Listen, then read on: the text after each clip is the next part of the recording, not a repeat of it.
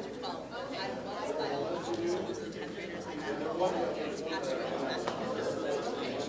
So this year I mostly 11th and 12th graders. There you go, just make sure it opens. There's my conservation science class, then we do what we call hunting class. This is what's really good. What's nice is I spent the last year fighting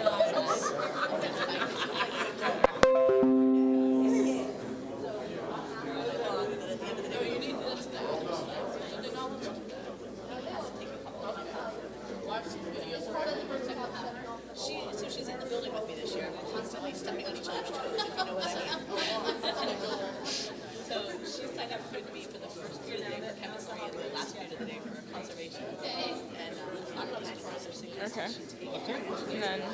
And then you hit that button right there at the top when you're ready to start. Like maybe next year a different teacher will teach that class and she'll meet with them. Yeah. Like we live together. thank you.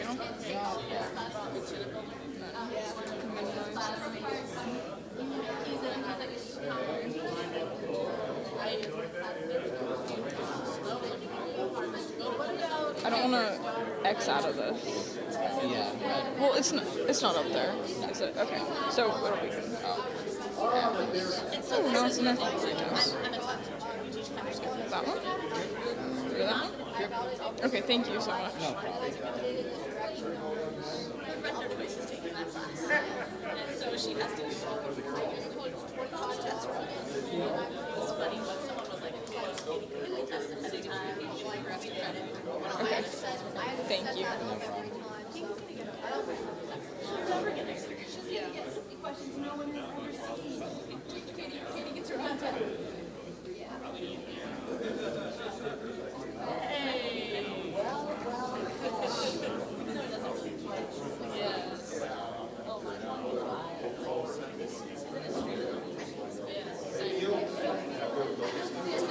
Okay, so I believe Serrano 2 times. I know you guys were only still, I was like, yeah, I'm sure. Especially with your United story 2 days ago. No, Ron told me. Because the end will have the prizes. Did they not see them? I'm the second in line. 9:30.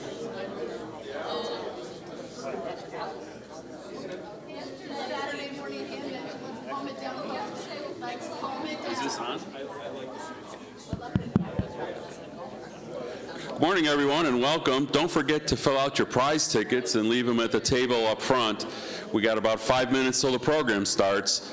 Again, don't forget to fill out your prize tickets. Thank you.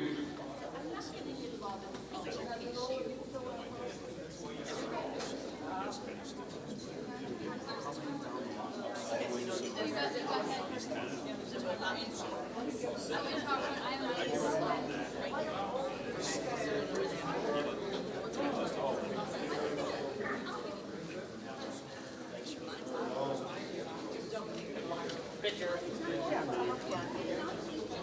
Picture time. Great. Picture time. Yeah, and I think it gives you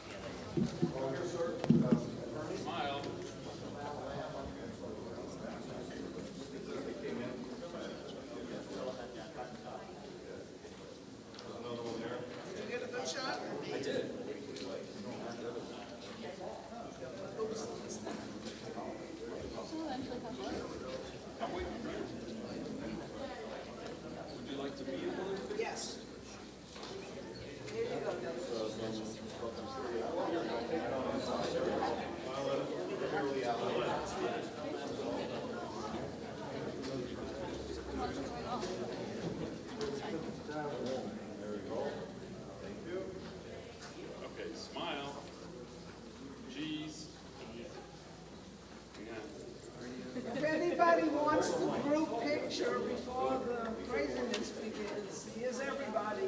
All right, smile. No.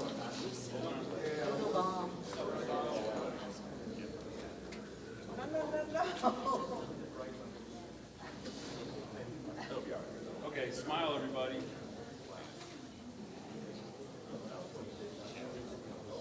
Thank you.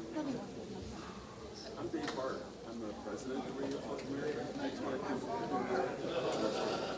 just want to congratulate all of you and thank you for keeping Carol under control. You guys will do great today. And since you're all up here anyway, here you go. That's my contact information. Hi. I just gave Mr. Simpson. If you are interested, you can email me because I publish the proceedings of the program. And I often, whoever steps up and gives me a ring, I will help you write an article and get you published. So just feel free to contact me. So good luck today and congratulations. Thank you.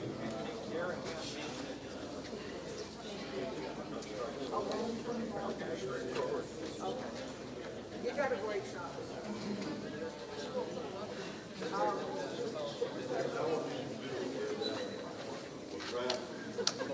But it came out good.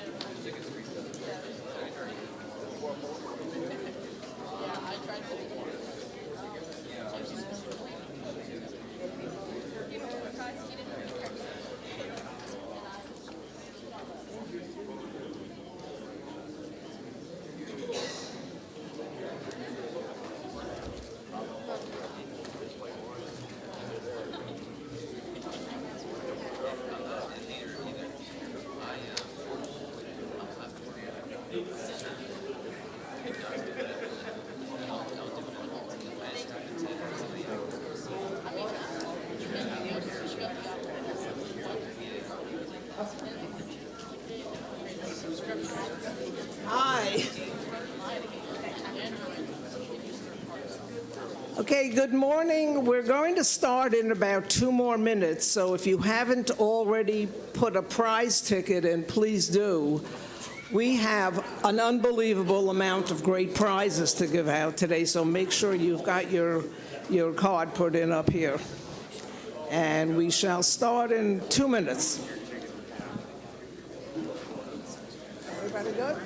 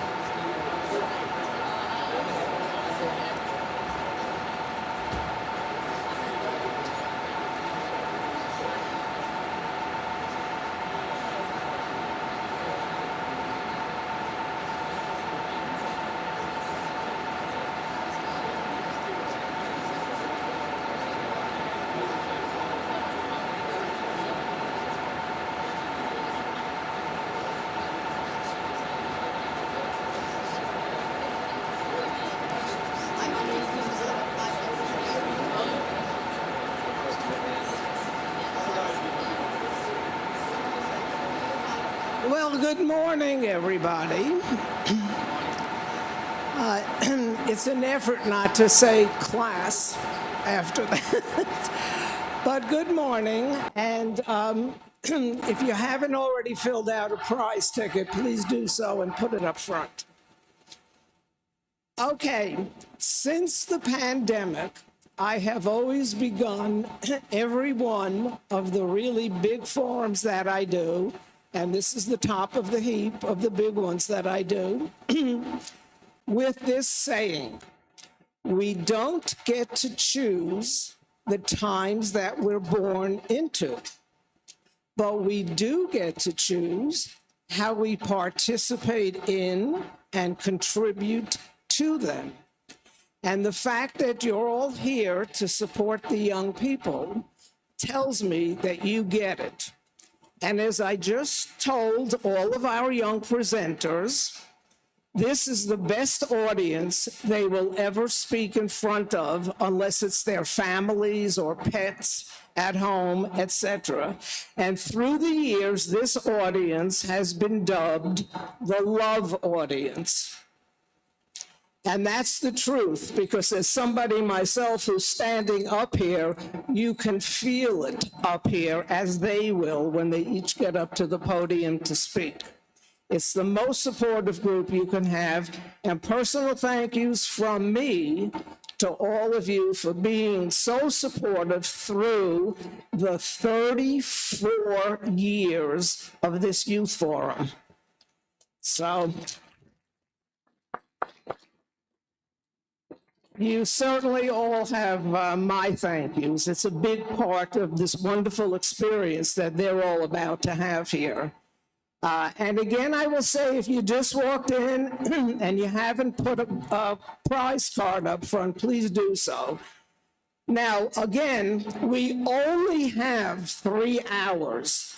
And those of you who have been here for many years know that we usually run over.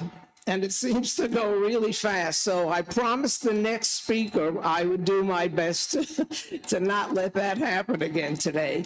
First, I'm going to give a couple of announcements. We will be calling door prize tickets all during the forum this year, as well as at the end. You must be present to win. And no more tickets will be going in there after 10:30. So we're doing that again in order to move things along. After each speaker goes, because that's the main goal, to showcase these 6 youngsters, we will start to giving out some of the prizes. If you know a young ham who, after watching what you're going to see today, who would like to participate and be one of my RCA young presenters, make sure they contact me directly ahead of time, well ahead of time. Somebody approached me 2 weeks ago and said, am I too late to request being one of your presenters at Dayton? I said, for what year? Because in September, we begin interviewing candidates to be young speakers for Dayton. But I also do Orlando and a few other forums. So if you know a talented youngster, you'll see what the caliber is very obviously today. Just have them get in touch with me, or you contact me with their information. If you know a teacher, scout leader, youth group leader who you would like to nominate for the Carol Perry Educator of the Year Award, go to the 2024 Hamvention, that's the one in Orlando, website, and download the nomination form for whoever you would like to nominate. That's an award we give out to an educator, somebody who works with youth groups, to support them via ham radio into technology. We also want to say thank you. If you think this forum doesn't have 1,000 moving parts to it, think again. If you notice, some of the gentlemen are wearing the yellow necklaces that say Carol's Monitor on it. I cannot say enough good things. This forum could never happen without the help of so many people. All of these elves behind the scenes are why it becomes like a well-oiled machine by the time we get here. Most of them are from my RCA, Radio Club of America. I'm not going to name them individually, but if you need anything during the forum, raise your hand or go over to somebody wearing that yellow necklace if you need any help. But so many thanks to all the sponsors as well. The sponsor chart is up there, and I'm going to tell you what each one of them had contributed in a bit. We will also be announcing the winners of the Young Ham Lends a Hand contest. And that's given out every year to a youngster in ham radio who demonstrates one of the basic tenets of amateur radio, which is volunteerism. And whatever the event is you're nominating them for, it doesn't have to involve use of a radio, but they do have to be a licensed youngster. And in as well, for this forum, we're going to have a guest speaker come in, Jim Storms, AB8YK, who is one of the founders of the Dave Coulter Memorial Youth DX Adventure. So this is the appropriate group for him to explain how you and your child can get to go for free on a great DX adventure. So that's the outline of what we have planned for today. Now let's see how much of that we can actually make happen.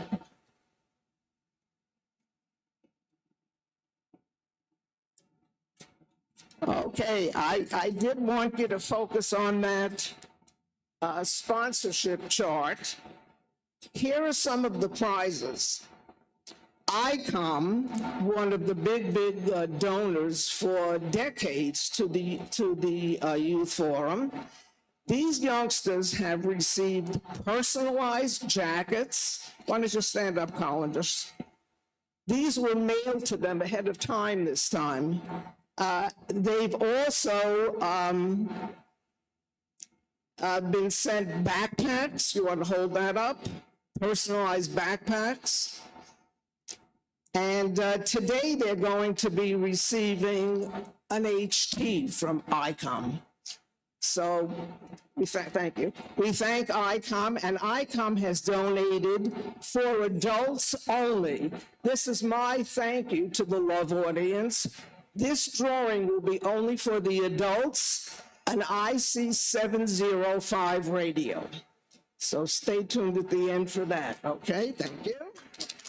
Heil Sound this year has donated handbooks, headsets, Heil t-shirts, and a whole bunch of goodies, but this year they donated just for the presenters. So when you go up for your own goodies at the end, that's part of what you'll be getting. RCA, which many of the monitors back here are from my Radio Club of America, including Dave Bart. If you would just raise your hand and wave, that's the present president of Radio Club of America. RCA also is donating a $100 stipend check to each of the presenters today. And I ask all of you, if you have students or somebody you know who qualifies for it, check out the RCA website for scholarships. There's two different kinds. One is just a general scholarship. The other is specifically for those who through the years have been a presenter of mine. So check that out. DX Engineering has contributed $100 certificates, 6 for each one of you, 1 for each of you, and 6 for the audience. ARRL has donated $50 prize certificates for the audience. QCWA, that's also up there where I'm a director, They are supporter of the Young Ham Lends a Hand contest. Lance Cruz, Ralph, and your people, raise your hands.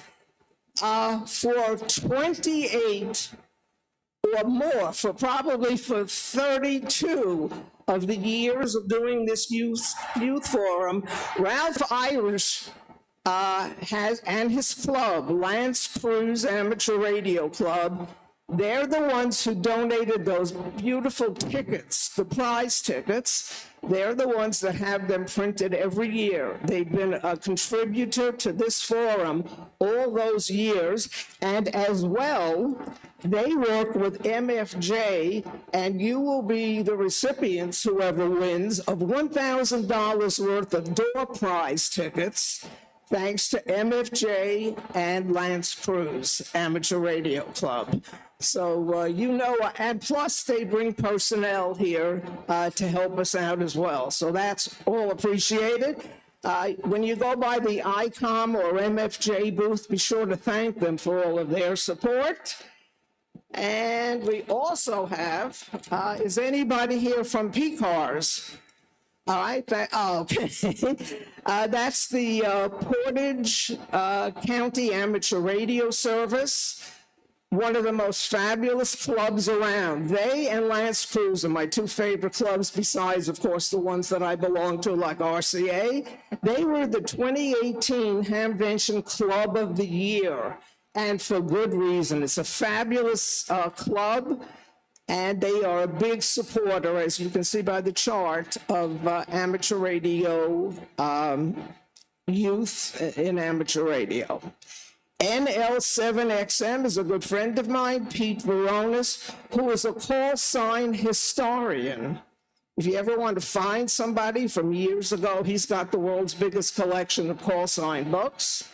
And we thank DARA and my good friend Jim, who's here, recording all of this, for their hospitality, sponsorship, and for Jim, who's been with me for most of the 34 years.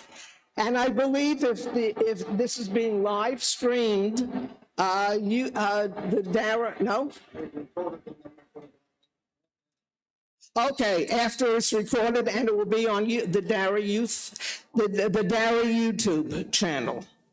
So look nice when you see the camera coming. And then we have, a donation came to you all the way from India. When I was there, I had the good fortune of being hosted by NIAR, the National Institute of Amateur Radio in Hyderabad, India.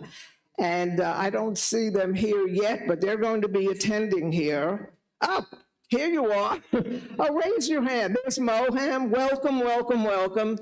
They're here all the way from India. And they were fabulous hosts when I was there, and they donated 2 gift bags of things to be donated as well.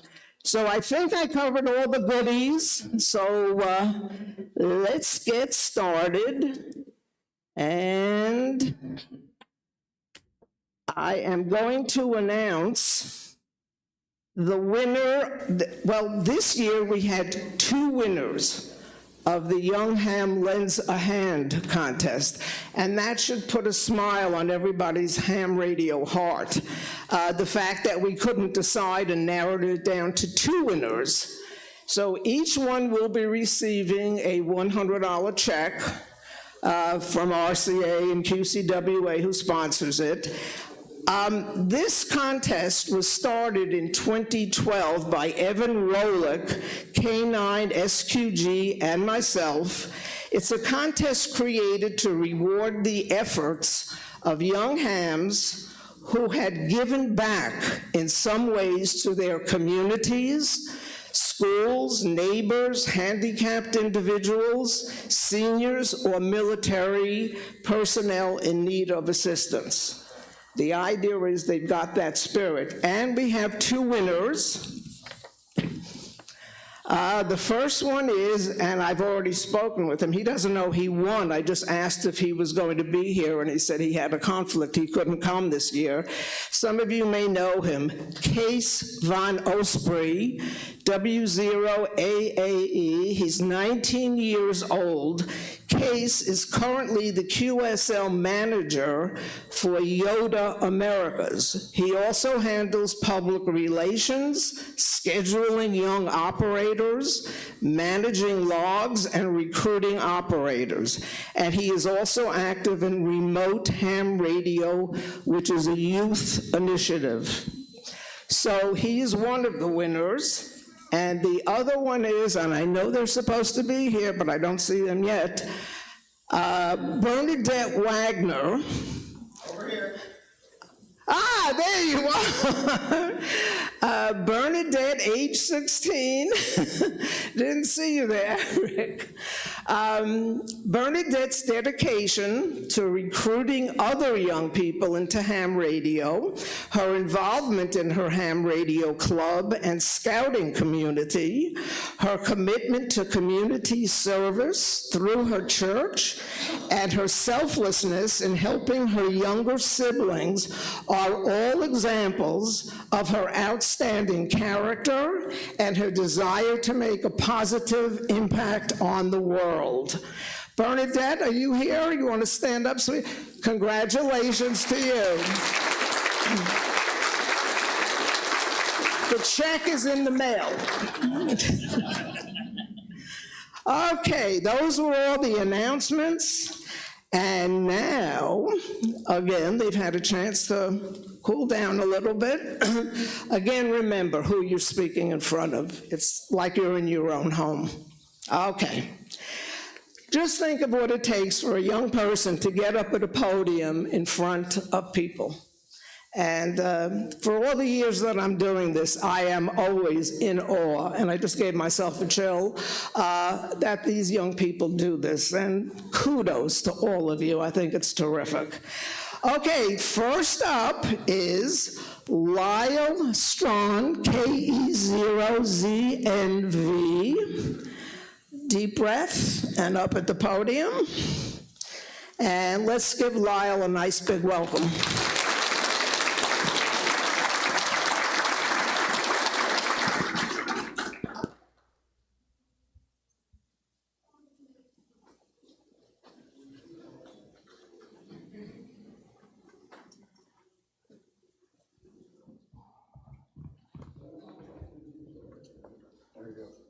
There you go.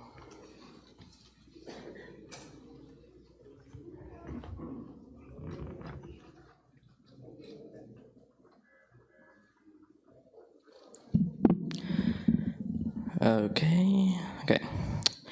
Good morning. My name is Lyle Strong, KE0ZNV, and I am here today. I'm here today to talk to you about the fun and traditions of amateur radio and how exciting it could be from a youth perspective. I'm 16 years old and my QTH is at Thornton, Colorado. I have 4th generation ham in my family. I join many aspects of amateur radio, such as nets, contesting, satellite, DXing, and good old-fashioned rag chewing with friends and family. First, I want to thank first and foremost my father and partner in crime, KD6IQW, and I also want to thank my mom, who's not licensed, for tolerating us both through this journey. My grandparents, WA6HNE and N6HCP, for their support in amateur radio and beyond. My Uncle Jared, who's taken my grandfather's call, WA6DOS. And to all the family hams who encouraged me, and thank you so much. More thanks goes out to these guys who are truly what amateur radio is about.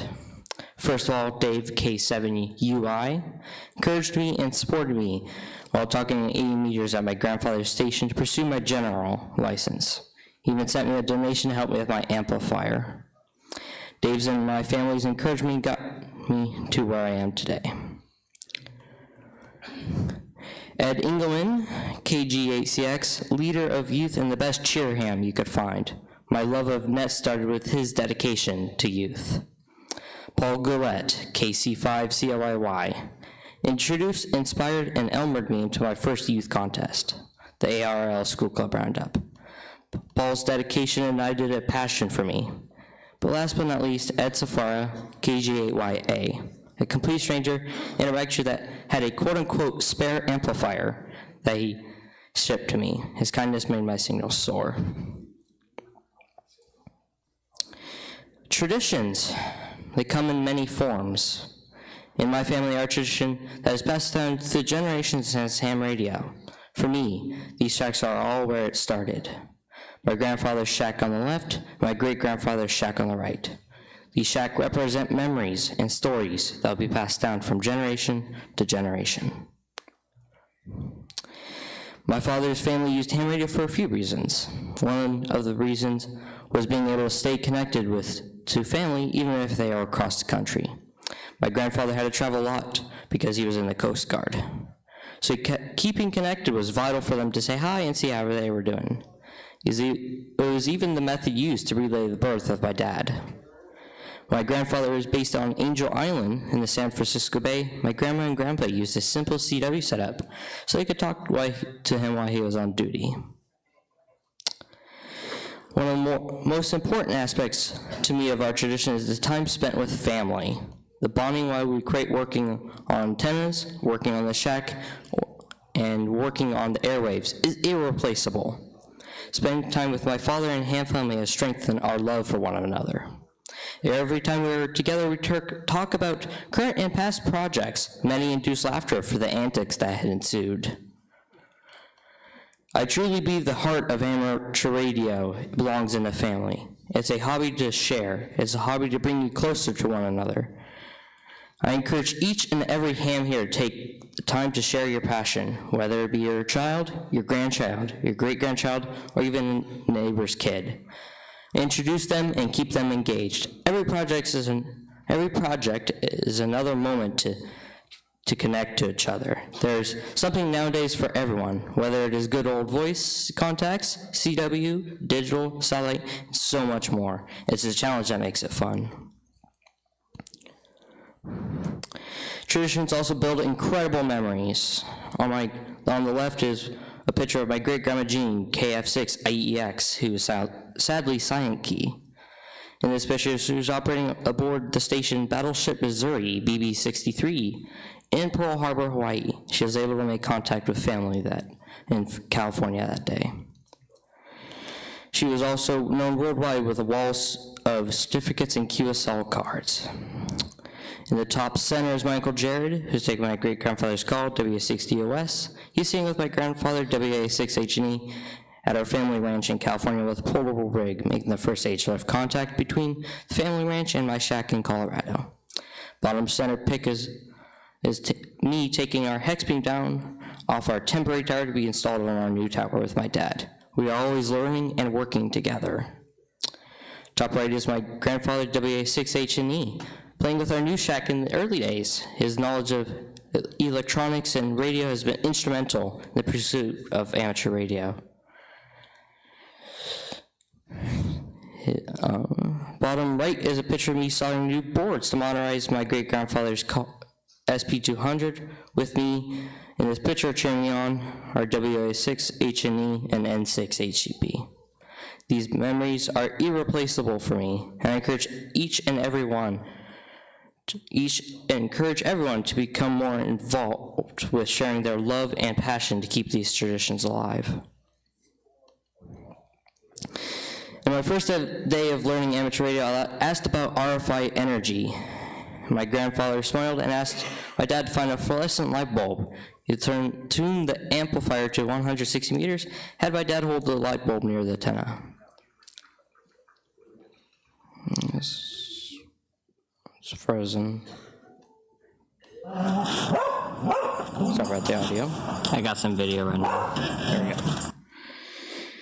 It's just part of the funny antics that occur in my family, but a great visual learning aid about radiated energy from an antenna.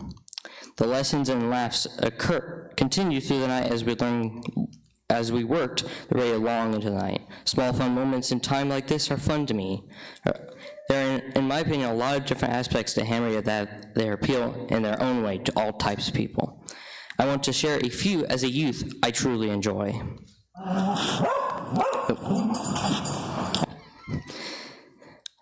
One of my first loves in amateur radio is the ARO School Club Roundup. My father and I were working at 40-meter special event station in Mount Paul, KC5CIY. He encouraged me to get involved with School Club Roundup. I'm a homeschool student and register myself as a school, even though I'm the only one. With Paul's help, I learned to contest, and it took me a while to get used to working stations in a contesting manner, but being involved with contests improved my skills as a ham in many ways. I went from 136 contacts for my first contest to taking first place this year with 991 contacts. Events like the School Club Roundup kept me engaged and looking forward to the next. In my opinion, we need more youth. We need more like it to keep youth engaged. Being in net control is another one of my loves at amateur radio. This all started when I ran across a youth group called YACH. YACH stands for Young Amateur Communications Ham Team. This is currently run by Ed Engelman, KGACX. When I started, it was solely being run on Echolink as an online net for young hams. I learned that the group used to have an HF net, but there was no one running it. I started running the HF net for the Yacht Club again, and tried to promote youth nets. My father helped me learn NetLogger as he was a net for a net control for a net at one point. It took a while, but he also suggested the WILE system to help. It took a while, but the WILE system then started their own youth net, the WILE system Young Hams, training youth operators to run their special net on Saturday. It's a lot of fun for me and another great way to keep young hams engaged on the HF airways. Rag chewing and hard to get DX is another aspect I really enjoy in amateur radio. I've met some of the best people over the airwaves, simple chats ranging from talking about science and space to the weather. It's always great to have some different perspective and laughter with a fellow ham, no matter the age. There are also the times I scan through frequencies and just hear a distant DX. Of course, I get excited, tune the radio, tune the antenna, and tune the amplifier to make sure when I get the first opportunity, the DX hears me first. It's challenging, it's exciting, it's fun, and overall just rewarding. Here's another fun and challenging aspect of amateur I learned during my experience at the Youth on the Air Camp in 2020. Communications via satellite and communications with astronauts. One of my biggest thrills was hearing this. Let's play. Oh, it doesn't want to play. November Alpha 1, ISS, Kilo Echo 0, Zulu November Victor, Delta Mike 79. Kilo Echo 0, Zulu November Victor, November Alpha 1, Thank you so much, 73s. These words were spoken to me by astronaut Kajal Lindgren, seen here operating November Alpha 1, Sierra Sierra. Again, this is another example of the many challenges and incredible fun to be had in our hobby. It is in my sincere hope that what I was able to share in these few moments will inspire one and all to be more active, pursue more dreams, and share it all with someone special. While groups like Yoda, Yacht, and WILE System are making a difference, it will be up to all of us to keep the fun and traditions alive in amateur radio. And it includes all the moms, wives, and girlfriends out there. Don't worry, you'll get used to the antennas. Thank you all for being here and supporting the young hams of amateur radio. 73s, have a great day.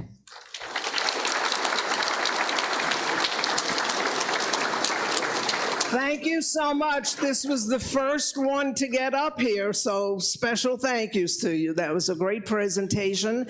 And as you know, the whole purpose and goal of this forum is to inspire not only the youngsters who are here, and hopefully will get their radio licenses, but each one will be speaking about what they are having fun with in amateur radio, and hopefully you will say, oh, I didn't know you could do that, talking to astronauts, how great is that?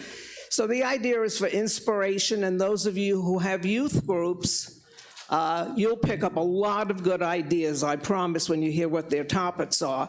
I'm going to ask Colin to go up and set himself up now while we give out a prize, as promised. In fact, I think we have a few of them.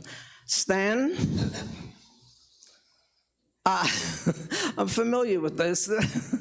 We're donating a code key. That's the little code practice oscillator that I used for 30 years of teaching 6th, 7th, and 8th grade in Staten Island, New York, a program called Introduction to Amateur Radio. And instead of clunky wires and cables with Radio Shack code practice oscillators and stuff, I created in a lady's earring box the whole thing, the speakers in it, the code keys in it, and this is what I used. I had 40 kids in each class. 20 of them would get each of these at the beginning of the period, and they were forced on the buddy system to listen to each other. If you're going into a school to convince an administrator why you need ham radio, concentration and listening skills. And so we're going to be donating one of these here. Whoever wins it, if you want great ideas of how I use this with lesson plans and so on, please be sure to contact me. This is a fabulous thing to use in the classroom. After 10 minutes of doing the code, okay, first person in each row, collect them. Wait a minute, we're just getting started. Too bad, we'll get back to this next time. So nobody got bored with the code. We always left them wanting more. So again, if you want tips, if you've got, like I had, 40 in each class, definitely contact me. Okay, let's give this, Ralph, to, I would say, an adult. Okay, and these are available if you want to know more about it. Again, speak to Charles. Charles, raise your hand. That monitor over there is the one who had hundreds of these recreated from my program to celebrate the 30th year of doing this forum. So we have a lot of these, and yeah, Charles. On sale at the RCA booth at $20. It's a tax donation, and also anyone that hasn't joined RCA, 3 years RCA, you get one of these. Okay, Ralph, why don't you pick the first winner? Let me get the mic near you. Jim Breakall, WA3FET. You cannot make this stuff up. Karma is at the youth forum every year. I'll give Jim one from the booth for June. Please get another. All right, we'll pick another. Jim, get up here. Yeah. This is the Hamvention winner this year. Tell them. Oh, thank you very much. Wow, I'm on again. Anyway, good morning, everybody, and especially to the youth, good morning. And the youth is our future. And I was in your seat many years ago, quite a few years ago, and ham radio, I wouldn't be here today without ham radio. And this year I was fortunate enough to get what's called the Technical Achievement Award for all of amateur radio. I'm a professor at Penn State. I actually just retired, so I'm now called Professor Emeritus. And it's been a long career in ham radio. I wouldn't be here without ham radio. So just keep going after it, and you will get your goals. And ham radio will make our future with the youth. So thank you so much. And thank you, Carol, every year. Oh, thank you so much, Jim. Wonderful, wonderful advocate for youth and amateur radio. Okay, so let's give this one out. Who's the winner? Another adult? Another one.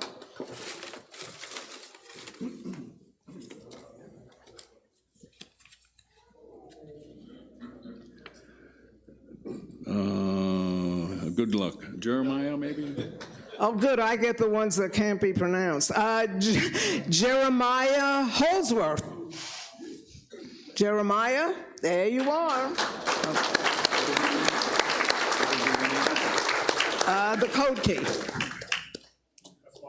my son right there. Yes. Again, I told you Karma's here. His son is about to give the presentation.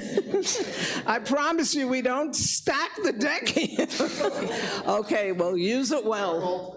Harold, draw another one, I'll give him one of the. No, well, let's do it at the end. We'll do it at the end. We now have a $100 coupon for DX Engineering. Let's give this to a youngster, the first one. Youngster.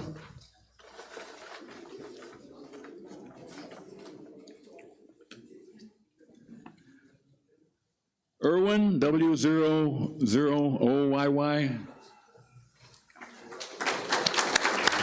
All right. Okay, it tells you how to activate it in there. Okay, go by the booth and thank them for their support of youth activities, and we'll also give out now a $50 prize certificate from ARRL, and let's give this to an adult. An adult. Okay, I just received a few more cards. I gotta get them folded in. And then mix them all up real good.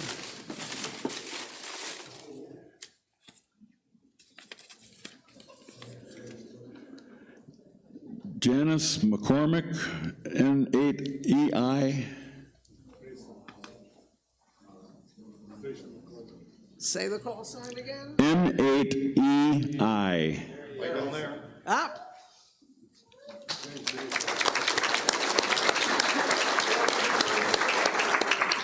Okay, and without further ado, we have Colin, K0NNK, up front, and he is this is a good one for all of you to hear about. He's going to be speaking about having fun with the digital youth group. This is going to be good. Okay, Colin, take it away. Alrighty, good morning, everybody. My name is Colin, and my amateur trader call sign is K0NNK. I just want to give a personal thank you to Carol for running this event, because it's not easy. You gotta plan out people, and you gotta make the timing right, and setting up this event is kind of a big thing, so thank you. So before we get started, I just want to give a quick background about myself. I got licensed in August of 2021 at a Hamfest in Central City, Iowa, back there. And my favorite things to do amateur radio is some digital modes like DMR YSF, SSB on an FT8 on HF using remote ham radio's youth console.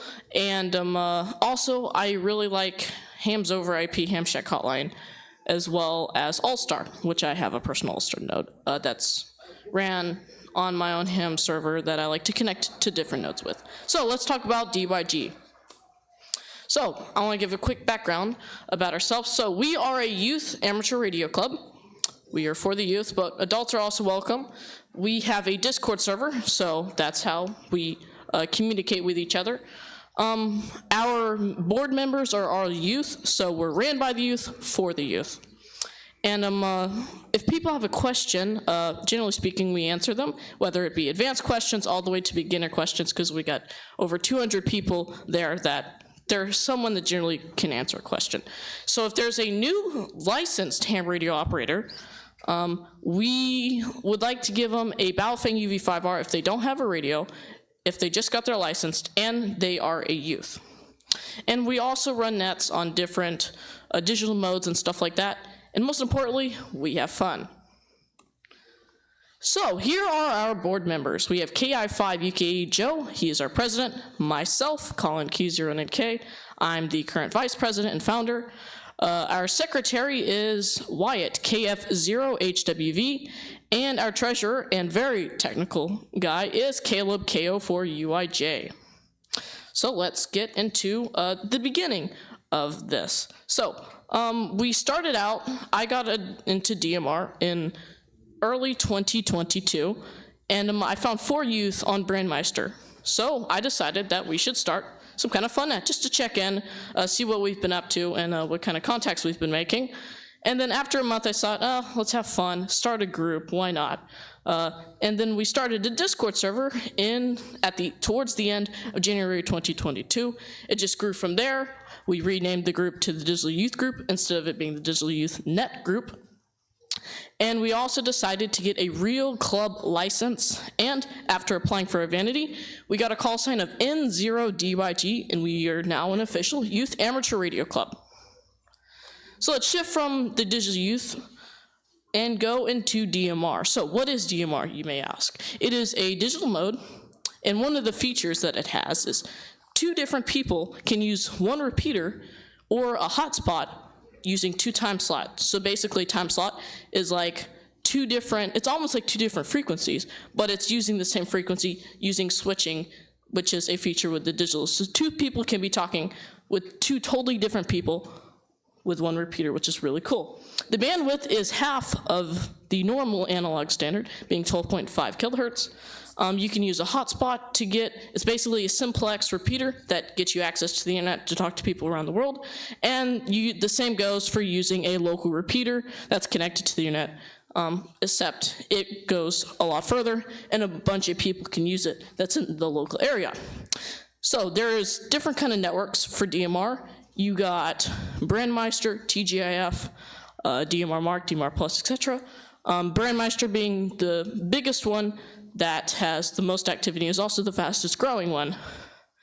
So here's why I think DMR is really good. So most people don't have another youth. So let's say, take me for example. I have a repeater, let's say, in my county. And there's a bunch of guys out there, and they're really nice. But let's say if I want to talk to a youth, and that's not connected over the internet, where a lot of youth reside in, I can use DMR, which is an internet-based system, and it's a lot bigger, so you can find youth a lot more easier. Instead of using a repeater, which generally speaking, since the amount of youth that are ham radio operators is very small, you generally wouldn't be able to find them on the repeater. And so with that, are there any other digital modes out there? Yes, there is. There's Yaesu System Fusion, which you've probably heard of. It was designed for amateur radio operators by the company Yaesu. It uses different rooms for people so they can host it on a Raspberry Pi or on a server up in the cloud. It's more decentralized that way because people get to run their own rooms.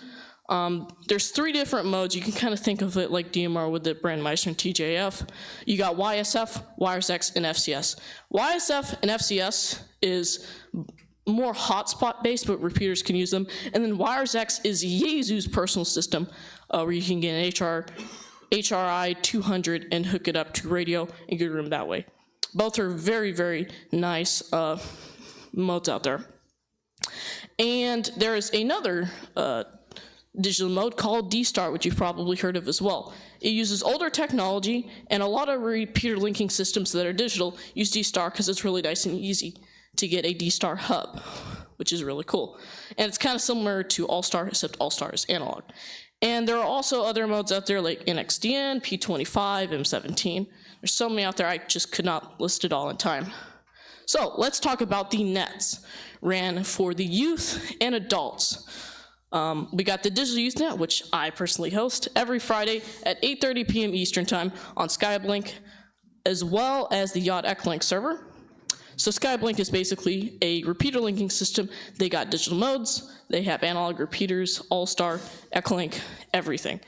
They have a bunch of ways to connect, so you would be able to connect. There's another net that is really good, which Lyle mentioned, is Yacht. So Yacht, the Young Amateur Communication Ham Team, they run a big net on Saturday, 8 p.m. on the Yacht Echolink server, and they get anywhere from 20 to 30 check-ins. And then they have chat sessions Monday through Friday at the same time, 8 p.m. Eastern Time, also on the Yacht Echolink server. And sometimes they can be as little as 5, but as many as 20 check-ins, and sometimes even more on a rare occasion. So check out those 2 nets. So let's move into some of our members. We have Finn, KD2WTR, operating his ham shack, doing some HF. We have Caleb, KO4UIG, with his giant Motorola collection. and Wyatt KS0HWV with his TYT DMR radio, and nice Motorola radio as well. So, for the closing slide for this, I would like to tell you how you could join the Digital Youth Group. So you can email me. My call sign is K0NK. That's my domain name. So you can do Colin at K0NK.com. Just tell me what your call sign is and give me your email. And then that you heard us from Hamvention, and I'll get you on the list, and I'll send you an email on a couple other links as well. You can join the Discord server, which is also linked there towards the bottom of the slide, and provide your call sign and name. There's a form on one of the channels. And you could also find me after the youth forum and tell me your call sign and email if you want to do that as well. So, and if you're like me and you can't remember links and emails, you just go to my QRZ page, just K0NK, and then my email's right there, and you can email me that way as well, which is probably the best thing to do.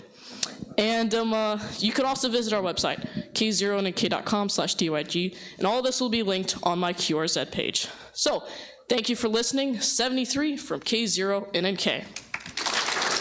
All right. How impressive is that? Thank you so much for a terrific presentation and hopefully inspiration, both for the adults and the young people sitting here. All right, Grace, I'm going to ask you to get set up while we give out some more prizes. Okay, are we ready, Ralph? The last one we gave was to an adult, I believe, with this? Yeah. Okay, for a young person, DX Engineering $100 certificate. Okay. So this is for youth.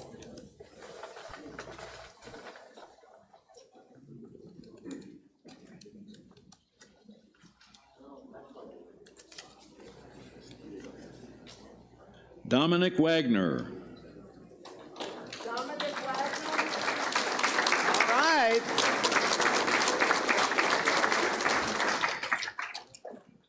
And this person I know will have good use because of the all ham radio family he is from. Here you go. Congratulations to you.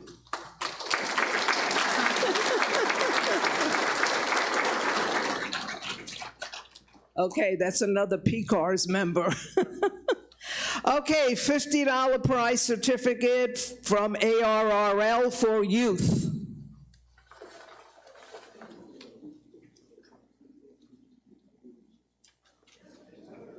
Eli Wilcox. All right. Okay, it told you should come, right? Okay. He's one of the unlicensed youngsters who was brought here by a dear friend, Ed Engelman, who's been a big supporter of youth activities for so many years, and he's mentoring these two youngsters to come to the youth forum. So, okay, what else? Oh, famous story. As I was leaving my hotel really early this morning, somebody stopped me and said, wait, I have a donation of a radio to be given to a young person at your youth forum. So I put my bag down, took the radio, scurried out the door, halfway here, going with two of my friends who were speeding along. I said, oh my God, I left my bag back at the hotel. And so a lot goes into this prize. We had to go back to get my bag and get the radio. This was donated by a ham, Ron, K4SSM, who put this up as a donation to an event last night, and the person who won it, Lee Ward, was the one who then donated it to me to give out here. And one request came with it, that whoever the youngster is that wins this, he wants a picture of who actually gets it. Okay, so young person.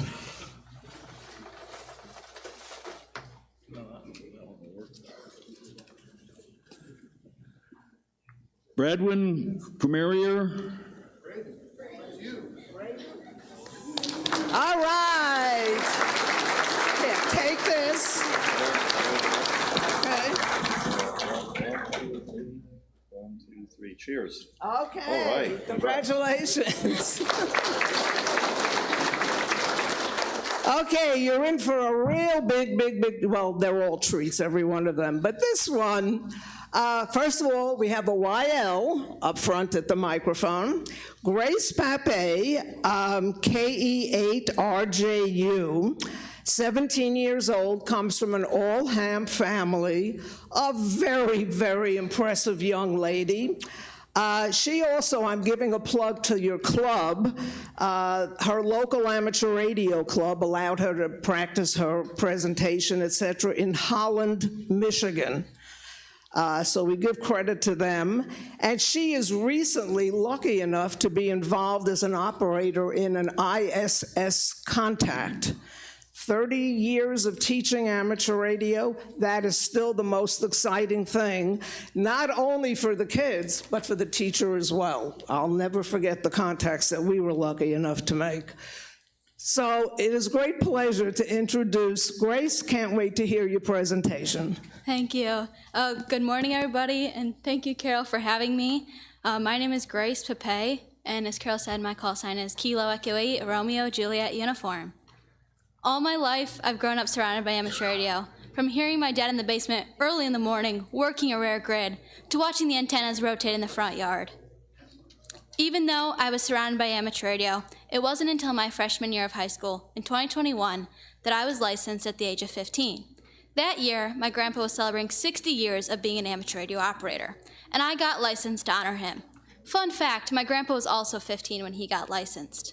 Though I thought I would just pass the test and go back to the rhythms and routines I had before, I was wrong. In July of 2021, I passed my general exam, and in March of 2022, I passed my extra class exam. This hobby has changed my life for the better. My first contact was with my grandpa, K8YSE, while he was in Arizona, the grid Delta Mike 43. During that time, my grandpa was operating as K8YSE Stroke 60, celebrating 60 years of ham radio. When I started, I had little knowledge about how to make a contact or what the correct exchange was. On the day of the contact, my dad called my grandpa to see if he was going to be on the upcoming satellite pass. Once my dad and grandpa found a clear frequency on the satellite, they chatted a bit. Then my grandpa said he was looking for some new call signs. Then I took over the mic and gave my grandpa a call. My grandpa was delighted to hear my voice, and I in return was excited to make my first contact. During the contact, I was not alone on what to say. My dad, KDP, was there helping me with what the proper exchange was. As I went on to make contacts with Christy, KB6LTY, and Hector, CO6CBF, on the same pass. In my radio career, I have benefited greatly from having my dad, KDP, and my grandpa, K8YC, being able to mentor me. Since my dad and grandpa have been active on satellites, I have also joined the satellite grid chase. Currently, I worked 825 unique grid squares. One of the groups I'm a part of is the Radio Amateur Satellite Corporation, also known as Amsat. Amsat is a worldwide group of amateur radio operators who share an interest in building, launching, and communicating through amateur radio satellites. Some of the satellites that are currently operational are supported by Amsat North America. This group has many experienced operators that can help anyone wanting to dive more in depth with operating. Feel free to stop at the Amsat booth in Building 1 to learn more from experienced satellite operators. When getting started with satellite operation, a concept to understand is the satellite's footprint. The satellite's footprint is the area of the Earth that is visible to a satellite at a given time. The satellite's footprint shifts as the satellite passes, so who and where you're going to contact is always changing. The footprint can range several thousand kilometers. This range depends on what type of orbit the satellite is in: low Earth orbit, medium Earth orbit, and highly elliptical orbit. Being able to understand each satellite's unique footprint and orbit allows you as the operator to know if on a certain pass you'll be able to contact a certain station. There are several different apps and software that allow you to visualize the satellite's footprint. Some of the software includes SatPC32, Orbitron, Mac Doppler, SatSat, and Amsat Droid. Understanding the satellite's footprint is just one step you should take to become a satellite operator. Having an understanding of the satellite's footprint has helped me and other operators make contacts around the world. One example is with UT-1 Fox Gulf Maritime Mobile, Captain Yuri. Yuri is a ship captain, while he's on a ship, he makes contacts on satellites, 6 meters, and HF. I've been able to contact him as he sails to and from his destinations. Every time I contact him, I can hear in his voice that he is glad to hear me again. This is a relationship that my family has built over many years. According to John Pape, the first time he and other amateurs started contacting Yuri on satellite was while he was on a ship in 2009.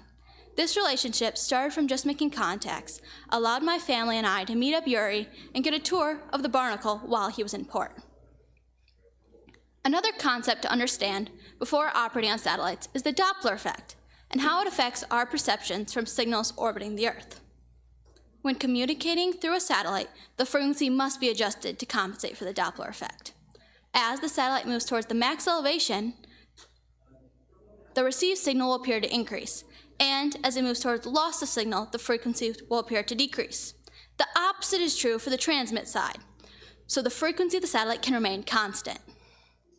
There are many different modes of satellites. They range from FM, linear transponder, and digipeaters. FM satellites can be thought of like your local repeater. However, they offer a larger area of coverage. Operations on FM satellites are normally fast-paced and have a quick exchange, due to there being many users trying to make contact at a given time. Currently, as of 2023, all of the FM satellites are in low Earth orbit. In contrast, linear transponder satellites are often slower paced than FM satellites. This is because they typically have over 25 kilohertz to spread out, as if it was a mini HF band. But in some cases, where there's a rare grid or a new DX entity, it does quickly speed up. There are also a few digital satellites. Some of the digital satellites include IO-117 and the Eris Kenwood D710 that is in the service module on the International Space Station. For the International Space Station data, you would need a radio that can transmit APRS. And for IO-117, you would need special software that can transmit a packet in 1200 baud, or other modulation that the satellite is operating in. From across the country to around the world, satellite contacts can be made using various modes. Long-distance contacts with satellites are possible. One example of a contact I've been able to make is with Juliet Kilo 2, X-ray X-ray Kilo, Takasan, all the way in Japan. From my home, the distance is 10,250 kilometers. This contact was made using a medium Earth orbit satellite that is orbiting at approximately 6,000 kilometers in altitude. Another distance contact I've been able to make is with Mike 1 Delta Delta Delta Portable, Nick, in England. This contact was made using RS-44, which is orbiting about 1,500 kilometers in altitude. RS-44 is a linear satellite that you can either use sideband or CW. These are just two examples of stations that operate away from their QTH and are eager to make worldwide contacts. There are many long-distance contacts you can make. DXCC on satellites is possible. Once you're ready to start transmitting on satellites, you'll need to understand the standard QSO exchange. This exchange includes the satellite, the station you're trying to contact's call sign, and your 4-digit grid square. The grid square on satellite is like your state if you are on HF. There are several different ways to figure out what grid square you're located in. The best way would be to use a GPS receiver to know your latitude and longitude. Then you can be able to turn your latitude and longitude into a number and letter identifier. Once you understand the standard QSO exchange, it is important to understand the speed and cadence of a satellite pass. One of the biggest things I did when getting started was listen, listen, and listen again. Listening to satellite passes helps you gain the understanding of the speed and the procedure of the information that is common.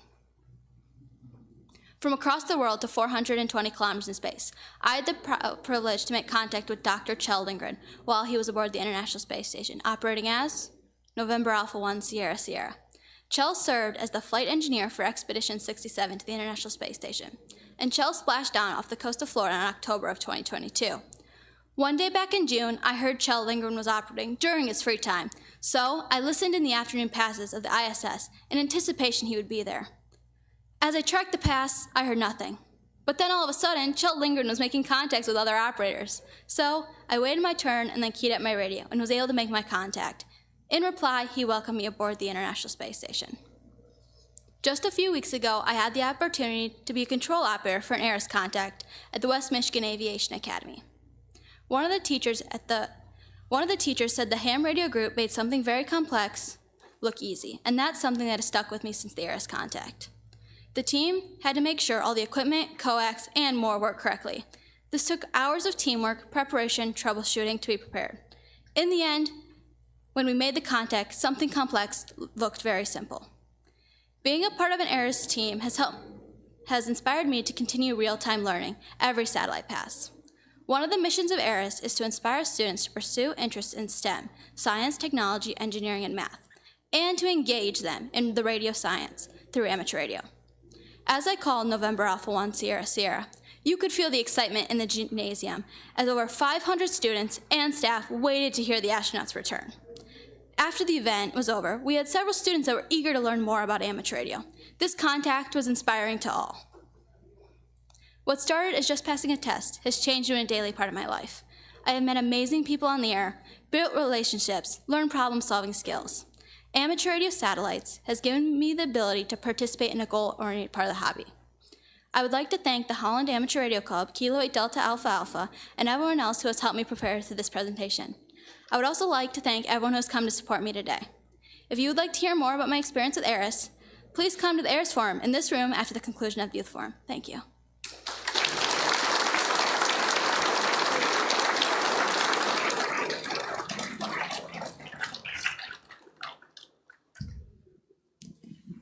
I cannot help but be impressed, and I've seen a few thousand hams, young hams go by me, and it continues to impress me with the caliber of who you're getting to see here today. Thank you so much.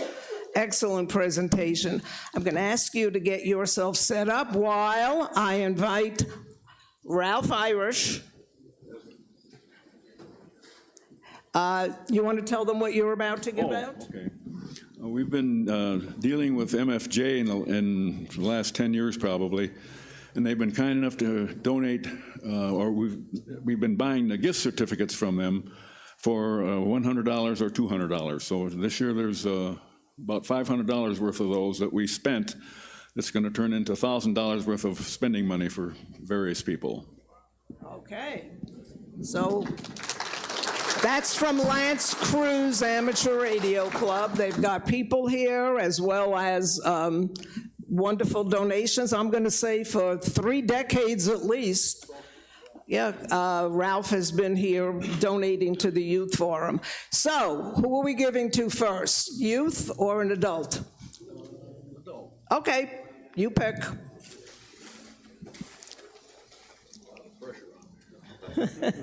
He's under heavy pressure here. Okay, Nick Wagner, AC8QG. You can't make it up. This is the dad of the young lady, Bernadette, who won the Young Hamlins Ham Contest. Okay. A whole family of ham radio youngsters. Okay.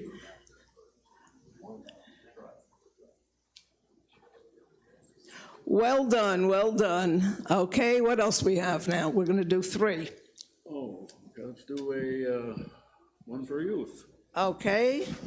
One for youth coming up. This is, when you pick it up, when you go to MFJ, be sure to thank them for supporting support the vendors who support the youth, and that would certainly be ICOM and MFJ and Heil Sound as well. Okay? Will the real Abigail McKay please stand up? Abigail. Abigail McKay, M-A-C-K-E-Y. Is anybody here with her? Okay, pick another one. Okay.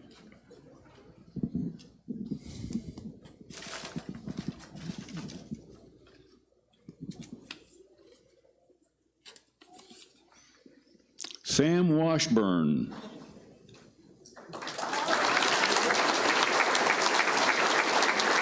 Is this another one of yours, eh?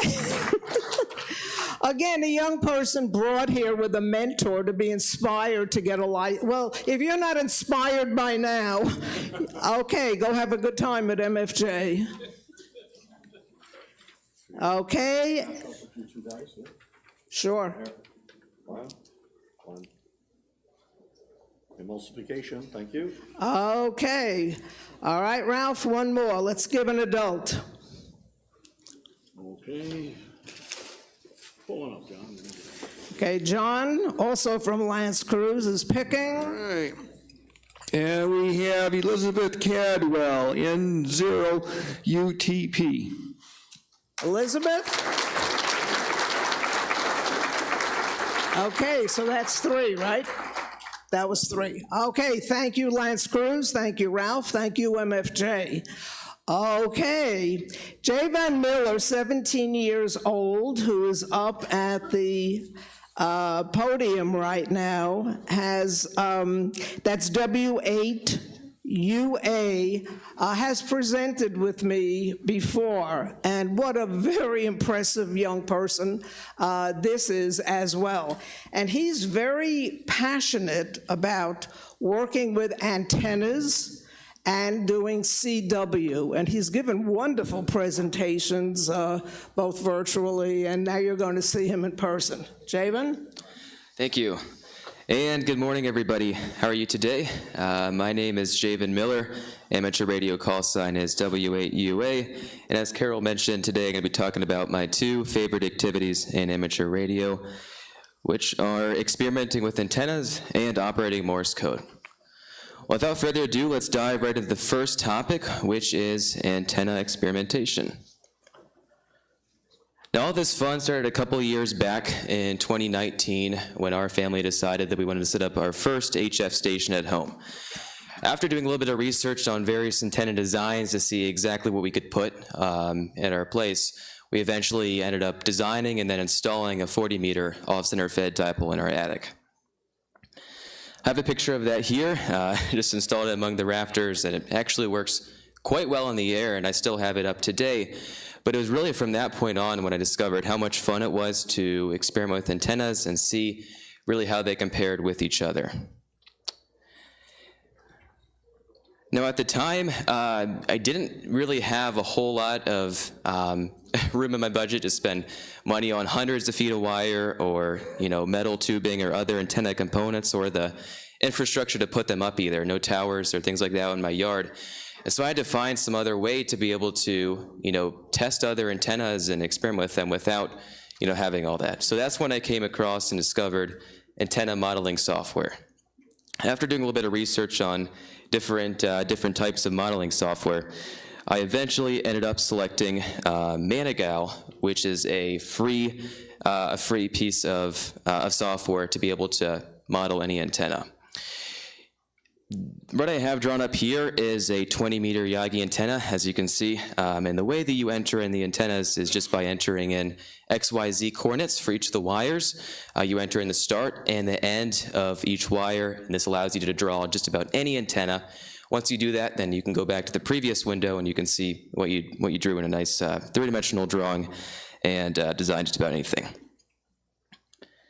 Once you get that, it basically simulates the antenna and really just tests it in the computer model, and it gives you a bunch of data back, including SWR, gain, impedance, and also gives you that plot over a graph. As you can see here, you can plot that over a frequency spectrum just to see how the antenna performs over that frequency spectrum.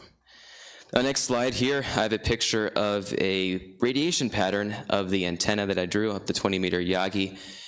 This is super useful not only for optimizing directional antennas like Yagis, log periodics, antennas like that, but also useful for multiband antennas where you're going to have a more complex radiation pattern on some of the higher frequency bands for that antenna, and it's useful to be able to see where your power is going so that you can position your antenna correctly. After I learned the software and kind of became familiar with it, I was able to work on a couple of different projects where I was able to model the antenna, and then also, once I got it modeled, be able to see it physically built as well in the real world and then be able to test it, which was just super cool. I have a couple of examples I'm going to show you today. with the first up being a terminated folded dipole antenna. Shout out to a club member here today who actually selected this antenna for our club's field day event.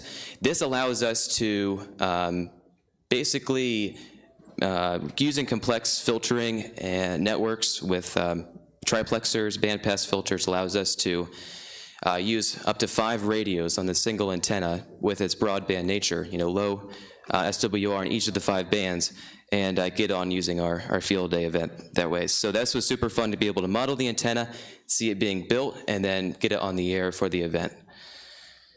The next example I have here is of a 160 meter inverted L antenna that I drew up. Obviously, I'm not able to put this up in my attic or pretty much any other 160 meter antenna because they're pretty big antennas. But I selected something that I could put out temporarily out in my yard using, again, a temporary mast structure, which allowed me to put this up on the start of a weekend and be able to operate with it past a couple of days and then take it back down when I was done. So this was great to be able to model. Last example I have here of the antennas is a 6 meter Moxon antenna. And I really enjoy operating up on 6 meters, specifically for sporadic E propagation that's up there. That supports communication around the nation and even around the world at times. And this was a super cool antenna to build and also put up in my attic. And this basically performs like a 2-element Yagi antenna with the ends folded in towards each other, which creates higher gain front to back ratio and also fits in a more compact space. Well, that wraps it up pretty much for the Morse code segment, and now I want to switch, or for the antenna segment, now I want to switch over to the Morse code, which is my other favorite activity here in amateur radio. So I want to start out here talking about really how I got started in Morse code. Really not the best way. A number of people had told me that, hey, Morse code is supposed to be an audio thing, not visual. I did it anyways. I actually went so far as to create flashcards for every single character, A dot dash, B dash dot dot dot, so on and so forth. And really drilled in all those, the visual dots and dashes for every character. But it wasn't until I came across a piece of software that really drilled in the sound of each of these characters that I was really able to take off and become proficient enough to use it on the air. And once I was able to get on the air, that's really where it got to be a lot of fun. I was able to participate in a couple of on-air activities, including several contests and a number of rag shoes as well. A number of the contests that I've been able to operate in, ARRL DX contests, some of the CQ Worldwide contests, but I would say one of my favorite to date has been the CW Operators Club, the CWT, which is every Wednesday. There's 3 or 4 of these hour-long sprints that are active that day, and you're able to get on just to see how many contacts you can make in that really brief period of time, and that was not only a lot of fun, but also great practice to be able to get all those contacts and made in a short period of time. Also, rag shoes were super helpful. In addition to just the random contacts you make on the air and you can chat back and forth, I also was able to be part of a roundtable, which happened every afternoon. I was able to join those for quite some time. And those were super useful because the individuals in this group were chatting back and forth in this roundtable at a super high rate of speed. And I obviously was interested in joining them and being able to get up there and express my interest to one of the participants. And he was kind enough to get with me every afternoon before the roundtable, and we chat back and forth at a slower speed than the group, and he worked with me every day to be able to get my speed up with the group, and that was super useful and super helpful, not only to have fun, but also to be able to get my speed up with Morse code. After becoming fairly proficient myself, I was fortunate to be able to help teach others with their Morse code learning journey. I was able to be a part of the CW Operators Group, CW Academy, and Bruce Lane, K1BG, I'm not sure if he's here today, but he leads that youth effort where he teaches other young people Morse code and gets them on. And I was able to help him with that class and co-teach and get some people introduced to Morse code, which was a lot of fun. Like many other people, I also have collected a number of keys as well, and I want to show you guys a couple of examples of the keys that I have and kind of how I'm able to use them on the air. Up at the top left of the screen, I have a picture of a Vibroplex iambic, or a Vibroplex bug or semi-automatic key. These were actually designed and used before electronic keyers became prevalent, obviously where the electronics weren't really developed at that time yet. And the way that it operates is you manually make the DAWs yourself, but it automatically makes those dits by swinging a pendulum back and forth, hitting the contact, which allows you to send, again, at a higher rate of speed than with a straight key, which can be seen at the top right. This is a picture of a Navy-style flame-proof key. And this kind of has a cool history behind it. I think this was developed and made in the 40s. And this was, again, designed to be used in an environment, particularly an environment where, you know, if high voltages on the CW, or on the key contacts could cause sparks, and that would be a big issue in a flammable environment. So these keys are super cool. Fortunate to be able to use one, and a lot of fun, cool piece of history. The bottom left, I have a picture of a Vibroplex set of iambic paddles. These can be used on the air for higher speed CW and for contests, rag shoes, things like that. And the bottom right's a picture of very similar to the Vibroplex paddles, but a bencher variant instead. Next key I want to show you guys is a homemade key that I made myself. This was back in 2020, I believe, for Straight Key Night. For those who don't know, that's an event. It happens every New Year's Day where people get on with old radios, keys, and get on and try to see how many contacts they can make on Morse code throughout that event. And I decided it'd be fun to make my own key, and that's when I learned a 3D modeling software called Fusion 360. I was able to design this key and then actually 3D print it and use it on the air to make a number of contacts, which was just a lot of fun. Well, that pretty much wraps it up for today. First off, I want to thank Carol Perry for allowing me to be a part of this forum. Thanks to my family for supporting me. Of course, thanks to all of you out there in the audience for being here today. Hope you have a great weekend at Hamvention. Thank you so much. As usual, a wonderful presentation. I'm going to ask Landon, you get yourself set up here. I see a notable person who's here who I have to bring up to the microphone. Ray, as I've told you before, ICOM is the biggest contributor beside the human contributors of RCA. Ray and I go back more decades than we'd care to admit to, but before it was politically correct to bring young people... That's decades and dog years. To bring young people into amateur radio, this man attended one of my youth forums and said, wherever I am, whatever I'm doing, you've got my support. And I can never thank you enough for all the support that you give to youth in amateur radio. Thank you very much, Carol. The story behind my desire to support youth is I've got 5 boys. None of them have ham radio license because ham radio was why Dad was always gone. But my youngest one has somehow found his way into the U.S. Air Force under signal intelligence. He and his friends came by the house after tech school before they all separated and went their own ways for Christmas, and they were telling me about the hardest part of what they were studying at that time, and that was Fourier methods. And I'm like, oh, have you ever seen it? He goes, no, we don't get to touch equipment until next year. So I'm like, let me take you guys up to my office. And I turned on one of my radios, and immediately they started seeing the signals come down on the screen, and I go, that's Fourier. Immediately, you could see the light bulbs going off in their heads going, now it makes sense. And I'm like, well, Jojo, you should have got your ham radio license because you'd be way ahead of these guys because you would have already known, yeah, that's the stuff my dad plays around with. Now, last night, I received a text from another one of my boys going, hey, Dad, they use ICOM radios where I work. I go, did you smile and think, hey, somebody that really loves me works at ICOM? No, I didn't think about it that way. So I'm like, okay, maybe they'll eventually get there. But we were at Seaside Hamfest one year walking around, and I saw a t-shirt that said, "Be kind to your children because they choose your nursing homes." Well, I had a little bit of a twist in my mind about it. Be kind to the youth, teach them about amateur radio because they will eventually be voting CCNRs.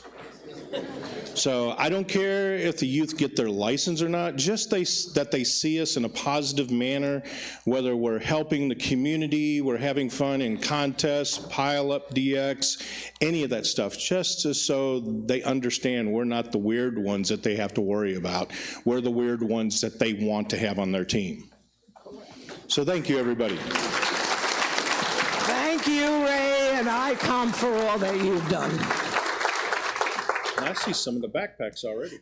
Yeah, we already went through, plus they've got the radios here coming for them as well, the 2-meter radios. It looks like an adult version, too. And as well, the Love audience, the adults are the ones who get to pick for that. Who thinks they're going to win it? There are not that many confident people. Can you be bribed? No, but oh, I see a parent missing that his son made him promise last year he would come with his license. Do you remember that one? Do I remember what I had for breakfast? I know somebody I gotta go make a phone call to. Okay. Okay. But we have a lot of unlicensed youngsters here who are here to be inspired into amateur radio. They came with a mentor. Oh, man, you should have told them to close their eyes then, because I'm definitely not one of them. They need to listen to young men like this, or the young ladies down here. Absolutely. Incredible stuff. And their presentations are incredible. Yes. So you can be proud of who you're supporting here. I know I am. Okay, there you go. Be sure to stop by the ICOM booth and thank Ray. Thank you. Tremendous supporter of youth. Okay, I've got one more, Jim, and then you're on. Okay, we're going to, oh, well, one more after him. It's 10:30. So. Yes, also, it's, at this point, no more tickets into the prize booth, into the prize. We're going to let Landon speak because, well, all right, let's quickly give these out. Just take a deep breath and, okay, pick an adult, ARRL, $50 prize certificate. Ralph? Comandito WB3DIO. All right.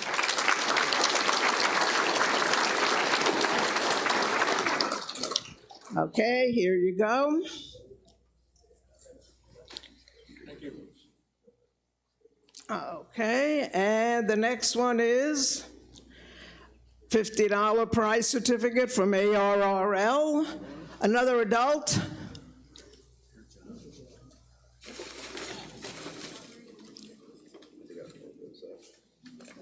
These guys already had theirs here, so they didn't pick them up. So.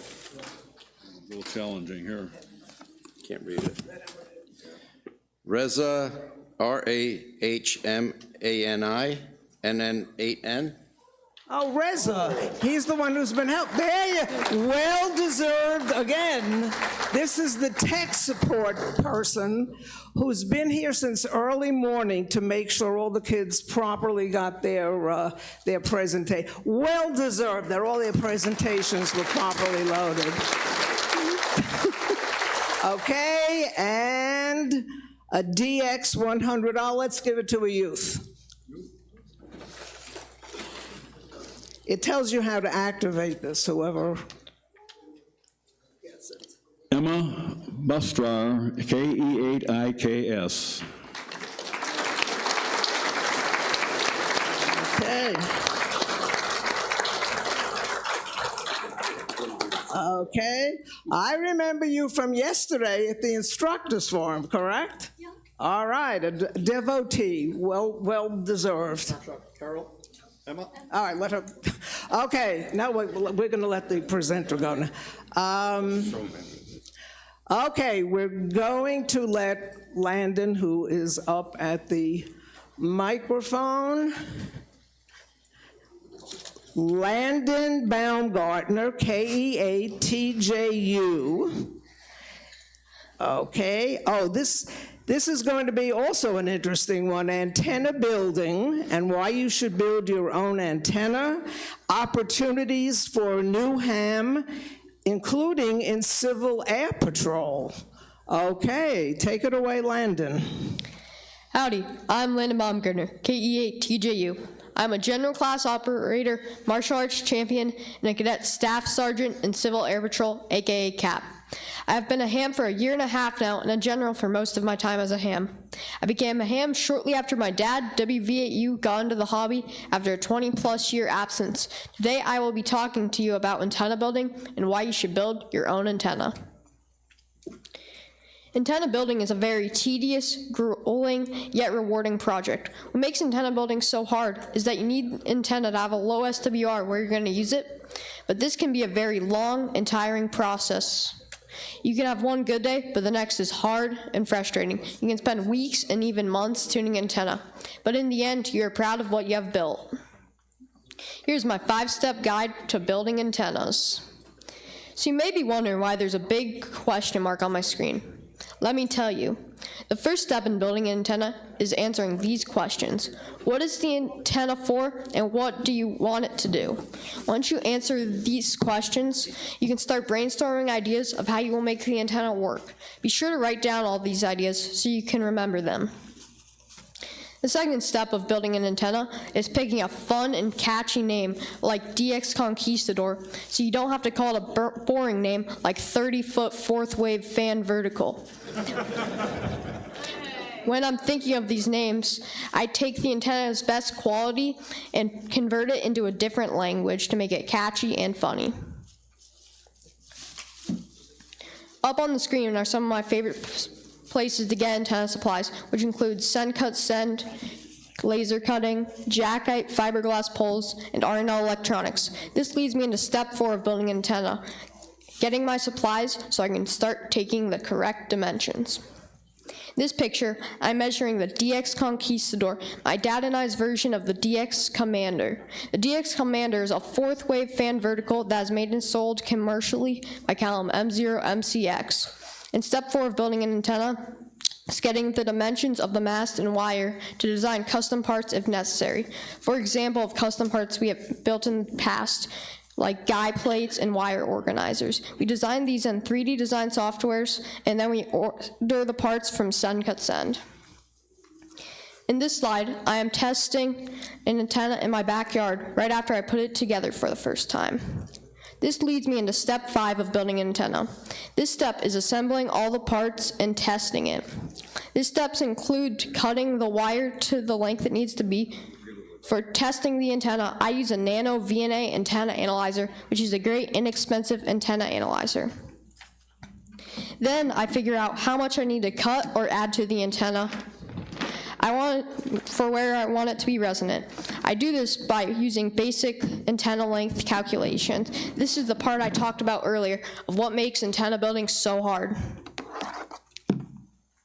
The final step of building antennas is the most fun.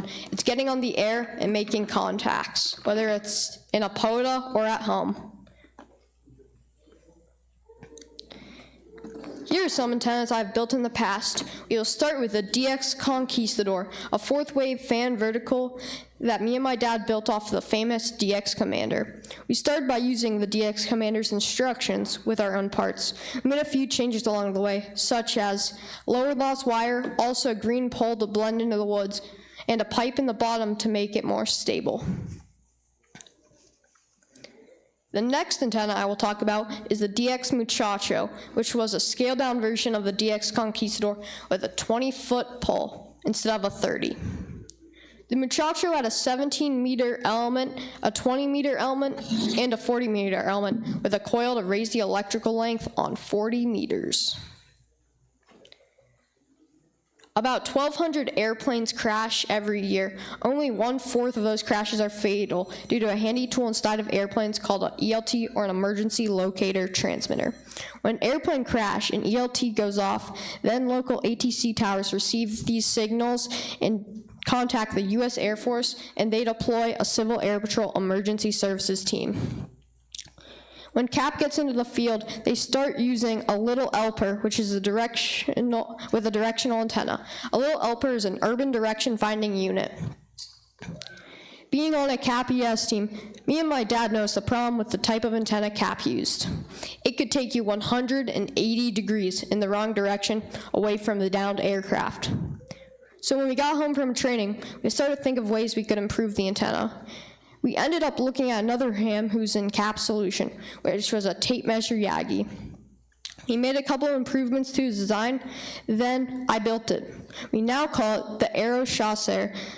With this new antenna design, like this one, we can cut average mission times down in half from 10 hours down to 5 hours or less. If we spread this antenna design, we can hopefully reduce 1/4 of plane crashes being fatal down to 1/8, with major improvements coming to ELTs and receiving equipment. Hope we can have one day where 0 plane crashes are fatal. Here's a little show and tell. This is the little ELPer I talked about earlier. This is the direction finding unit.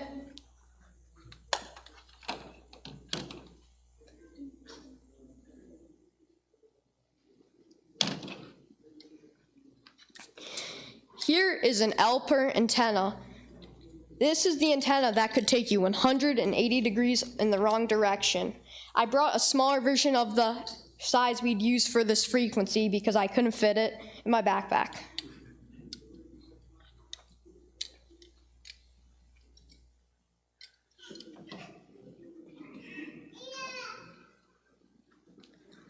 This is an ELT out of an aircraft. I was lucky to get my hands on it, and this is what happens when a plane crashes. G-forces detect, and this thing starts going off, playing a beeping sound like beep, beep, beep.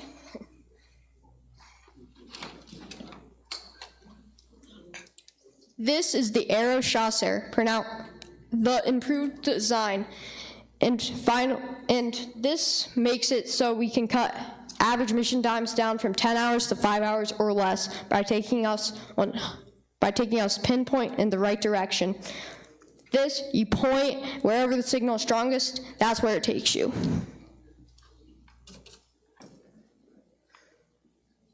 Finally, thank you to Carol Perry and Radio Club of America, as well as ICOM for this amazing opportunity. This forum would not happen without them. Also, thank you to my mom and dad and the rest of my family. Have a good day, everyone. Okay.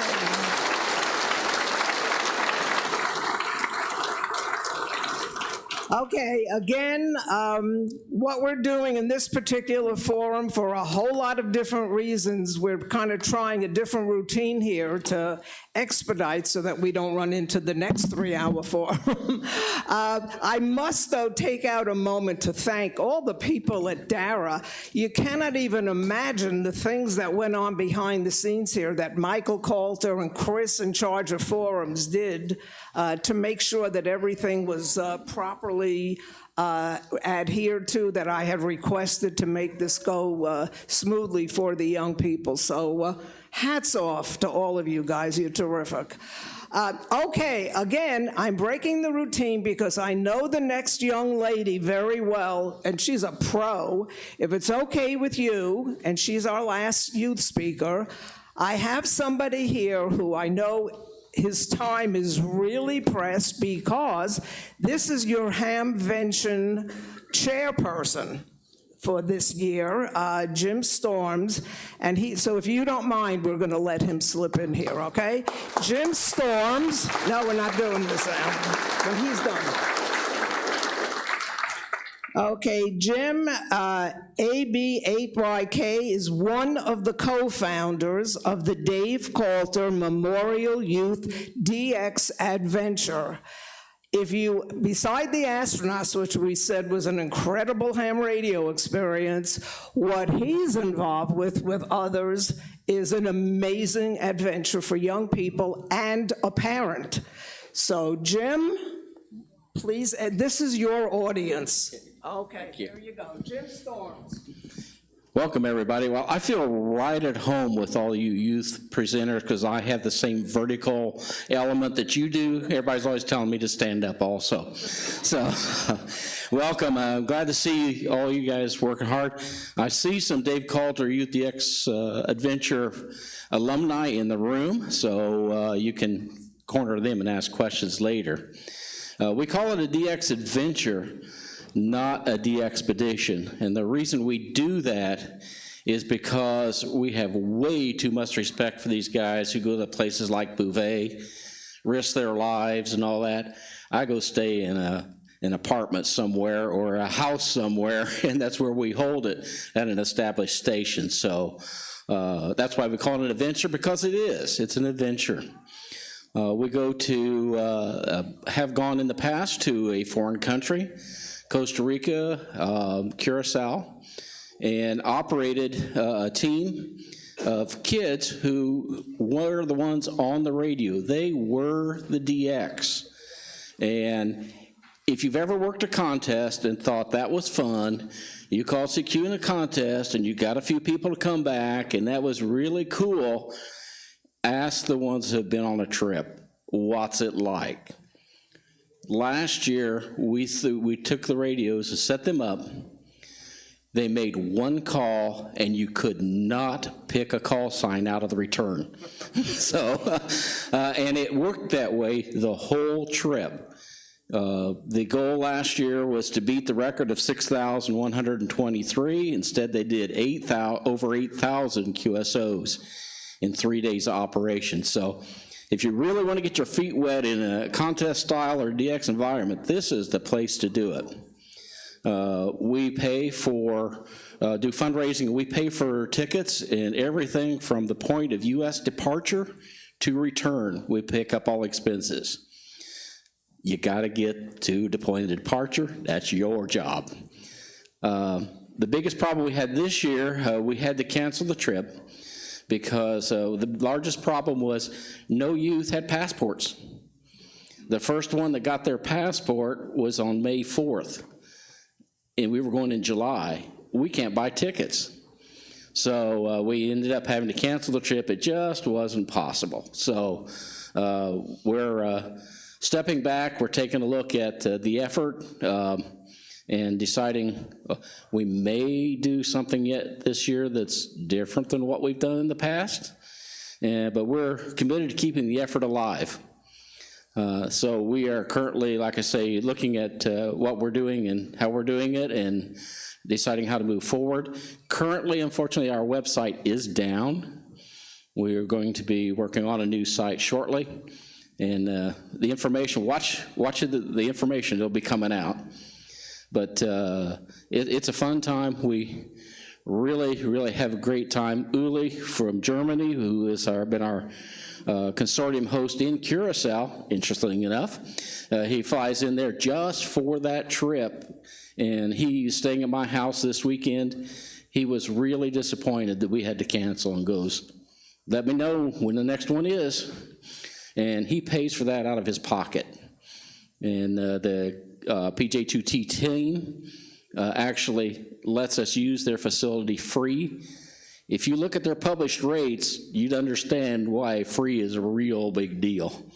So they're very behind us also. So watch the news releases, because you'll see them come out, and we'll look forward to hopefully having some of you guys on these trips coming up. Is there any questions anybody has? Or yes, sir.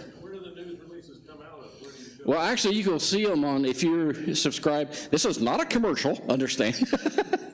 Bernie's his DX Daily, DX Weekly, you'll see them there. You'll see Facebook posts. A lot of the QST throws them out. CQ Magazine puts them out. Things like that. So you'll see them. I saw a lot of them. I saw the cancellation stuff. We just told a couple of people, and all of a sudden it just starts showing up. Yeah, can we have a show of hands of who's been involved, and where have you gone? Yeah, the alumni. Could you raise your hand? Okay. Violetta? Yes, she did. Ryan Shortcase of RBS went to Costa Rica. Yep. Drew? Yep. Yeah, Drew was on the same team with Violetta.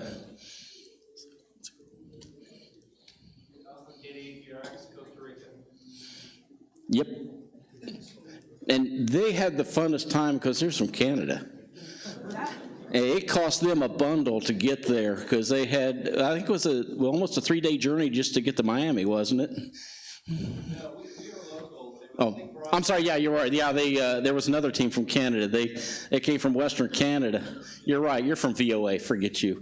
But yeah, cool, very good. Okay. Thank you.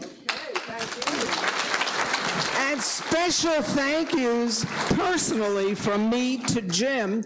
Jim is also the winner this year of the Carol Perry Educator of the Year Award, not only for the things that you do with what he just told you about with the Dave Coulter Memorial event, but because of all the years he's put in working with youth in amateur radio. So a very deserving winner of that award.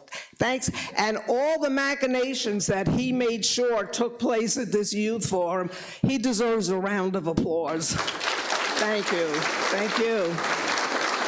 And I'd also like to say that I knew Dave Coulter, who the event is named after, and he was also a tremendous advocate for youth in ham radio and the youth activities program.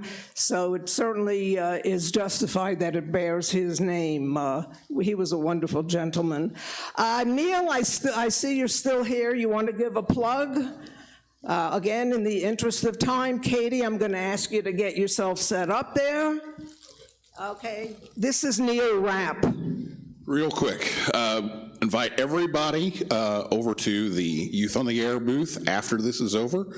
We have snacks, we have drinks for you, and it's the youth social hour. So we'd like to see all the young people over there. Come get a free bag, some food and things after this is over. Okay, thank you, Neil, for all you do. A previous winner of the Carol Perry Educator of the Year Award as well, and definitely looking to Yoda as a fabulous experience for young people. Okay, all right.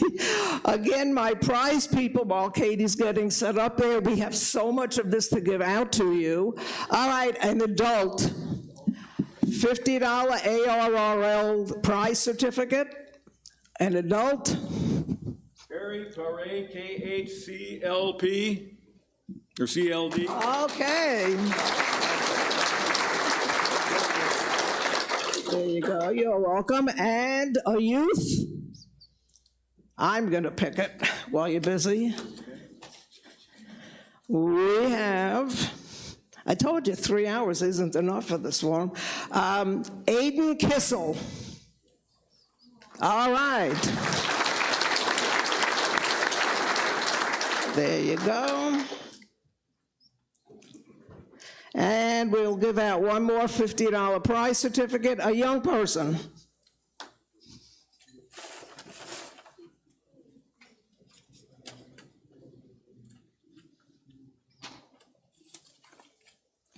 Okay, KA8ZQH Ryan Ross. All right. Okay, here you go. Okay, you giving her that or this? Oh, whatever you want to give her. Keep both. Okay. One of them, when it's a young person, that's one of the bags donated from our Hyderabad friends, so thank you. Okay, and now, again, thank you for your patience there, Katie. Katie Campbell, let me get my paper, has appeared with me before on different occasions, KE8LQR. Katie is the Assistant Youth Ohio Section Coordinator, and the youth correspondent for the YLRL. And a very, very impressive young lady. She was at Orlando Hamvention with me as well. And she's going to speak about the YL code, young YLs in Morse code. Katie?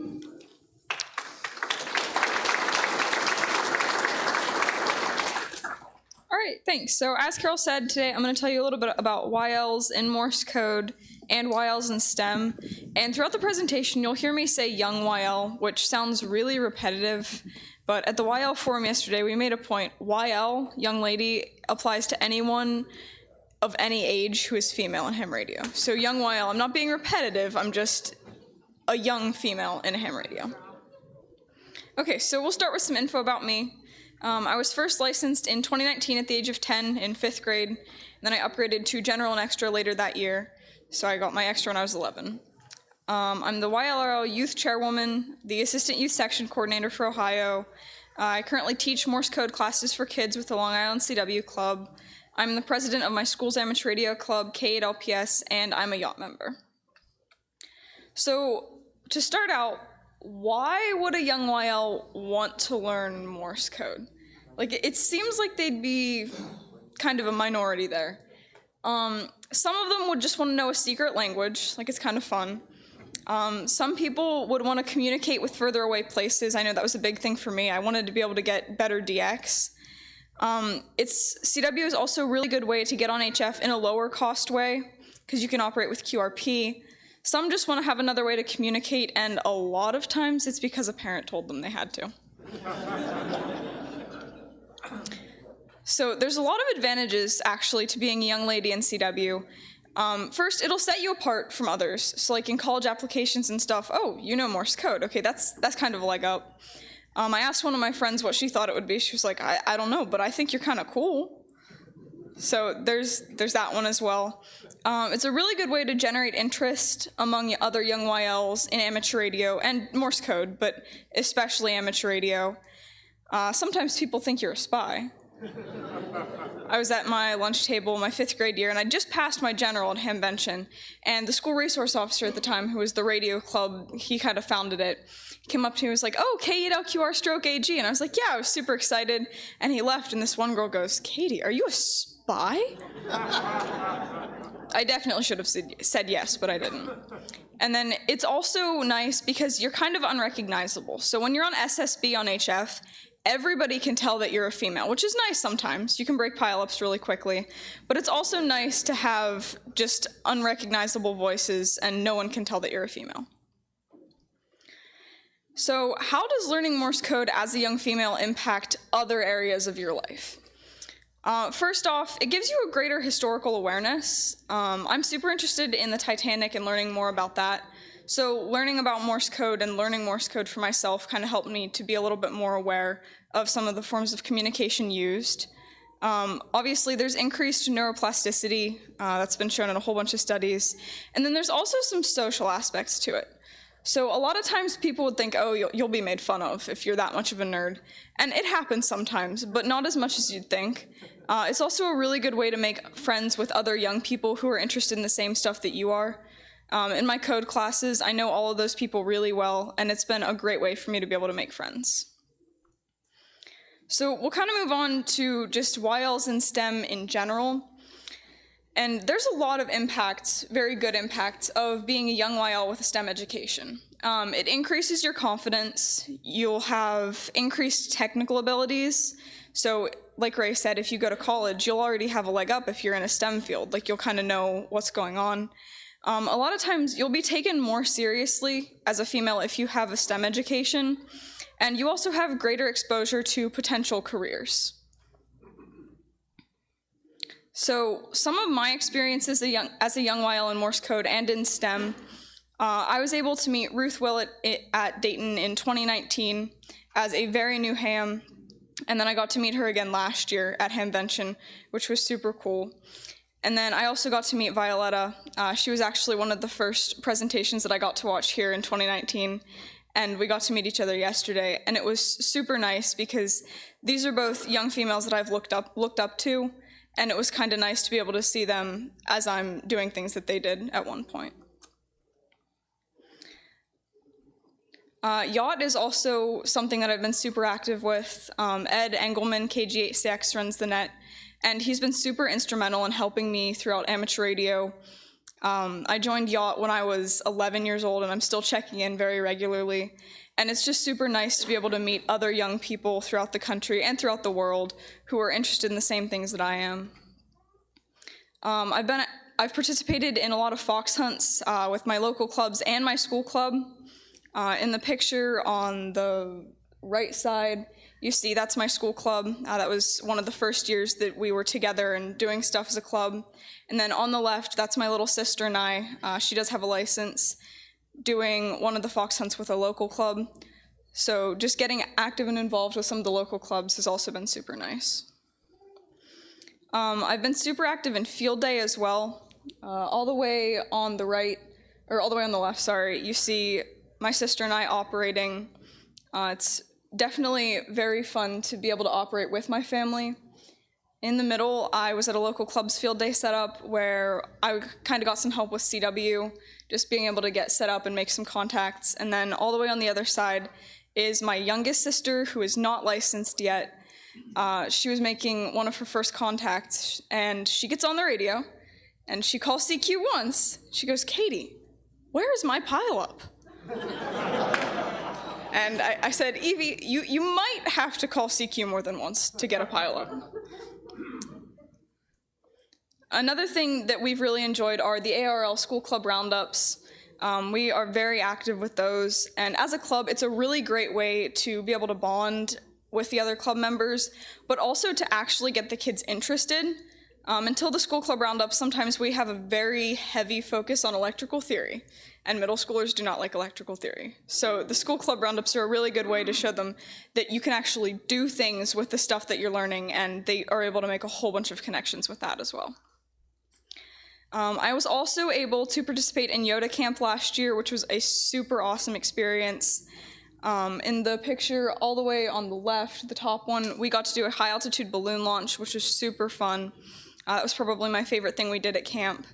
Right below that, we did some kit building, and then on the other side, we got to operate satellites a little bit, which was very, very fun. And then if anybody has any questions, I can probably take a couple before we finish up. Yeah? How did you develop an interest in amateur radio? So I first got interested in amateur radio because my school had a club, but also because a lot of my family were hams, and that was super nice. I can take one more. Go ahead. What is STEM? STEM stands for Science, Technology, Engineering, and Mathematics. And then if anybody has any other questions, you can come up to me after. Thank you.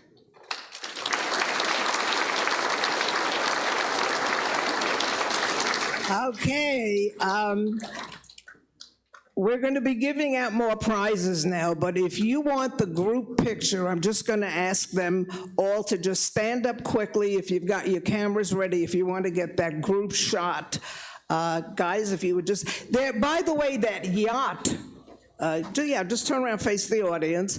That yacht group that they talk about is worth pursuing. It's youth speaking with youth on the net, so that's a really good one. And I believe you're all in yacht, aren't you? Yes. Yeah, great. Okay, there's the group shot.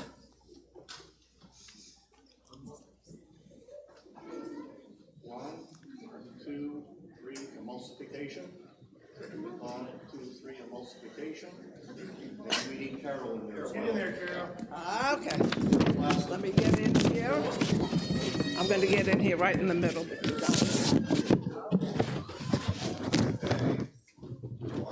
2, 3, more emulsification. 1, 2, 3, cheers.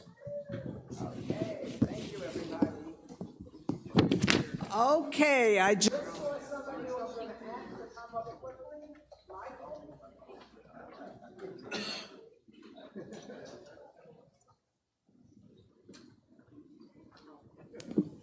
Remember I told you the DARA people have just been incredible with all the different moving parts to put this forum together. And Michael spearheaded most of the coordination this year. This man deserves a big round of applause.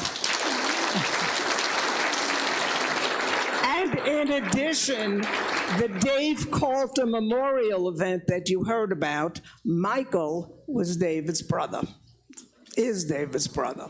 Michael? Yeah, it kind of, I have to say I get choked up when it's not a show, when I missed my little brother, and we loved it. We loved each other. We did a lot of things, and he was a wonderful amateur radio operator and hard working at it, and even up to he died of cancer, and in the last few days before he went into a coma, he had all his radio gear set up, and his friends had helped him get set up, and he would try to get on the air, even if he was doing CW. He loved he loved amateur radio, and he was one of the 6 people that organized the YDXA, but he is memorialized in it, and when he passed, we thought, well, how can we honor him? And how great is that to have something like that in your legacy as an amateur radio operator, to be remembered. You just didn't do this and then go to the next place. He made a difference. And we and I ask you as youth, love your family, and if you have siblings involved, it's okay to argue. Dave and I would argue, but we would freely tell each other we loved each other. I don't care who was around. And it was a tragic day for all of amateur radio, I think, when he passed on. His legacy is there. And I do want to say that we have 700 plus volunteers. Michael Calter doesn't do it all. I get around now and then, and I got to thank every volunteer, and I ask you to thank a volunteer, because we couldn't afford to do this if we didn't have volunteers. I know you think, oh, I paid $30 to get in here. Yeah, you did, but look at everything we've got. Look at you know how much it cost us to have this kind of weather? Oh my God. Rain only at night. No, Jim Storms made that happen. Anyway, I am so pleased to work with Carol, and we've worked together for years, and I mean, this is the maven that makes it happen for youth. She's the leader, and there's already a legacy on her that she gets in terms of awards. It's named after her, and I hope all of you young folks here, and even old folks, or middle folks, I'm sort of a frosted flake, but at any rate, carry it on, enjoy it. I know maybe you'll go on to college or beyond that, and you'll think, I don't have time for it, I want to go out and party. It's okay to party. Amateur radio operators party, right? Yeah. But yeah, there we go. Somebody's cheering that on. But it's okay. I'm a nerd, but I'm proud of it. I'm happy to that. When everything else fails, what do we got? Amateur radio. And what a beautiful hobby. Now, I think I've talked enough, didn't I? You've got a lot going on. Thank you so much, and have a great Hamvention, and congratulations to everyone. Thank you so much. I wasn't expecting that. Okay, no, we always get people up here who aren't expecting it. That's the idea, right? Okay, thank you, Michael, for all that you do. All righty, now it's prize time, as promised. Okay, youth, and then we're going to give you guys your special things too. Okay, we're giving the NIAR, the National Institute of Amateur Radio from India, goodie bag, along with a $50 prize certificate. Ralph, who have we got? Kristen Walker, no call yet. All right. This should inspire you, and here's a gift bag for you. Okay, next. All right, an adult. DX Engineering, thank you to Tim Duffy, by the way, who's an RCA member when you get these certificates. Okay, Gary Owensby, AK4ZX. All right, would you give that to him, please? Thank you. Thank you, Charles. And another DX for $100. Adult or youth? Pick a youth. Youth, please. Youth.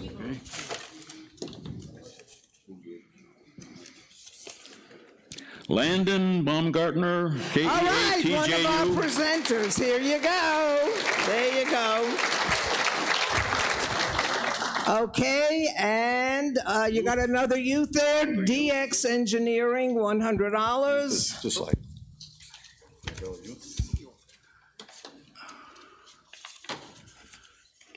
Somebody without a call. Brooke Garinger. Or, yeah, B-R-O-O-K-E, Garinger, G-A-R-R-I-N-G-E-R. No call? No, next youth. Okay, next one. Next youth is Paul Sharp, call to be determined. All right. There you go, sweetheart. Enjoy it. Very good, very good. What else? Youth, adult, which one? What about an MFJ one? Sure. Youth or adult? Adult. One adult. Adult gift certificate, MFJ, $200. And we have KC9ZJQ. Or G, rather, I'm sorry. Not sure how to say that. Yeah, Shai Raja, KC9 Zulu Japan Golf. Oh, one of my favorite people. Okay. Youth. Another youth, MFJ, 200, and that will be for Lyle Strahan. One of our presenters. There we go, good. There. Certificate. Okay, an adult. Adult MFJ, $200. Here we go.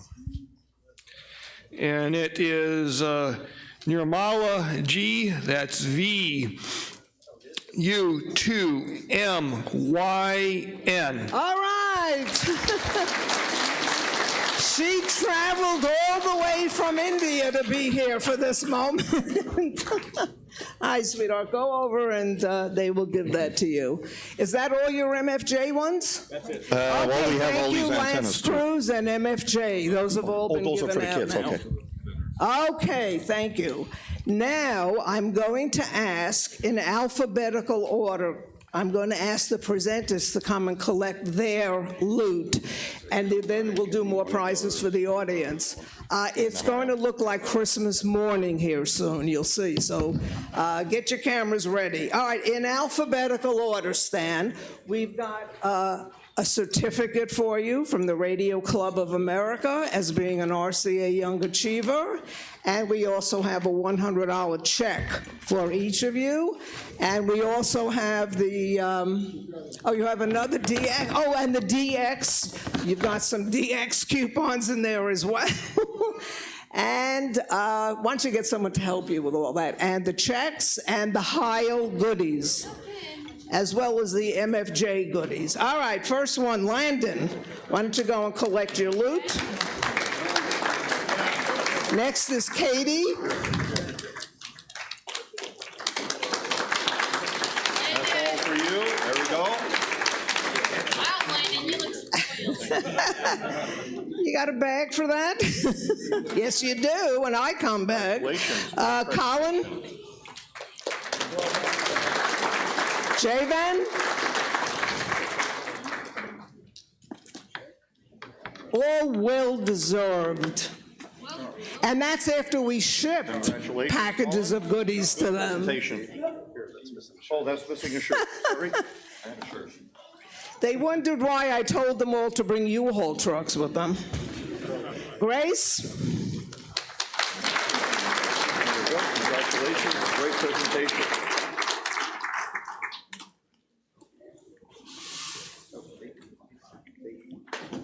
And Lyle.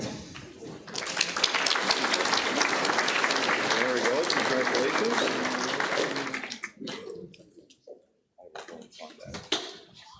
There we go. Thank you. I used to do this forum by myself. 30 years ago. Can't be done anymore by one person.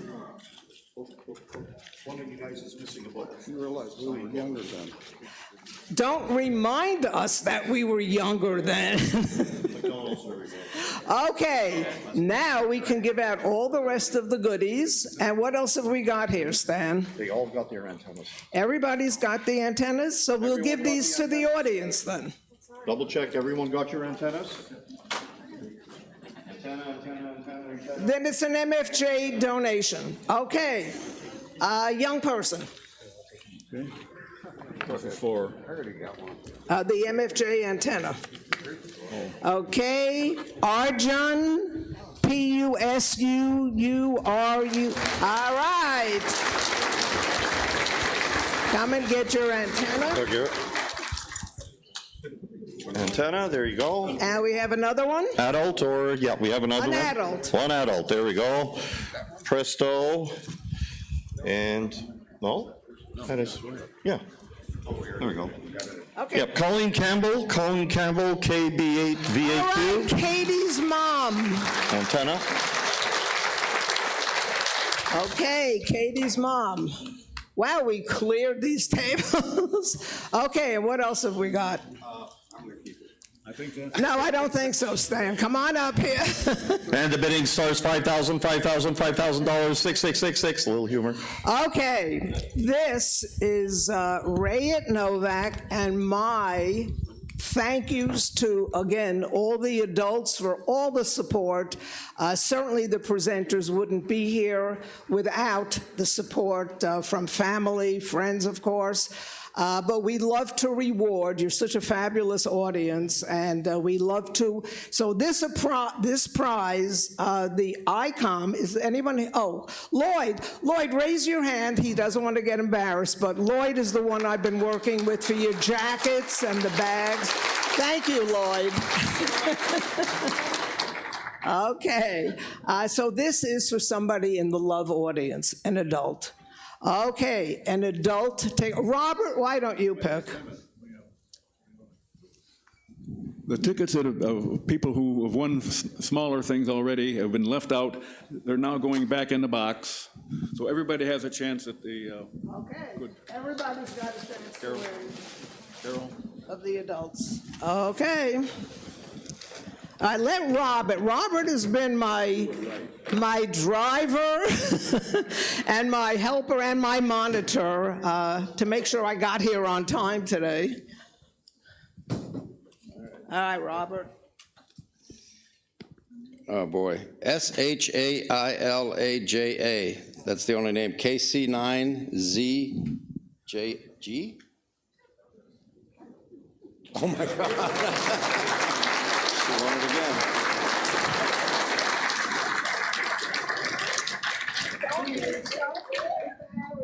This is Groove, Mother. Groove, stand up. Groove, Reb, a long time younger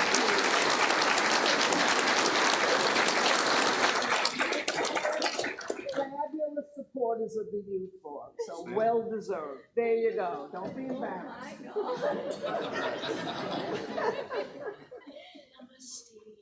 Namaste, and a group, everyone together? Okay. There we go, stand in there as well. There. Robert, move everyone over here. I'm never in pictures, that's okay, who cares? Okay. One. Go. Zoom in. 1, 2, 3, emulsification. 1, 2, 3, emulsification. There we go.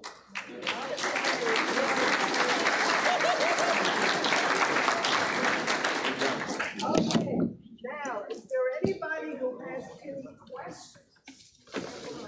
See, by doing it, this is not the way we actually did it. Okay, does anybody have any questions or comments? Yes.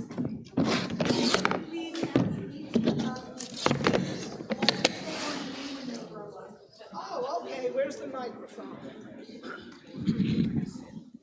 That's a great question. She would like to have each of you just respond.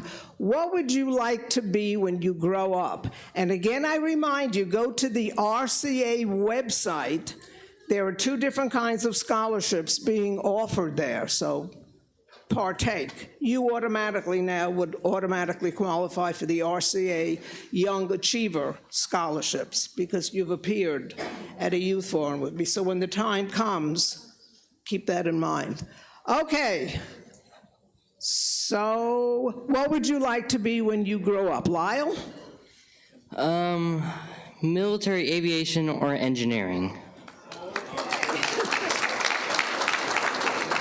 Also, if somebody asks you why you are mentoring and what the point of it is, over 90% of my young presenters go on to a technical school. I know it because they ask me to write letters of recommendation, or technical jobs.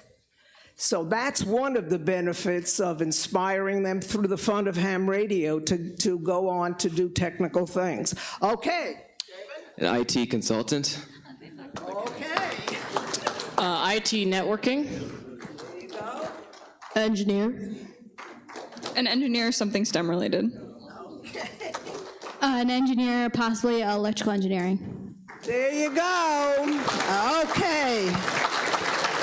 I thank you all. This was the 34th forum. Will go down in history. We finished on time for the next forum to come in. Thank you all, and I love you being the love audience to support these kids. Thank you.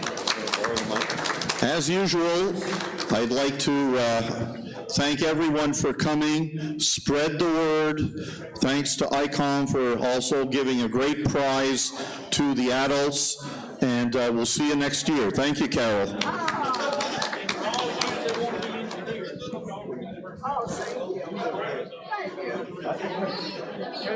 You're just like you energize your buddy. This is going to be so much. We want to selfie here. Hop in here. Go there.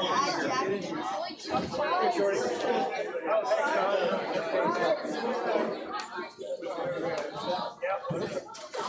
thanks, John. That's pointing to me. Oh. All right. Ready? Yeah. I'm going to take that. Thank you, girl. Love you so much. Thank you. Will do.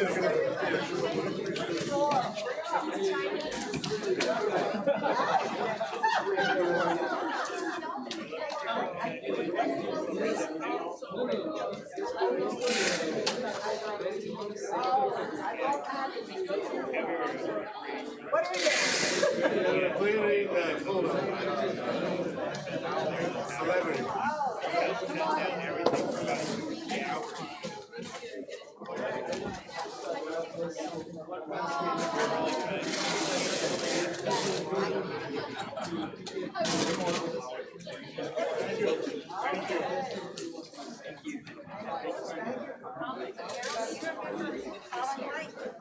Yes.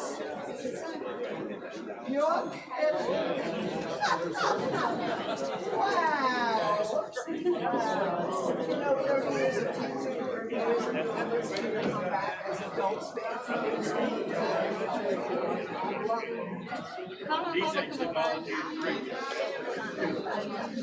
Well, you said my best. I will.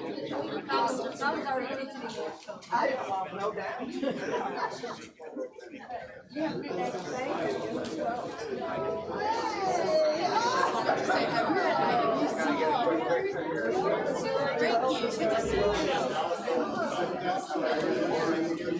We'll see. It's in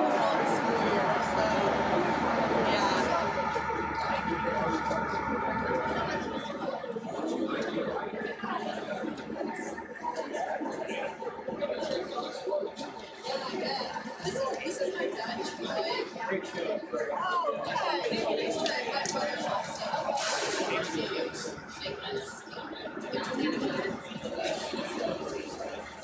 nice to see you guys.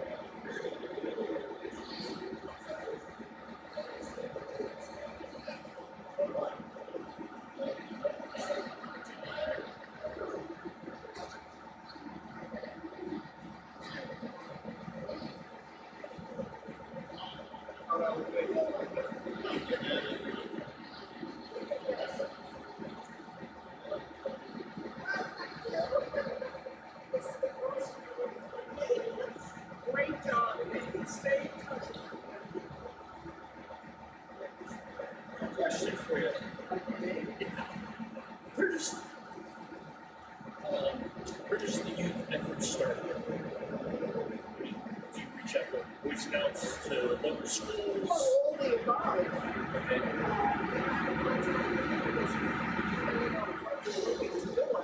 Well, I don't know how they just, being a process, it's got me thinking about the club that I belong to.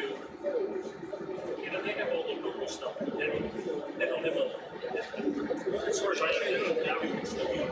But everybody talks about it's like,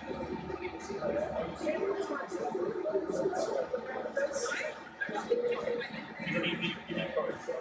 You don't mind me taking a picture of you? Okay, thank you. Well, this is a narrow year. Just get some stuff. I mean, that's true.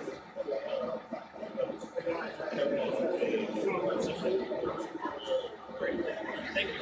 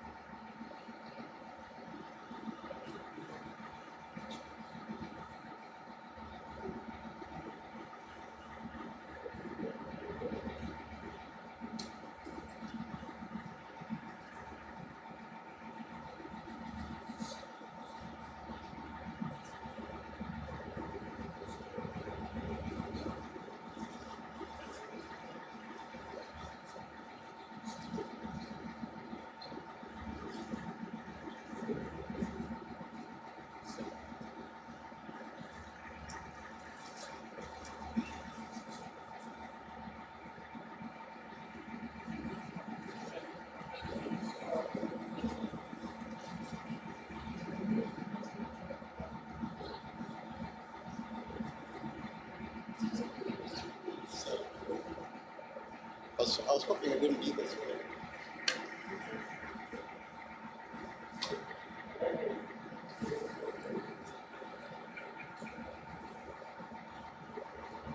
Hey. All right. We're doing it here? Yes. Okay. I need to. I gotta. Okay.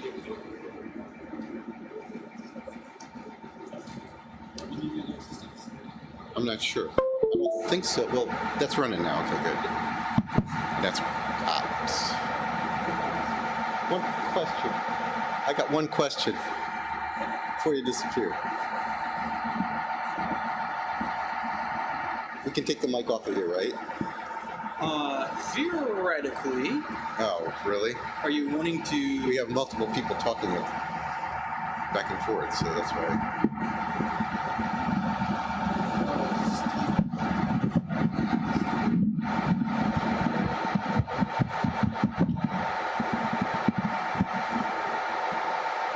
Turn it on and off. If you do that, just make sure you're always close to the microphone.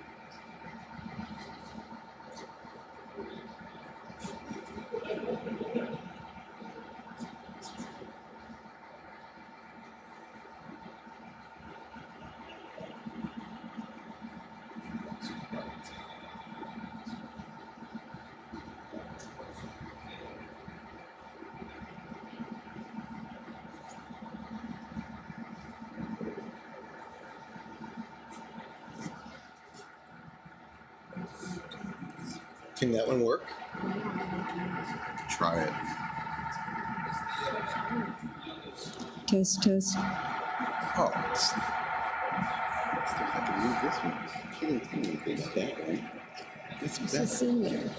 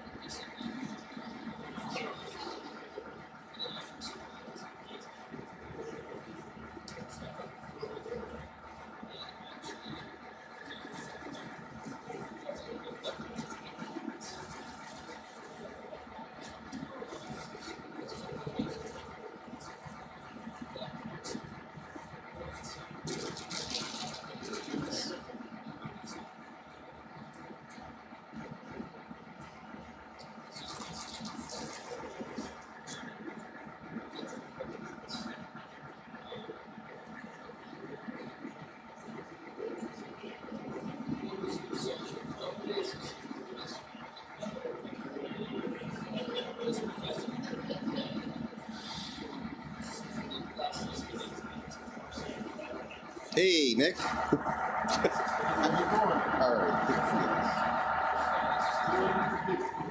So are you. We all are. I know.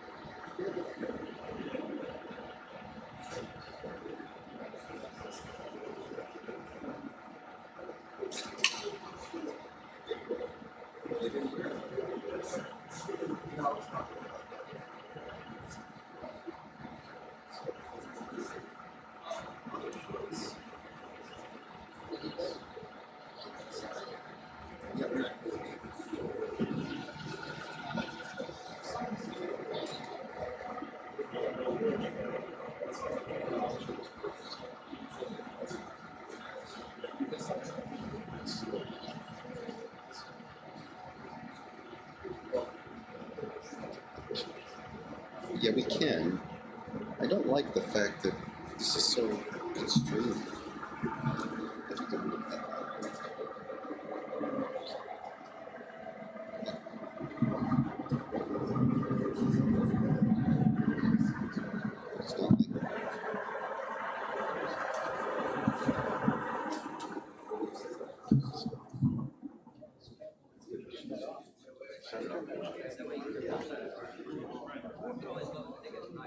All right, folks, 2 minutes, 2-minute warning.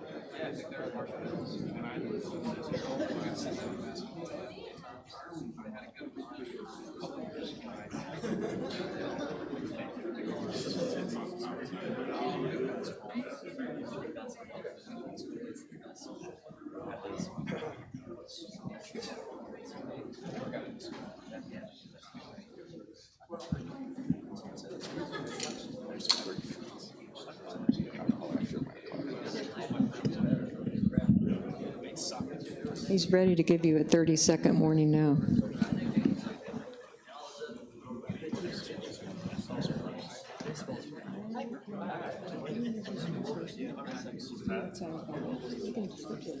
I don't care.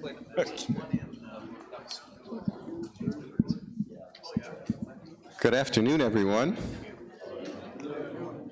Thank you. It's like a classroom. All right. Thank you for attending the Eris forum for today. I'm going to turn it over to Rosalie. Oh, I'm going to introduce Rosalie first. Those of you that don't know, this is Rosalie White, K1STO. Who doesn't know Rosalie? Everybody knows Rosalie, just about. Rosalie has been involved in Eris since the beginnings, the inaugural meeting we had in 1996. She's also been engaged with the SAREX and MIR program going back, and was working at ARL in education, and is volunteering as the liaison, the ARL liaison to Eris. So she's our spokesperson and interface into the Eris community, I mean the ARL community. He's giving away my age. No. Not totally. And this is Frank Bauer, and he's KA3HDO, and he's the Eris International Chair. We have Chair, Vice Chair, and Secretary, and by the way, our Secretary is back there, and she's not paying attention, but she waved. Martha Muir. And he's also the Eris USA Executive Director, and he's also been around since Eris from day one. We basically started the team, and was involved with shuttle things as well, and MIR, so he's old too. Thanks. And then there's one other person who was in that inaugural meeting that I know is in the room, and that's Lou McFadden, W5DID. Raise your hand, Lou. Lou's done everything. He's even older. All right, folks, let's get started here. So I think everybody knows. Who has talked through the space station or to the space station, in other words, to the astronauts? Good showing. Hey. Good, good. I want to see 100% next year. And there's a clue coming up. So those that don't know about our program, we're a STEM education program. We have the A in there because arts is an important part, especially for young children, to learn about science, technology, engineering, arts, and math. But also, arts can be things like the people who do schematic designs, people who write the documentation. There's all kinds of arts that are involved in there that are on the STEM side. That's creativity, yes, absolutely, critical. And you'd be surprised, scientists are very artistic, as an example. And basically what we do is we give students the opportunity to talk to the astronauts on space station. 10-minute pass they get, and they spend about 3 to 6 months prior to the contact doing a lot of different educational activities along the way. And then our other important piece, which has been talked about even by the astronauts a lot, is that we're the backup, we're the tertiary backup, the third backup of communication for the International Space Station. Like amateur radio, when all else fails, we're there. And they have used our communication system a couple of times, which they don't really like to talk about a whole lot, but they are willing to admit that we are the tertiary. Yes. And the astronauts get trained in it too. Yes. So our sponsors are, from a space agency perspective, is NASA, the Space Communications Navigation Group sponsors us because they're interested in us being backup. ISS National Lab, and then we have a very generous donor, ARDC, that we're very appreciative of what they're providing us to support our operations, to keep our contact operations going, as well as school contact activities. And then, of course, the ARL and Amsat have been a mainstay from the very beginning of SAREX, Mir, and Space Station. And of course, in order to keep them as our sponsors, we have to prove to them that we do the things they want us to do and the things that we tell them that we're going to do. So we are very into the metrics and the education side of things. And our main initiatives are, of course, the hardware development and the spaceflight operations, and up in, let's see, what else is up there? As of course, the kids are in the very center because that's the main core of why NASA and ISS National Lab lets us use their astronaut time and all kinds of things that they do for us. So my main job is to defend the funding we get, and of course that takes metrics.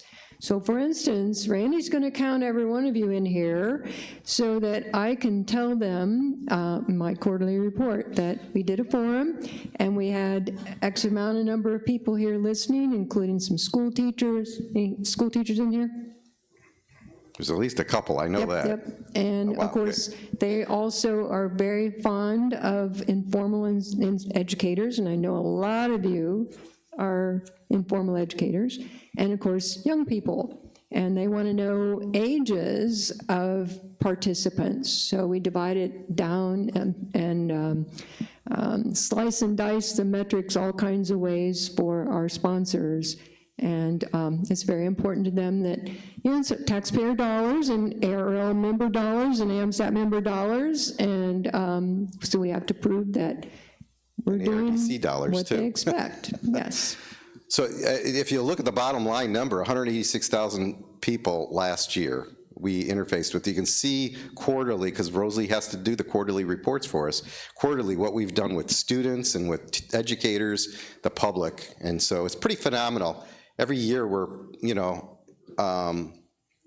supporting like well over 100,000 individuals a year. And NASA loves the photos of the kids, and they love to get your quotes, like when you tell us. Oh, great. Wow. When you tell us that when I got involved with this, I decided to get into a STEM career. They love those kinds of quotes. Okay. Sorry about the noise back there. Hopefully it's not affecting you all as much as it is us. The discussion today is about Eris 2.0, which is our vision for Eris for the future.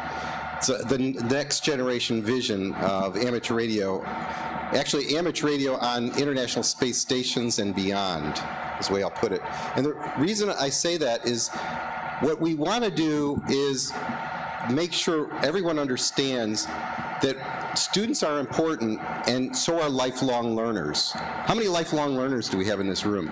You all better be putting your hands up, because ham radio operators are lifelong learners. You're always learning something new and wanting to get involved in another facet of amateur radio. So our intent is to inspire, engage, and educate students and lifelong learners in our Eris 2.0 initiative.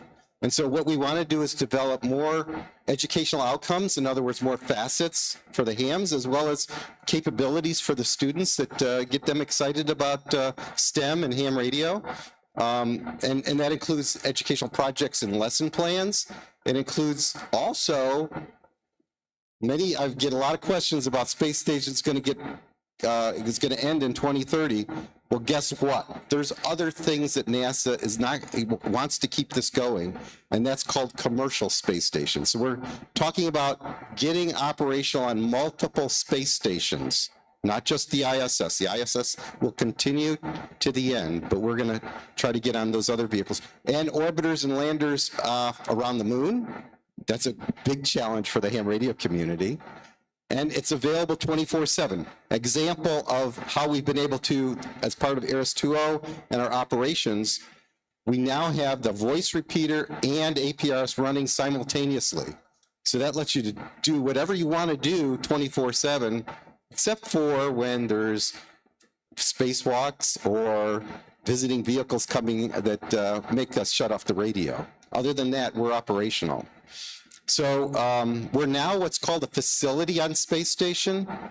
That puts us in a higher class, and actually if someone wants to use our facility, they need to come to us to get permission, and we need to sign off on it. That was an important piece of us becoming an entity, Eris USA an entity, so that we could sign off on things like that with lawyers and stuff like that.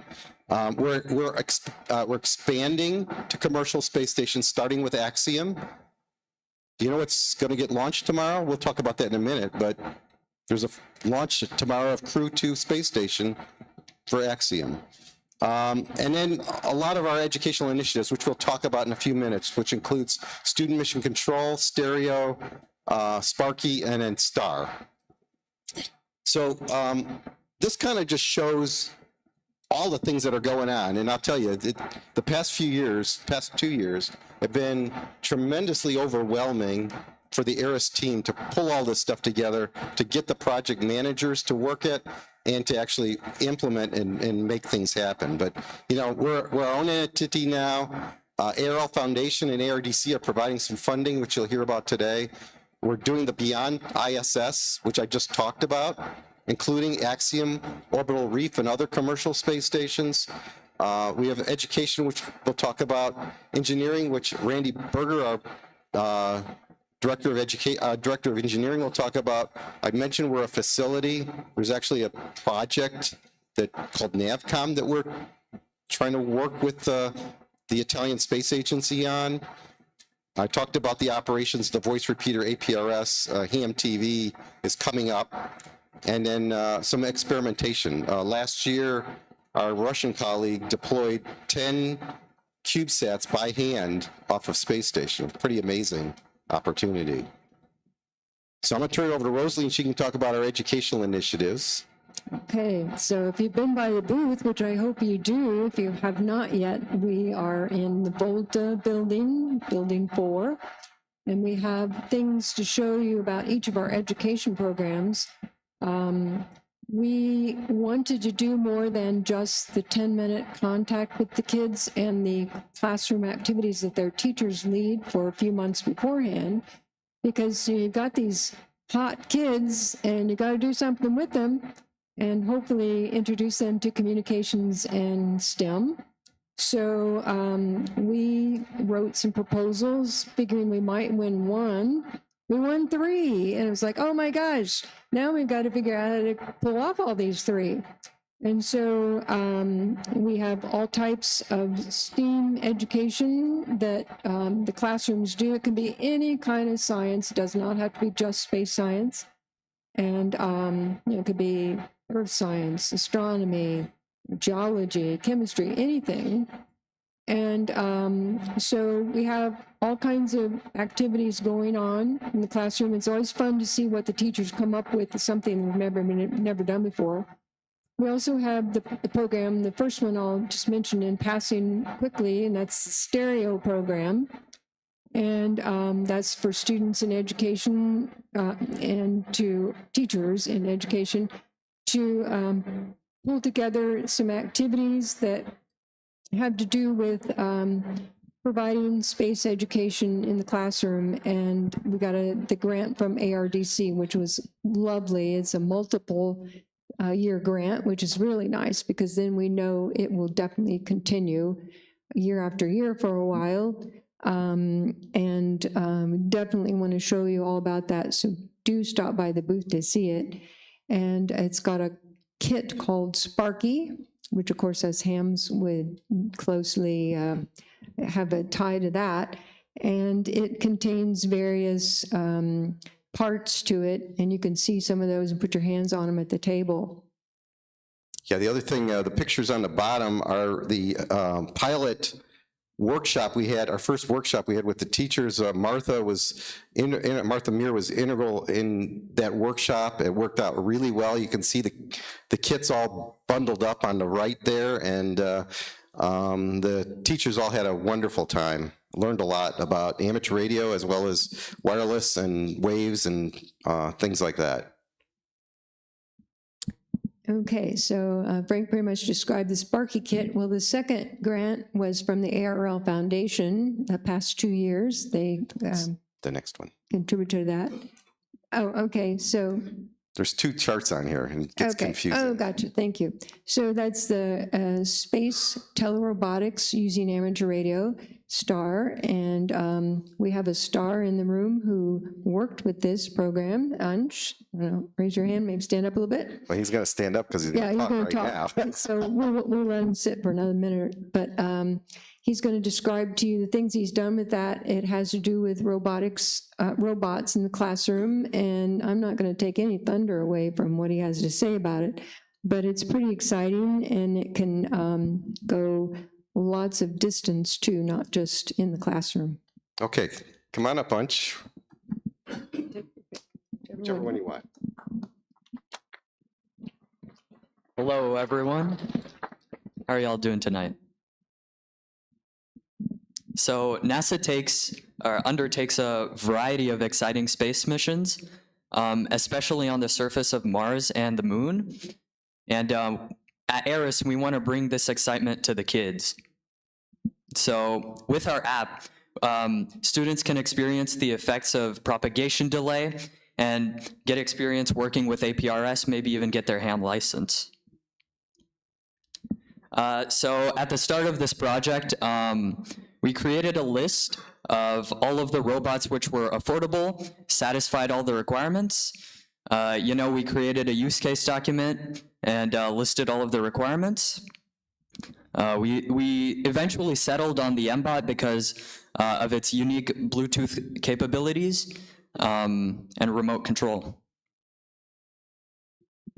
So in the app, there are 3 operating modes. There's Bluetooth for local control, there's the internet for global control, and then we also use APRS for control between states, depending on where the ISS is, using it as a repeater. You can see the mission controller uses Bluetooth, which is our mode of wireless connectivity for local control, where classrooms can control a robot through an obstacle course. And communication via the internet. To use this, there have to be 2 instances of the app running on 2 different computers. And we basically use Discord as a way to send and pull messages. Each instance of the app has its own ID, which basically which ties each instance of the app to the robot. And then we just use Bluetooth to send the command to the robot. Finally, for APRS, we use DARA, which is kind of like a TNC without any of the hardware. And to transmit, we connect the mission controller to the radio, which basically forms the packet, and then we're able to transmit over the APRS network. Using the RTL SDR, we can decode that command and send it via Bluetooth or Wi-Fi. So we have control over the internet, Bluetooth, and APRS. We've even developed a new visualizer traversing Mars, and we plan to get this distributed to schools and teachers. And we'd love any testing. You can check it out at github.com/erisusa/star. And on the right, we have a little GIF of how the application looks. As you can see, we enter a command, we hit send, the robot moves. Thank you.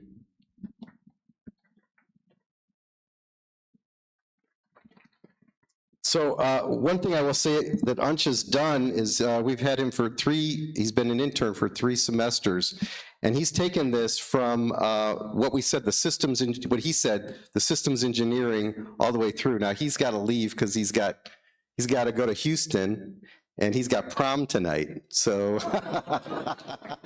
take care, Ansh. Thank you. Okay. So the next thing I wanted to talk about a little bit about was Axiom, and why are we doing this Axiom stuff? And I kind of talked about it a little bit. But the important thing to recognize is Axiom is the first commercial company to fly a completely private astronaut mission to the space station. They did that last year.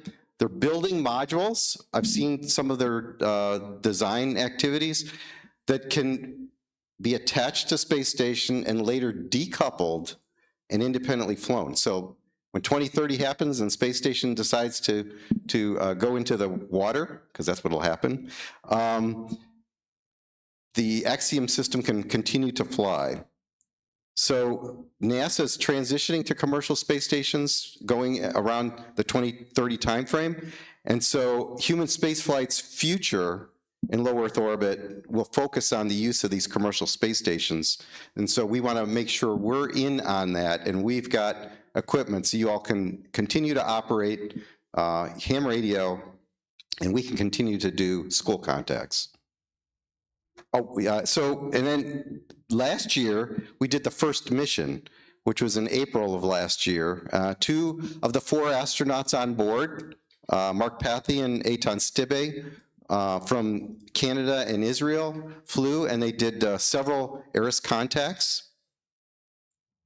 I mentioned there's a big thing happening tomorrow. At 5:30 tomorrow night, there is a launch of Axiom 2, hopefully. You never know about launches. Okay, there's 4 astronauts on board. All of them have their license. Peggy Whitson, who's the commander, has decided not to use the equipment because she wants to focus on the job of being commander for a 10-day mission. John Schofner is a U.S. Amateur radio operator. He's a ham. He was a ham before he became an astronaut for Axiom 2. And then we have 2 Saudi Arabia hams. They just got their licenses, and so they will be operating also, doing school contacts. And so that you know, this is how it's going to work from a school perspective. We have 2 schools that John Schofner will be doing. One in Tennessee, Tennessee, and then the other one at the Children's Inn at the National Institute of Health in the DC area. I'm sorry, Kentucky, right. And then the Saudi Space Commission are doing 2 schools too. I did send John Schofner, of course, the US. I sent him best wishes on behalf of Eris. And just a few minutes ago, he sent me a little message back. I wanted to share it with you. Hi, Frank, we're ready to go and excited to listen to this part, this sentence very carefully, please. I'm excited to work and make good contacts with folks and schools from orbit. Folks and schools, okay?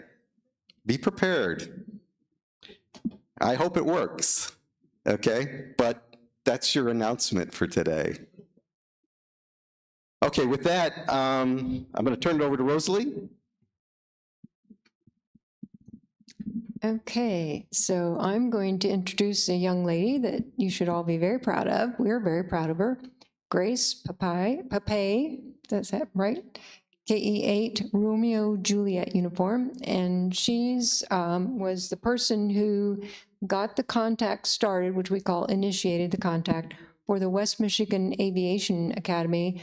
What, April? Was it April? You probably remember exact date and time. And you know, she called the station because she has her own license, of course, and led that school into their contact.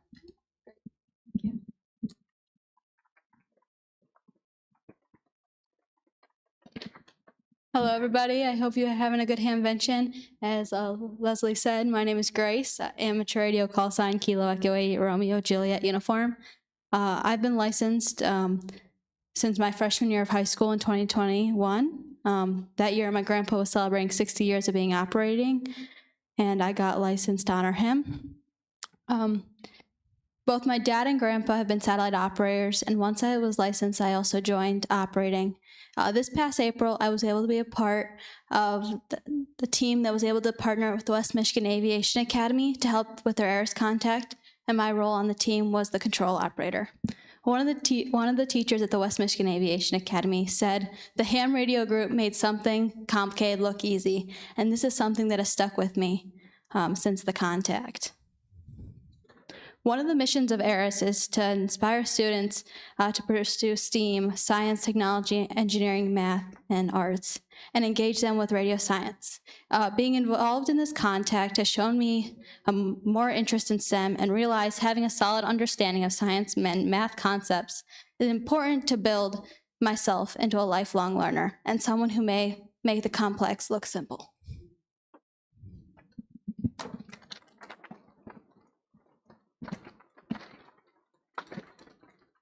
Makes me think when I was that age, I don't think I could have done that. So, Grace, excellent job. Okay, and our next speaker was supposed to be Jim Reed from Florida, and he had an issue and could not come. He's our social media guru that started with us, I think, in October last year, and has just done great guns. If you are a social media fan, you know, we're on all the majors, Facebook, Twitter, Mastodon, and Instagram, and he's just really gone to town with posting, keeping all of you aware of like when we switch over from one mode to another, and when school contacts are going to happen, and maybe when the radio is going to be shut down because of a docking or a spacewalk. So Frank's going to stand in for him and tell you a little bit more about what Jim's been doing. Thank you, Rosalie. Let me just say that I am so glad Jim came on board, because we really, Dave Jordan's been doing a great job with our press releases, but we really needed a social media person. And I think I've gotten a lot of good comments the past few days about what Jim has been doing. I mean, basically what he's trying to do is keep us all informed. That includes me. Because sometimes I forget about things, and his tweets help me a lot. So, you know, from an education perspective, the school contacts and our windows that are coming up for the proposals and things like that, our operations, when is, what's going to happen? We talked about, we talked about spacewalks. He lets you know that a spacewalk is going to happen, and how much of a delay that's going to be of, where the radio is going to be shut off. Our history, our 1500th contact that we've had this past year, and a new continent, things like that. You're going to see a lot of history this year as we announce, and I'm going to start the announcement now, of the 40th anniversary of operations, human spaceflight operations with amateur radio. So, and the other things, the ham community comes in and crowdsources. which is really important because they find out things, in the comment sections, we find out things, and then he'll amplify that and we'll amplify that. So, and then of course, as our spaceflight sponsors, whether it's NASA or Axiom or ISS National Lab, they have little activities going on, and we make sure those go out on our social media sites too. If you don't know all of our social media sites, our main ones are these 4. Twitter, of course, and Facebook, but also Instagram, and since last year, Jim has incorporated Mastodon. So that's where we're at this point. I'll give you a minute if you're going to take pictures of the QR codes. Go ahead. And one fun thing is when the astronauts see our posts and they repost or do something, that's just wonderful. Yeah, thanks, Rosalie. That is pretty cool.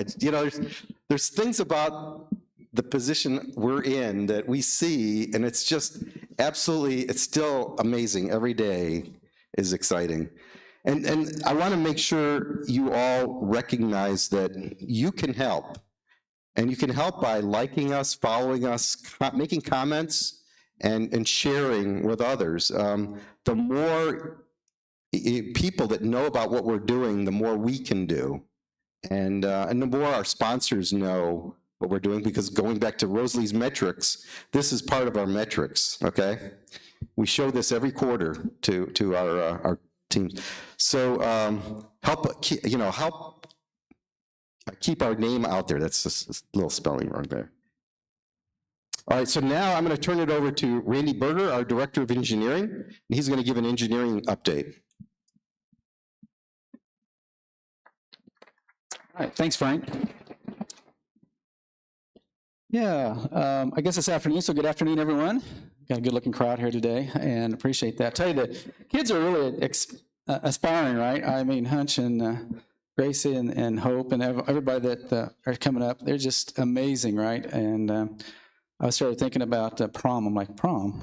I'm like, what? I didn't know he was going to his prom this evening here, but that was cool. So we have, a few projects that we're working on right now with engineering. And one of them is what we call the virtual mission control. And we received a grant from the national labs, and half of the grant is for Eris, which we're working on the hardware side of that, and the other half is going to the University of Berkeley, which is working on the software side of it. And basically what we're going to do is create a virtual interface for anybody, but specifically for students to access and be able to look at a virtual mission control remotely or wherever they're at school or on their phones or whatever, which is really cool. And it's going to be used from the International Space Station, of course. And we actually are working on, at least from the Eris standpoint, we're developing a sensor platform for it. And basically, these are the sensors. We have 10 sensors, basically, that are on there, as you can see here. And they range from testing the temperatures and so forth that you normally would do, right? But we also have gas sensors. We've got 3 gas sensors, and they detect every type of gas you can think of, which is really cool. And then we have a cosmic ray detector, too. We got that from MIT. So MIT loaned us a design they've got and materials and so forth, and we built that up, and it seems to work very well. So we're pretty happy with that. So we've incorporated that onto a board that is going to be it's going to be sitting on the top of a Pi, and it's called like a Pi hat, but our sensor board is going to sit on the top of a Pi. But including that, we decided that because we like slow scan TV. We thought, well, can we incorporate that into the system itself too? And the answer was yes. And my team, I have roughly about 15 folks on the engineering team for the USA here, but one of them is over in the UK, Kieran, and Kieran actually is working on the slow scan TV. We actually have that working on the Pi, which is really cool. So now we can be able to send pictures from the US side now too. The Russian side was actually sending a slow scan TV for us in the past. Right now they have a slight problem with one of the computers that they've got, but if they get the computer up, that'll be great, but we'll soon be able to do slow scan TV, which is wonderful. We also got control capabilities with the Kenwood radio now too. Before, the astronauts themselves, when there was a service module coming up or a supply ship or whatever coming into dock with the space station, we had to take the radio offline, right, and wait till that got processed, and then we can bring it back online. Or if they did an EVA outside the ISS, we also had to shut it off during that time period too. But that required operations from JSC. Kenneth down there actually is helping us out, organizing that. So we know when things are going to be shut off and turned back on. But with this, we'll be able to remote control it remotely, and instead of the astronauts or anybody else have to take time out of their schedules, we can shut it off for them, hopefully in the future, which is going to help everybody, including us, because that means maybe we'll be able to turn things back on quicker too, which is nice. And it gives NASA another, they'll have two ways of doing this. They can actually have astronauts turn the system on and off like they've normally been doing, or we can help them out, right, of course, which is really neat. So the platform is actually going to be using Raspberry Pi 4. So it's going to be a board that plugs onto the Raspberry Pi 4, and then the cosmic ray detector is using the Arduino circuitry on it, and we're tying those two together with a USB and circuitry to connect the two boards together.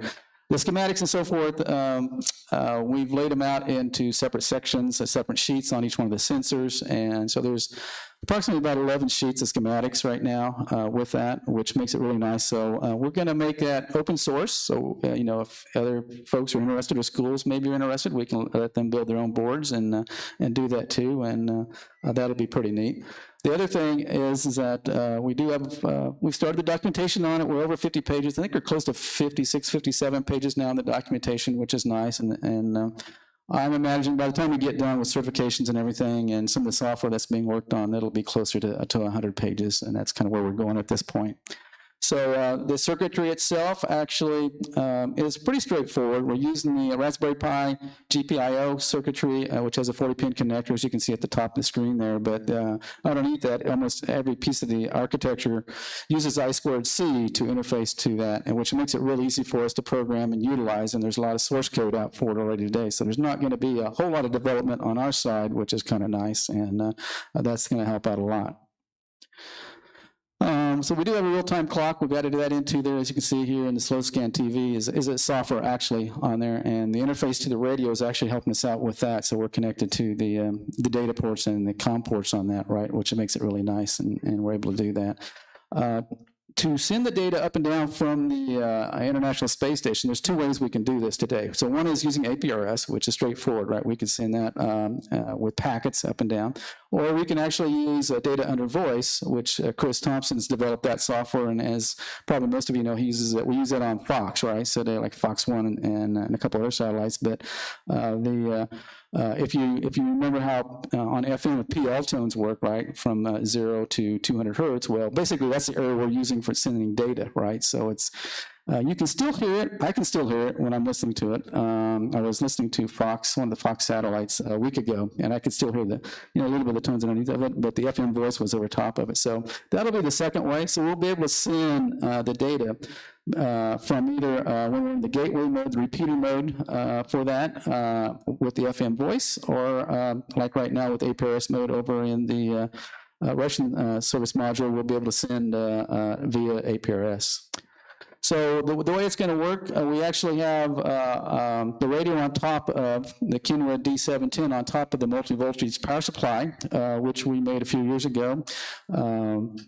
So Lou and Carrie developed that power supply, and it's fantastic because it can be used either in the Columbus module, which is the US side, or it can be used over on the Russian side too, which is, we have two different voltages. So the US side is 120 volts, and the Russian side is 28. So big difference on that, right? But I was asking this morning how many people, what would be your guess on how many kilowatts the ISS is using today on the solar panels, right? Anybody have a guess? You know the answer, you can't answer. Pretty much hard to. So Lou was the closest one this morning, actually. He was very good at this. He said 50 kilowatts, and I'm like, that was good. But when I looked at it about a month ago, it was 65 kilowatts coming off the solar panels. So it's a lot. Are you a winner? Get your hand. Oh, yeah, so there's actually two D710s up on the station. Good question. So there's one in the Columbus side, which is the US side, and that's the one in the gateway mode with the FM, right? So that's 437.800 megahertz for the receive. So if you're listening in your, at home or in your car, and I can tell you right now, in your car, you can actually hear it. I actually made a contact with it 2 weeks ago when I was in Dallas driving down one of the tollways, we were going and I heard the ISS and I made a contact with it too. So it's real easy to get into it and hear it. It's not real hard. The easiest way, if you're using it with your mobile, actually just to give you an idea on that, you can use a quarter wave antenna on top of your car. That's what I use, and that's the best way to do that. But at home, you can do anything. Like APRS, I'm using inside my attic, inside the house, inside the attic, a egg beater antenna, and I'm talking to the ISS 6 times a day. 6 times a day with that egg beater, and then it's talking to the APRS side of it. So very, very easy, because the one thing that sets us apart from the CubeSats is that we're transmitting 5 and 10 watts each out of those each 2 segments right now, where CubeSats typically are like a 500 milliwatts or 100 milliwatts, right? So they're very low power. So we're doing very good. And I'm getting like the hook here, like, hurry up. So, so underneath the power supply, we have an enclosure, actually. So you can see on the left-hand side, that's where the board we're developing now is going to go into. So the student virtual mission control board will fit into that, so it'll just slide into it on the rails. And then on the right-hand side, that's for future. So we've made this real simple so astronauts can take 2 screws and be able to unplug and plug in new boards as we come along with new architectures and things. So on the right-hand side, we're thinking about doing a software-defined radio, SDRs, put an SDR on that side and use that from up there, which is really neat. And we got that. Let me skip that slide. This is a quick look at the boards themselves, kind of that's out for artwork. And I was just talking with the PCB manufacturer here this past week. We're still having problems with the supply chain. We're missing 3 parts from the supply chain, and we decided that we've been waiting on this almost 6 months now. It's been killing us. So we decided to just send us the boards, go ahead and populate it. We'll put the 3 parts on later whenever they become available, and we'll figure it out later. So we're waiting on them to finish up the boards and send those to us at this point in time. The Lunar Gateway, we're actually looking at the Lunar Gateway, working on that, and I'm speeding up so I know we don't go over time here. The couple things we're doing with that, we've had some talks with NASA, which is really nice, and we're trying to figure out where we're going to be at, which part that we could be on, and getting approvals.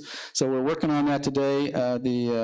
The left-hand picture actually is a concept design that we worked on a few years ago. It's a hexagon, but basically it has patch panels on the top of it with cameras on each side of it, which is nice. So if the Lunar Gateway is moving a little bit, we'll still have a picture of the moon maybe, and maybe of Earth, right? But we'll also have the intended patch panels always facing Earth, which will help us a lot. And I think that's a really good design for that, actually, and moving forward with that. And then, of course, we can do webcam pictures and so forth with that. So I think that's it. Oh. Uh-huh.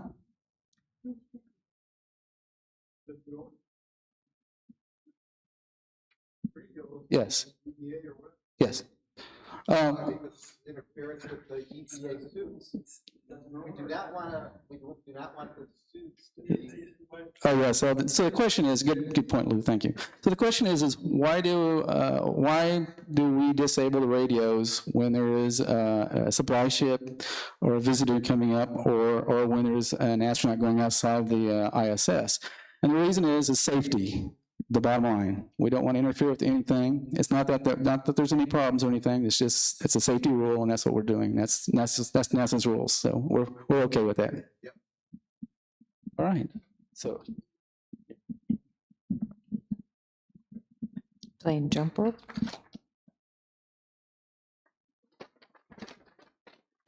So Frank, do you want to have any last words on Artemis?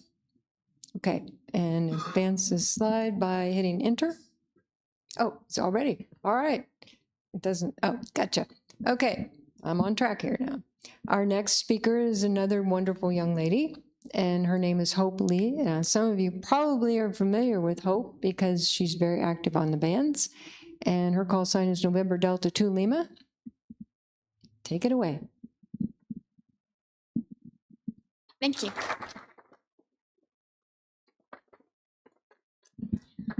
Most of you probably know me, but as a quick recap, I am 16 years old. I was first licensed when I was 8, and I got my extra class and was the youngest extra when I was 9.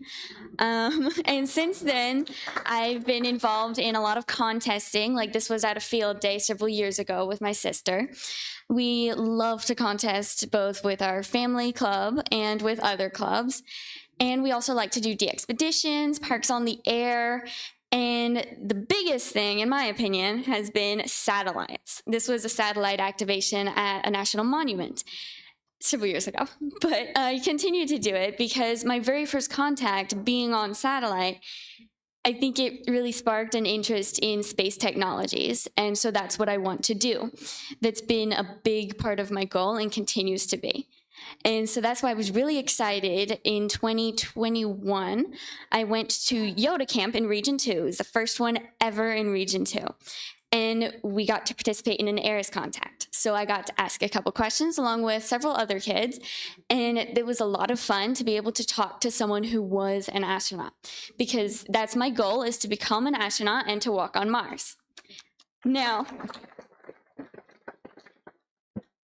technically, I haven't, but in a way, last October, I did get the chance to walk on Mars because I was selected as the crew communications officer of the first high school crew to the Mars Desert Research Station.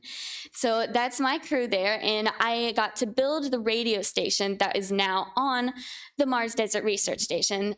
There's several outbuildings, but the basic idea is that you're not allowed to go outside without a spacesuit on, because otherwise you die, because you're simulating a mission to the surface of Mars. So they conduct a lot of research there, and there's actually a lady currently right there, Rachel, I don't know her last name, but wonderful lady, Rachel Jones. Okay, she was the one who told me about the Mars Desert Research Station, told me to apply to their first high school program. And so she is currently right there using the amateur radio station that I was able to build with the help of several different companies who donated. And that station remains on Mars. So she's working on setting it up. So be looking out for her to be working as a Mars analog station. So to make this quick, because I know you're running out of time, that's why I'm talking fast. My goal is to go to Mars, and my goal is to take Eris farther than just the International Space Station. I hope to work you guys from either the moon, which I'll settle for, but hopefully Mars. So I hope to work you there, and 73.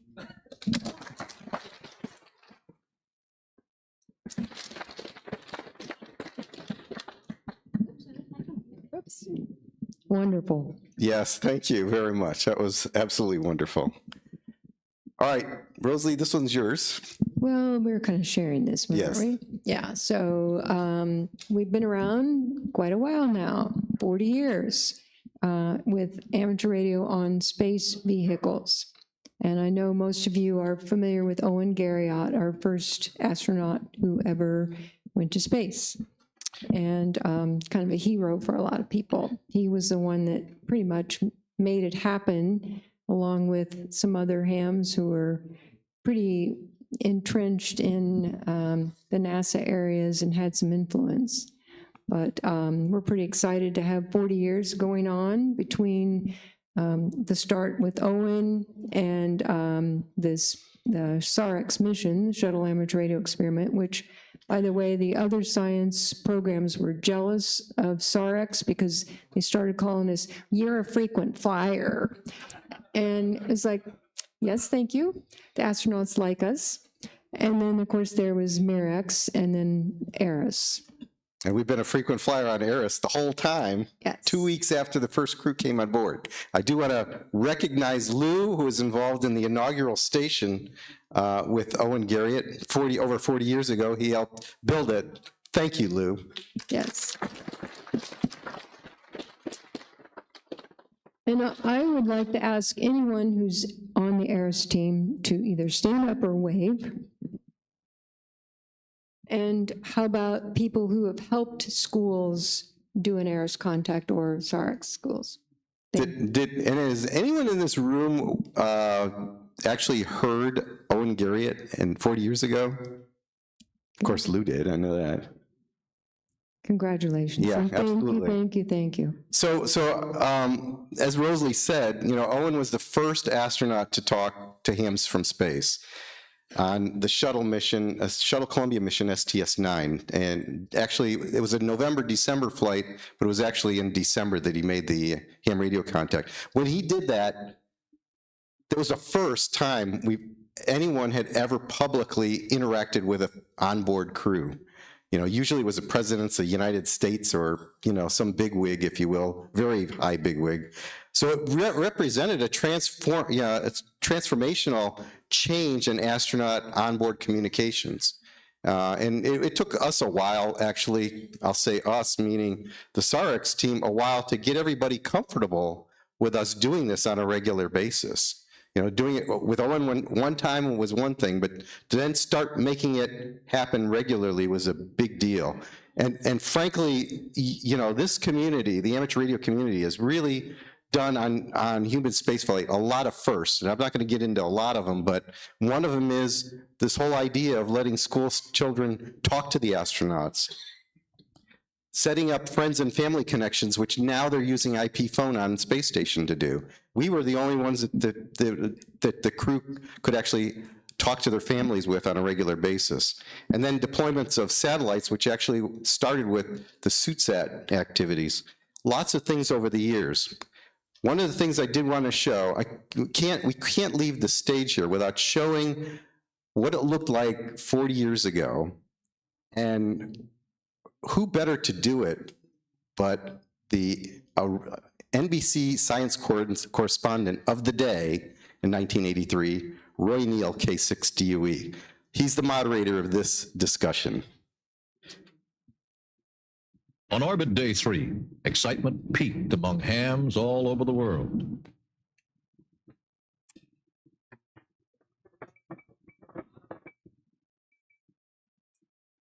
How about that for a radio station? How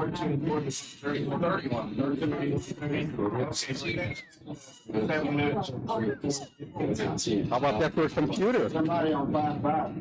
That was state of the art.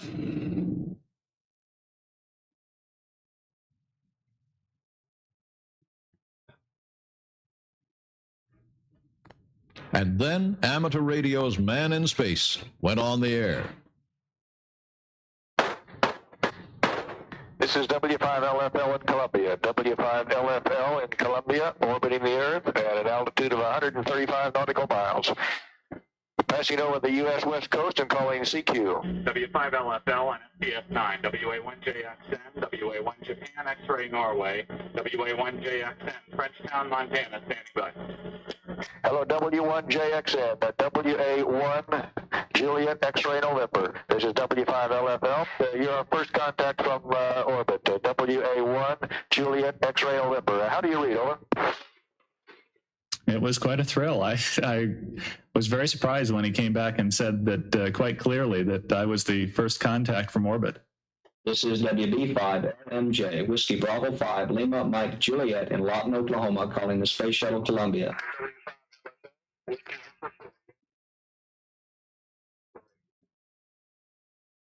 K-17 calling W5LFL, Kilo Alpha 7, Kilo November, calling W5. Talk about fever. Ham radio fever there. W5LFL, this is W5IU, Whiskey 5, India uniform. And those know that call sign, I'm sure. Yes. Keith Pugh. So we were supposed to have a Q&A, but obviously if you have questions, you're going to have to come to the booth. Yeah, we've actually got a mini forum at 2 o'clock. So if anybody wants to come in and get more, let me do say that this is the kickoff of this right now is the kickoff of our 40th anniversary.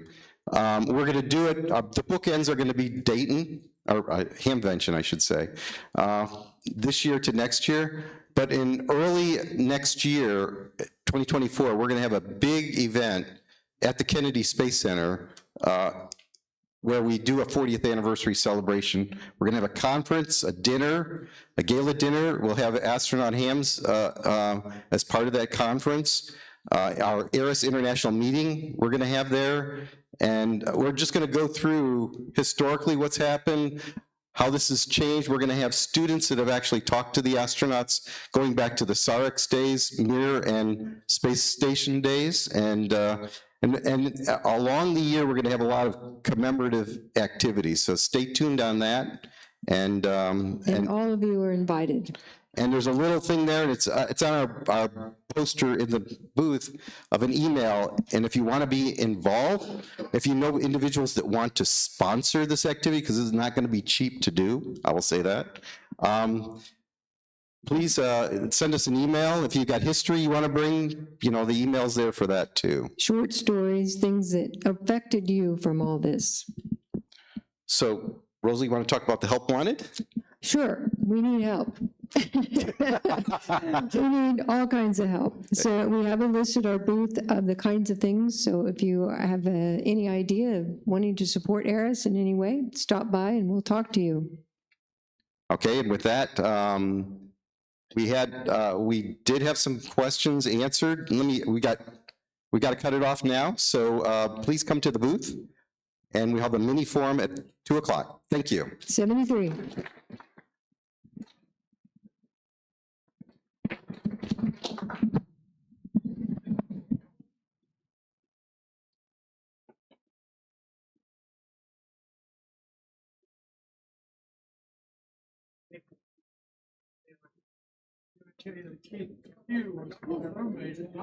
Oh. No worries.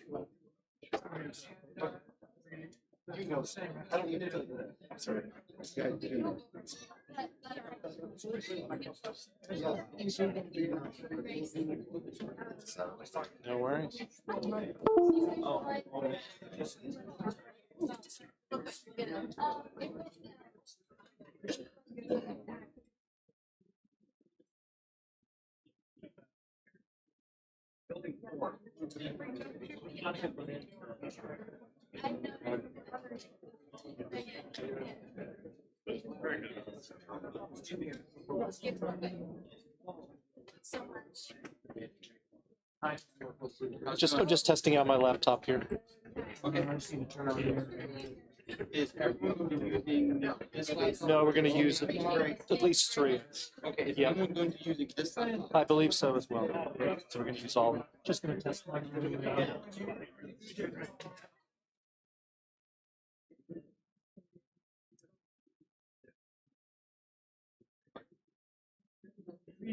I'm just trying to set the mirroring.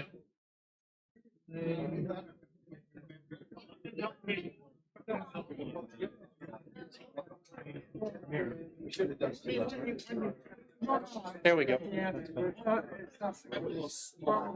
that is.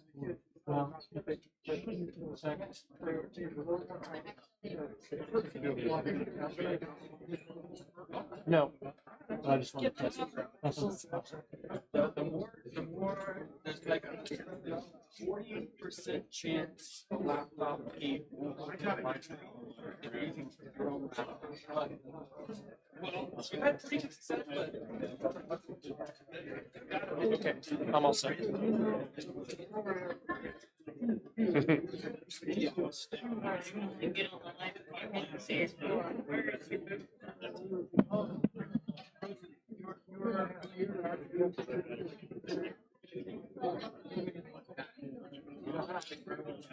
We're just doing a quick plug and play test here.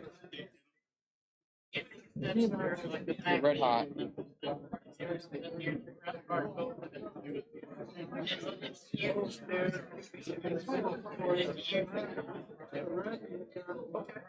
No, there is no switch. Okay, just give me just a second, sir. Do you want to? I need to switch your places. So we just need to.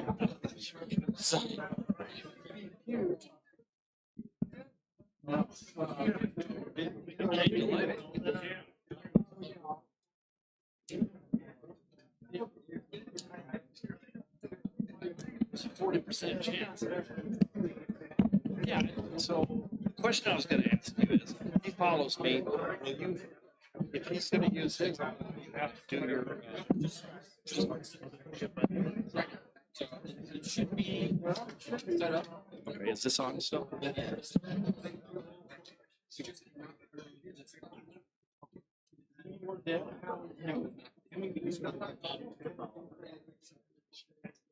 That's the guy that's right there. Because I don't know. No.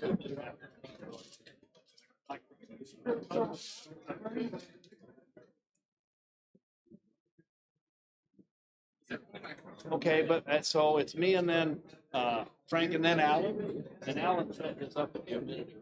Okay, so I guess so. Oh, yeah, okay, that's cool. Good thinking. Because if there's any way we can screw it up, you know it's gonna happen. Do that, 'cause you're gonna pick it back up. Let me, do not take me. Now I have a little test video.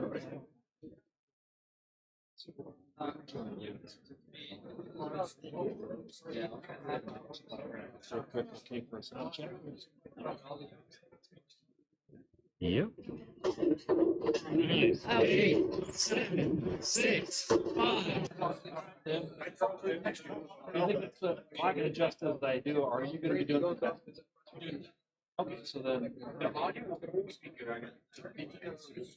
The video, that's great. Because then, yeah, it's harder for me to hear the audio.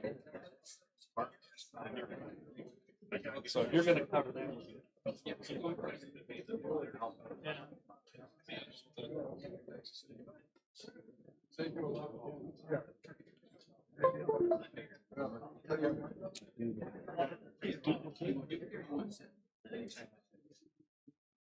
Well, I'm stupid. Are you going to be doing PowerPoint? Yeah, you probably won't. I'm going to also do a video. You tell me. Oh, because you're talking about the yeah, no, I'm just going to read. Good luck. Yeah.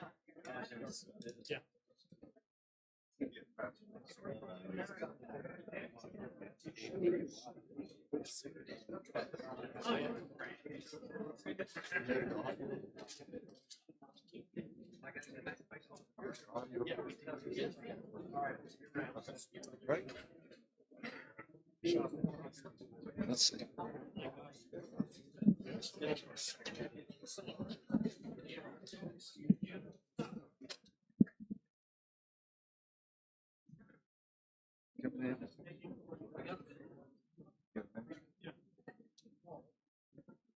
Yeah, just in case there's anything else you want to do.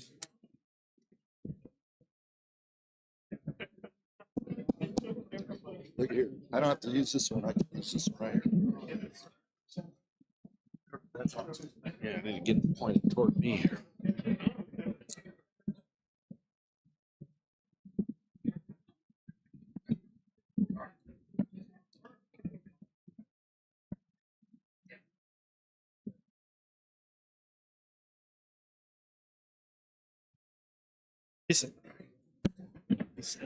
He's been with you before. I don't have to worry about it. Good afternoon. My name is Robert Bankston, KE4AL. I am the president of Amsat, more formally known as the Radio Amateur Satellite Corporation. We are a nonprofit established in 1969, March 3rd, I believe, with the sole purpose of putting amateur radio in space. And to do that, of course, we have to design, build, and launch satellites. We also work towards promoting space education for both adults and for youth. So today we've got several people that are going to speak. Our Vice President of Engineering, Jerry Buxton, N0JY. Frank Kornauskas is going to talk to you about our new youth initiative, N1UW, is that it? Oh, number one usually wins. Okay. We'll see how that one works. And then Alan Johnson is going to be speaking about education. And then at the tail end, we've got a special guest, Nick Pugh, will be sharing some information and news about upcoming events. So with that, I will turn over the microphone, but before I do that, let me, a couple admin things. Number one, just like Eris, Amsat is always in need of volunteers. So we're a volunteer organization. Nothing gets done unless people volunteer to do it. People say, when are you going to do X? And I say, well, when I got somebody who wants to volunteer to do X. So if you'd like to join us and help us do something, maybe you have a personal goal, please come by the booth, talk to me. I'll be happy to help you get started. Second thing is I have, we used to have a office in Washington, D.C., and I closed that with Martha's retirement in 2020, and that left me with a lot of excess inventory, of which I have some 2015 polo shirts.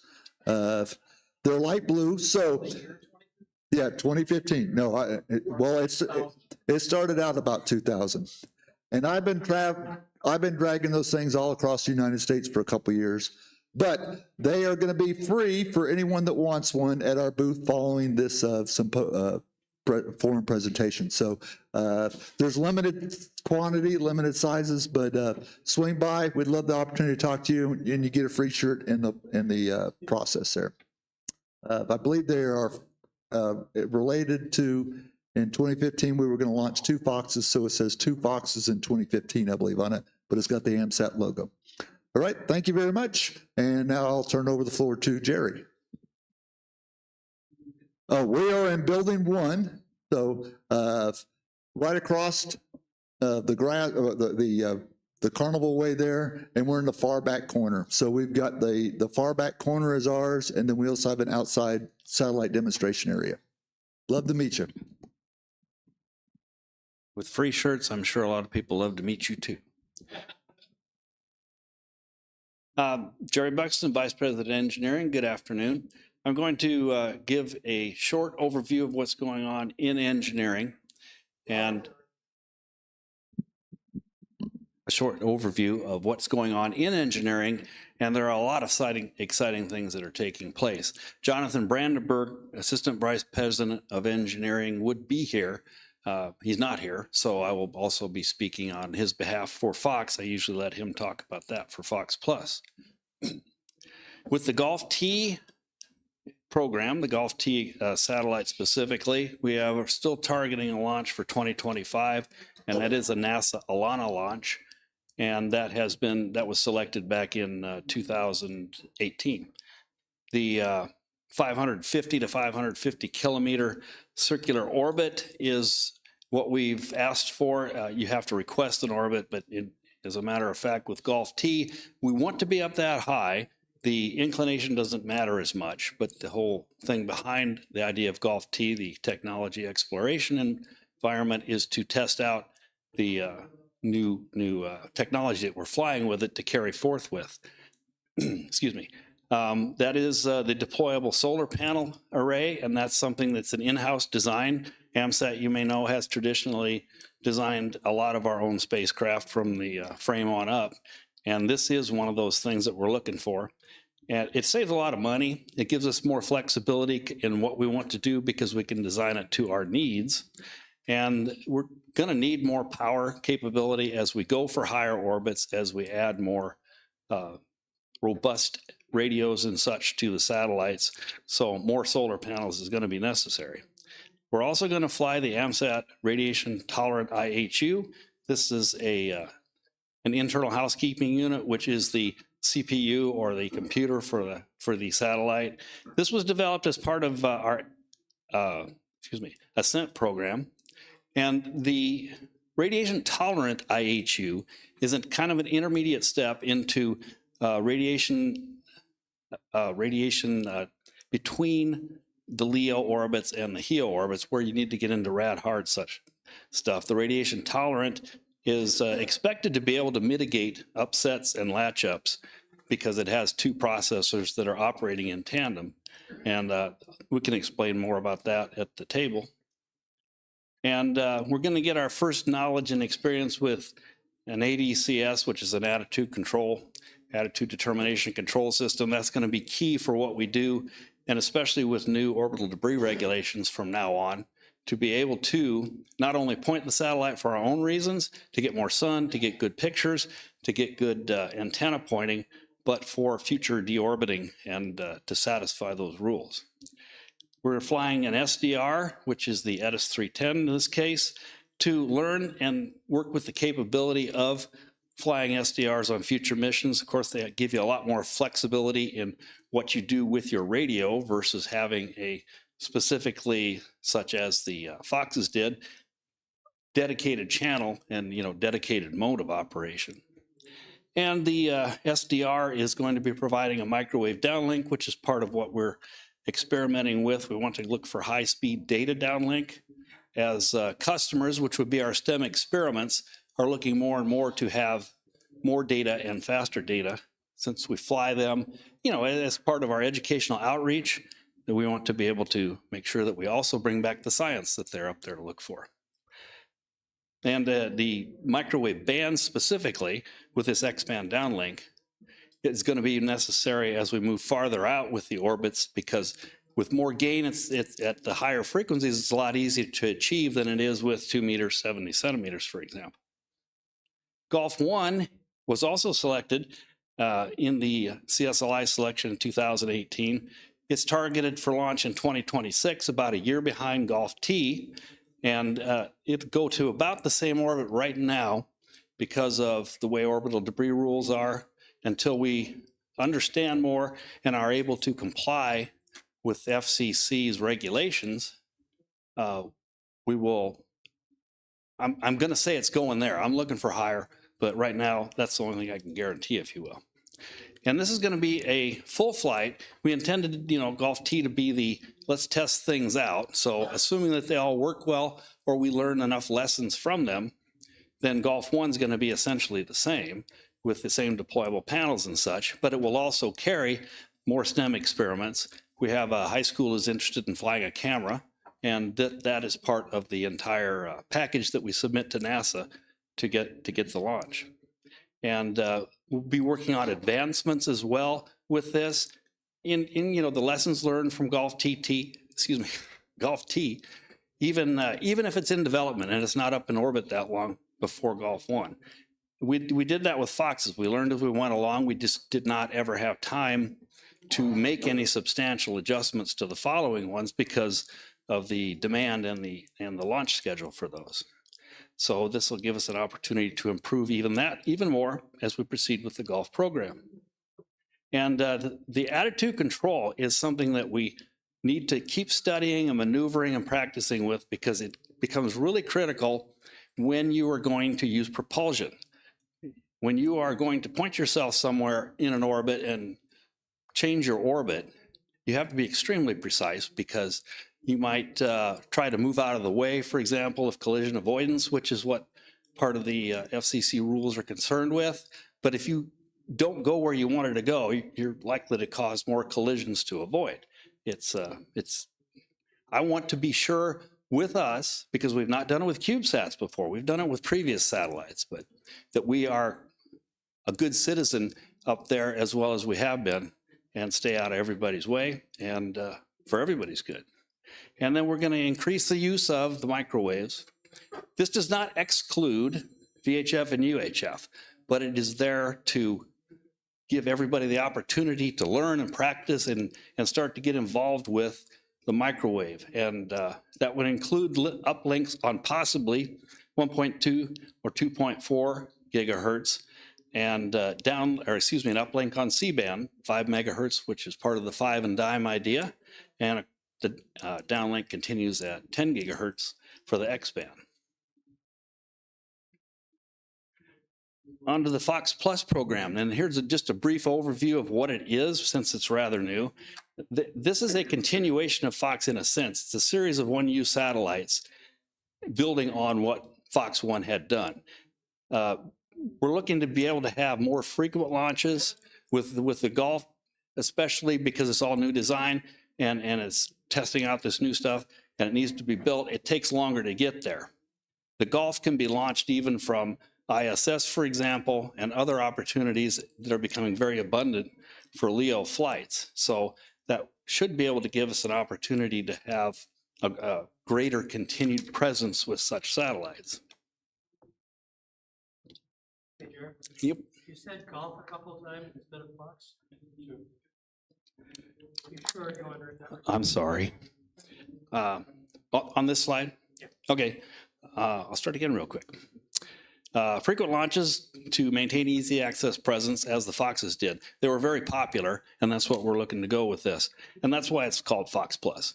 And we're also going to expect to be able to do some rapid flight testing of new systems. So as we develop new stuff for Golf and Fox, we can take that and get it into orbit quicker to test it and see, you know, is it ready for prime time, or do we want to do some more work on it? And a lot of that stuff will be coming from what's developed in Ascent, and I'll talk about that in a moment.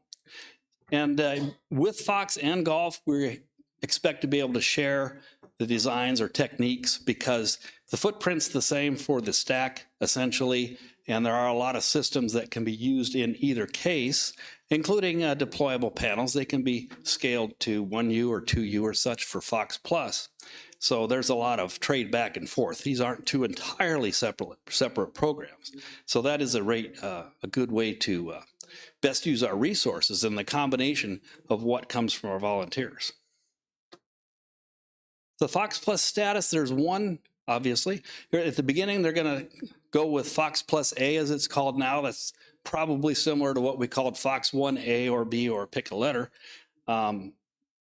Right now, the status up report is that we're pulling together information for a PDR, preliminary design review, which is the first look at the designs that you're coming together with for the initial run, and are they solid enough to proceed to an engineering model stage.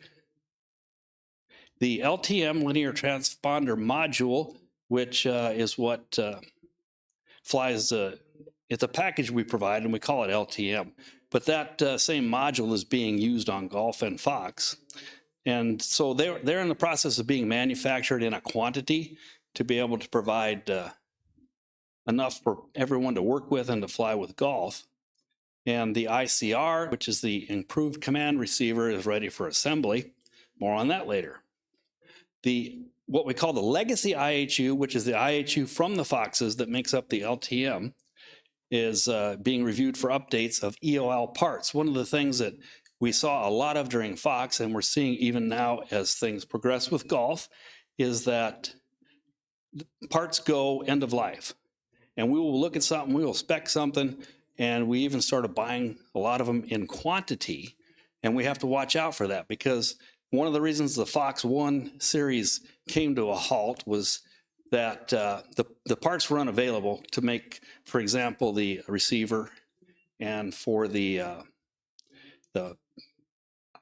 when was the receiver? It was the PSU, and you know, they're just other things that all of a sudden these parts are, you can't find them anymore. The transmitter too. So it would take a redesign, and the batteries, you know, so it would take a whole redesign to keep going with it. Well, the Fox Plus can pick up with that in mind, if you will, and be starting out with some better stuff.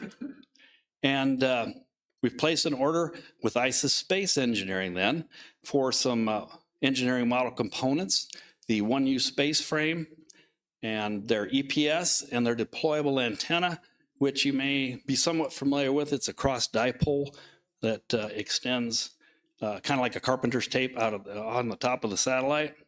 And they'll be working with that with the Fox Plus, plus 2 LTMs that are on hand that will are being shared because of our distributed engineering. We have engineers everywhere, and that way it makes it easier to be working on something with more than one person. Ascent, as I mentioned, is the Advanced Satellite Communications and Exploration of New Technology, an acronym for what was proposed in 2015 as a skunk works. And it is essentially just a playground or sandbox for engineers who have an idea, want to get together and try to develop something.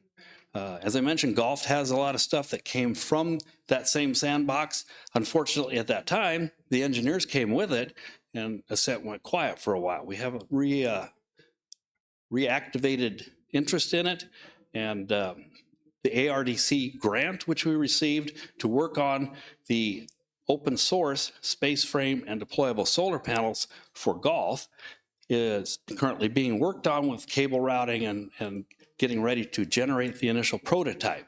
So it's actually for Golf T, but it is an Ascent project in that sense. And that deployable solar panel concept that was proposed is obtaining, in the process of obtaining mounted cells for validation and beginning their hinge and cable concepts. Getting traction on the development of the multi-channel FM transponder. This is an idea that some engineers came up with, and you'll see more about that shortly. And starting the generation of a SSTV transmitter as an educational payload that I think you might talk about in your piece. Frank will talk about that a bit. And we're having some great progress on what we call SDR Plan B, which is the idea of an improved, see, like I said, we fly in the Edison Golf T. We want to have our own. That's Amsat. That's what we do. So there is work going on with that in order to have something that has a better footprint, more in line with what our avionics stack is typically like. And so there's a lot of really good stuff going on. Unfortunately, a lot of it is kind of behind the scenes because it's difficult, especially with distributed engineering when we're all over the place. You know, everybody's somewhere and everybody's here and there to even get a picture of yourself working, you know? It's kind of hard to take a selfie with a soldering iron going over here or something, so. Huh? Oh, I thought you meant the soldering iron, okay. With more to come in Ascent. The RTIHU version 1.2 is being laid out. Better design for it before it's even flown. Custom debug boards being designed, and you'll hear about that too. And the flash loader nearly complete as well. PackSat is a great idea that's coming along, and Bill Reed is here to talk about that later at the table. Prototype transceiver board's ready. We've seen a packet software demonstration of it, and it's very cool.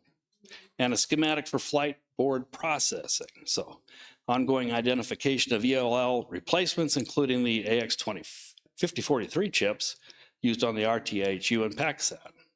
Sorry, I got to speed it up a bit here. We need volunteers, can be covered here, and please do come by the table, but there are some specific tasks that we're looking for people.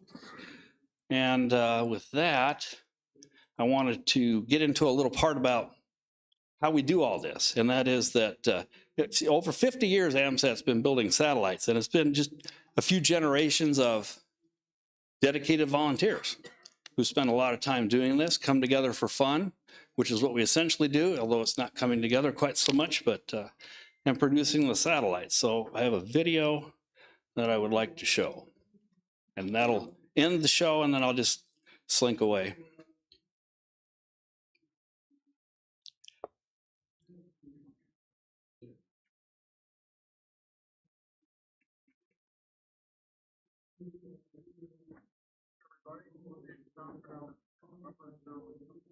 Turn it up.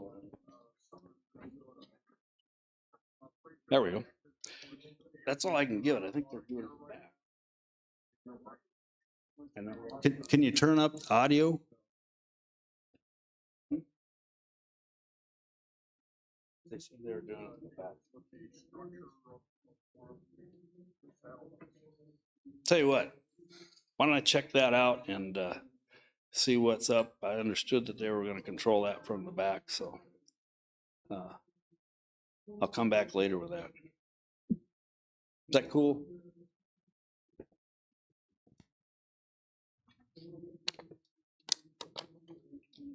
All right, and if you have questions, there's a lot to talk about in engineering, so I'm just saving any questions you have to come back to the Amsat table, and there are several of our engineers in the room, and they stand up, y'all, and we'll all be there to answer questions about the various particular systems.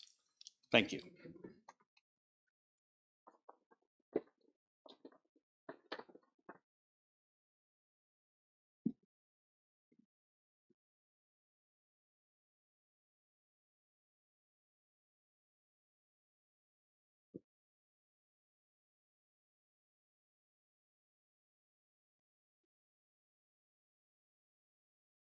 There we go. Well, let's see how this works. Good afternoon, everybody. My name is Frank, N1UW. I am the Vice President of Development for Amsat, and we'll give this one try here. And if it doesn't work, we're just going to go on without it, okay? There we go. Okay. This will be a real quick introduction or repeat of what we're doing with the Youth Initiative. There's two reasons why we started this up a couple of years ago. Lost some ground due to COVID, unfortunately, but that's the world that we live in. The Youth Initiative actually has two purposes. One, obviously, is to introduce kids into the world of amateur satellites and amateur radio. The other thing that we're doing, the other reason for the Youth Initiative is, the amateur radio community cannot afford the cost of flying in space anymore by itself. So we have to look for external funds from philanthropic organizations or corporations in the aerospace industry. And the best way to do that is to offer a program that is of socially worth redeeming value, as opposed to just everybody working their Gridmaster Award, right? So that's one of the reasons why we have the Youth Initiative, is to demonstrate what we're doing to promote STEM activities throughout the youth world. Okay, what we have developed is we have two different brands, which we own the domains and trademark names for. KidSat for the kids in about 5th grade to 8th grade, something like that. And no teenager wants to be called a kid, so we have BuzzSat for kids up in the high school and beyond age group. Now, one of the differences in this program from a lot of other approaches is that this is not an amateur radio licensing program. Okay, that is not our interest. If you walk into a virtual classroom and say, okay, who here is interested in amateur radio? It's like nothing. The kids don't even know what amateur radio is. They don't even know what radio is. They don't even know that this is a radio, okay? So what we're doing instead is we're going after the kids with interests that they already have, like climate change, pollution control, preservation of natural resources, a career in the military, broadcasting, space, science itself, all of this stuff. Kids with any scientific inclination at all, they already have an interest in this. So what we're doing is approaching them saying, okay, you have an interest in this. Let's show you how satellites in space help us improve our lives here on Earth, okay? So that's the message to the kids to get them interested. Amateur radio then becomes the laboratory, okay? Amateur radio is not the end game. It's the laboratory that we use in all of the experience and the hands-on activities. So what do we do? I mean, what are we actually offering? There are 4 different areas of activity. One obviously is going to be, and we're in development on these right now. We're ready to pull the trigger on a small scale in the 3rd or 4th quarter of this year. There's a series of online courses. These are not college level courses. These are not even full semester high school courses. Think kind of like a step up from a Boy Scout or Girl Scout marriage badge. Okay, there's some work involved, but we're not going to make them scientists. We're just trying to light the fire and get them interested in pursuing these areas by giving them some interesting activities that have some quick rewards and some reinforcement for doing that. So for all of those areas that I just mentioned, pollution control, climate change, broadcasting, so on and so forth, there's a curriculum track for them to follow, and again, using amateur radio as a laboratory. How does that work?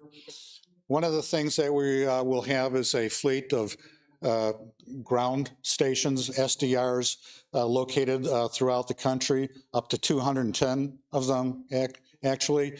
And it's not the usual SDR that you see. If you look up at the screen there, you see in the middle there's a very tight front end on that, where we're pointing them to the NOAA polar satellites, the ISS, and some of our own satellites that'll have STEM payloads on them that Jerry talked about, okay? So they'll learn the orbital mechanics by learning how to track the satellites, predict them, then tune in the SDR and download the telemetry or the data, and then the curriculum that we have online shows them how to manage that and hopefully have some fun with that. Along with the SDRs is a fleet of what we call non-orbiting Earth science experiments, or NOSI. What this is a enhanced version of Alan's CubeSat simulator that you're going to see in a minute. Basically what this does is add 5 different sensors in there for measurements of phenomena that are associated with climate change. Okay, everybody knows maybe what a Davis weather station is. Okay, for home weather station, this is like a climate change or global warming version of that. Now, this is also, and then finally, I want to talk about just a sentence what Jerry was talking about, the STEM-oriented payloads. We've got some initial plans for up to 4 of these. This is not a separate family of satellites. What we're talking about is educational payloads that'll fly on board the Fox Plus series of satellites that Jonathan Brandenburg is working on. So yeah, these are educationally oriented, but yeah, by the way, they do have amateur radio transponders or linear transverters on them too. So we have to have some fun too, okay? But kind of the point is the amateur radio is a reward for doing the right thing, okay? Not the end game in themselves. So, I'm sorry. One thing, did I do that? The one thing that is kind of unique about this approach too is this is not a school-based program. Okay, there's nothing wrong with the schools, but this is not a school-based program. We refer to this as a community-based program. So that if a school wants to pick this up, that's actually fine, but we're making the materials in the program directly available to the parents, the kids, community leaders such as Boy Scout or Girl Scout leaders or 4-H or whatever the case may be. This is open source, anybody can use this. The way we're making our presence in each of the marketplaces is a partnership with local television stations. There's 210 different television markets in the United States. We've had good conversations with network management and some station management. They love the idea because what we do is key on the meteorologist at the television stations. Okay, it's usually the meteorologists that host the in-school relationships and so on and so forth. So this is a win-win situation. The television station has an opportunity to further engage with their audience, increase viewership.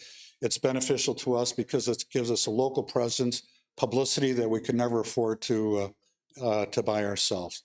Okay, so that in a nutshell, ladies and gentlemen, is the youth initiative right now. There's a lot of layers of details to that. Come by the booth, we'd be happy to talk about that.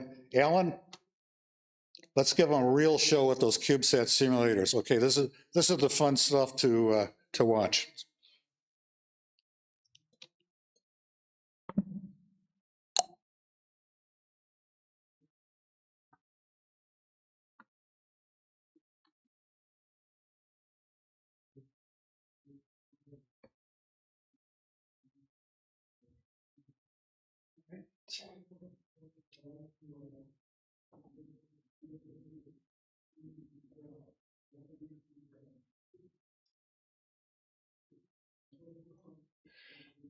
Okay, so hi everybody. I'm Alan Johnson, KU2Y, and I'm Amsat's Vice President for Educational Relations. I'm also an Associate Teaching Professor in Electrical Engineering at Villanova University. So if you stopped by the Amsat booth this week, you will have seen the CubeSat simulator, and that's primarily what I'm going to talk about today, as it's the core of our current education outreach mission. So I'm going to talk about the CubeSat simulator. I'll mention the team that's put it together, and give an overview of what it's made of, how it works. We'll do a demo here, see if things actually work in person, and then talk about how you can get involved as well.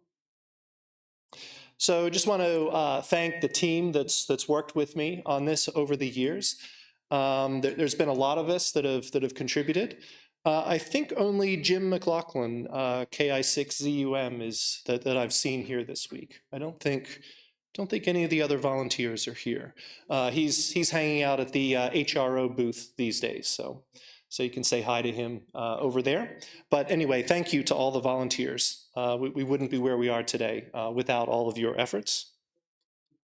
So the CubeSat Sim, it's our It's our core product that we have that we use for outreach to universities, high schools, and basically anywhere that someone wants to do a demo of amateur radio satellites and show how satellites and radio communications works. We also hope in the future to use this as an outreach towards libraries, museums, and maker fairs. So going after sort of non-traditional ham radio groups and introducing them to amateur radio and satellites. So the CubeSat Sim, it's a low-cost satellite emulator. It basically does the same things as a real satellite, but it's designed for the classroom. Everything is designed to be low cost to build, and to demonstrate as many STEM, science, technology, engineering, math principles as we can. And as such, it's got working solar panels, rechargeable batteries, real sensors, and it transmits telemetry in the exact same format that real CubeSats do when they're on orbit. And it has a 3-board stack, including a Raspberry Pi. The current version of the simulator uses a Raspberry Pi Zero, and Pi Zeros have been very hard to find lately due to global supply chain issues. So we're actually working on a beta version that uses the Raspberry Pi Pico, and I'll talk about that in a bit. And it uses the same software, the same ground station as our real CubeSats. So some of you, I'm sure, are familiar with Fox2Lem, which is the excellent open source software that Amsat has developed, and that's what we use to monitor the health of our orbiting CubeSats. And the CubeSat Sim basically generates identical radio signals that you decode with the same software. So you can use it to practice and train. And then if you just switch to basically an outdoor antenna and then tune in at the time your prediction program says, you can receive real satellite telemetry. So I'll just talk a bit about the version 2 beta.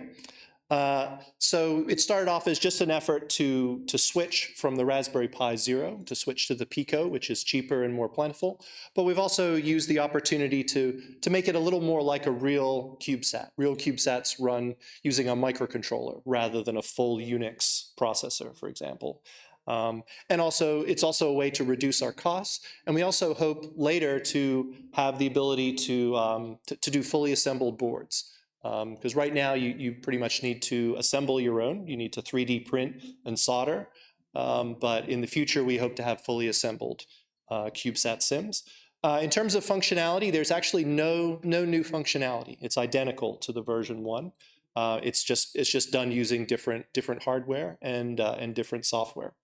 The new version 2 has these blue boards, so you can tell right away which one it is. And we're currently still supporting V1, and we will continue to support the version 1 for quite a while, although in the future we may not add features to the version 1 software and hardware. So just a little bit about what is under the hood of the CubeSat Sim. So the main board has the Raspberry Pi Pico microcontroller and also some transmitter hardware. Unfortunately, once we went away from the Pi Zero, we weren't able to use the RPi TX library, which modulated the clock pin on the Raspberry Pi, and we used to generate all our RF. The upside is that our new hardware actually has more power, and if you remove the attenuator, you can actually get 500 milliwatts of power, which we found useful when we flew a version of this on a high-altitude balloon a few weeks ago. We were able to transmit live slow-scan TV images from our balloon, which was a lot of fun. So that's a plus for that. And it's also got temperature, pressure, humidity sensor, and a 3-axis accelerometer gyro. The solar board has the current and voltage sensors, so we monitor independently the current and the voltage of all the solar panels and the battery, so you can look at the power situation. And then finally, the battery board, we use low-cost nickel metal hydride batteries. They're also very safe batteries for students who are building it. If you short out a nickel metal hydride battery, it doesn't turn into a flamethrower, for example, which is a plus. And the ground station for the CubeSat Sim, it's just the same software. If you already do satellite telemetry, it's the same software that you're using today. And in particular, we've built it all into the excellent Fox in the Box program developed by Burns Fisher. And basically, Fox in the Box is a Raspberry Pi image that has all of the software that you might need for satellite telemetry preloaded with scripts to run them and configure them, and you just switch between them nicely. So you get things like Fox Telem, Direwolf, QSSTV, OpenWebRx, Cubic SDR, gpredict, and others. And they all work together nicely. And if any of you have ever used SDR software, in general, they do not work together nicely. As soon as you run one, it crashes the other. So anyway, it's nice for this. You can also just manually install the same software on your Mac or Windows PC and do that as well. So the CubeSat Sim, it transmits in 5 different telemetry modes covering a whole spectrum of different satellites. So some of them are the same as the ones we use in our Fox CubeSats. Others include APRS and also slow scan TV. And you can do an awful lot with CubeSat telemetry, with satellite telemetry. You can really learn a lot about this. And we have a team that's developing some materials and experiments for students to use for this. So you'll be seeing those coming soon. And one way to do it is you can take your CubeSat Sim, put it on a turntable, put a lamp in front of it, and spin it as if it's in space, and you generate very realistic satellite telemetry with that.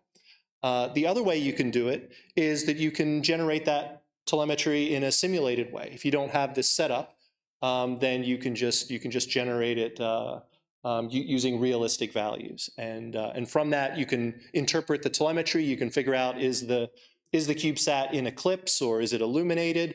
What's the rotation rate? What's the axis of rotation?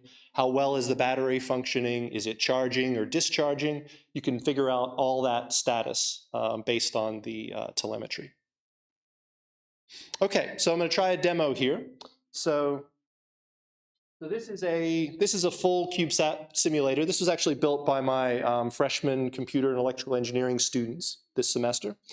They did a pretty nice job on it, I think. This is the tape measure dipole antenna. Normally it would have solar panels on all sides, but it's we left them off to show it. But I'm going to try a demo here using this. These are the beta boards, the V2 boards. So anyway, demos always fail. So let's see what happens. So I have my ground station set up.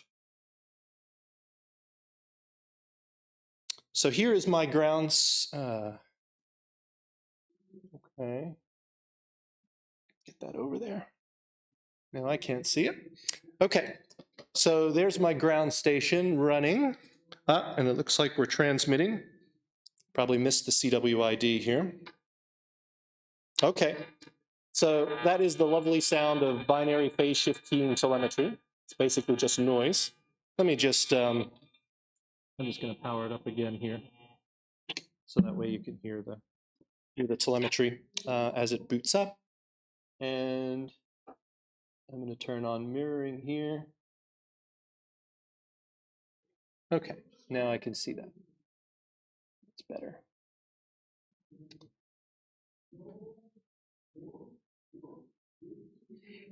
Okay, so this is Fox Telem software, and we should see the signal. There we go. There's the Morse code.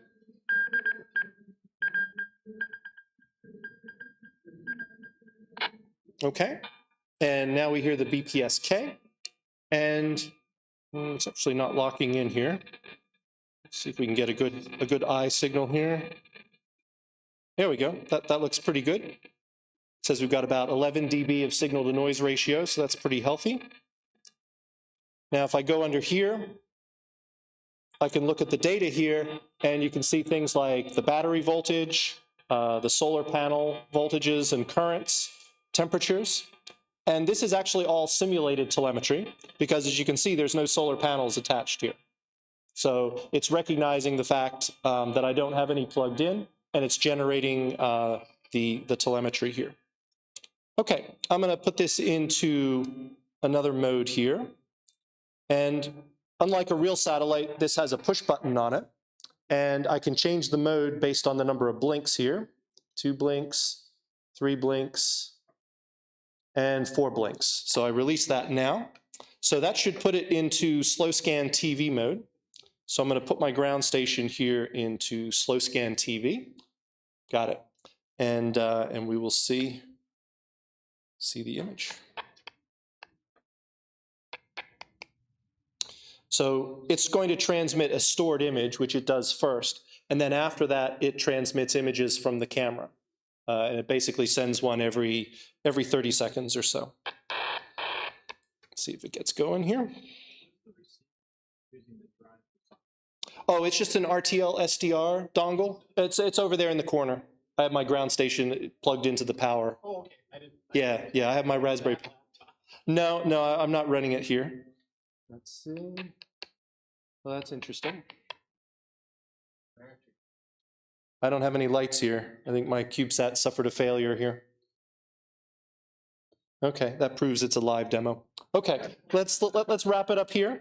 Anyway, if you want to see more about the CubeSat simulator or ask questions, come to our booth. So thank you very much.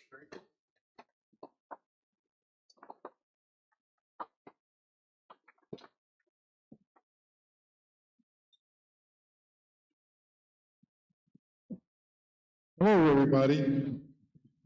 I'm Nick, the Raging Cajun from Louisiana. And I want to take about 30 seconds just to tell you a little project that Bob Twiggs and Melissa Lepore have going. They're going to run a summer camp about the second week in July.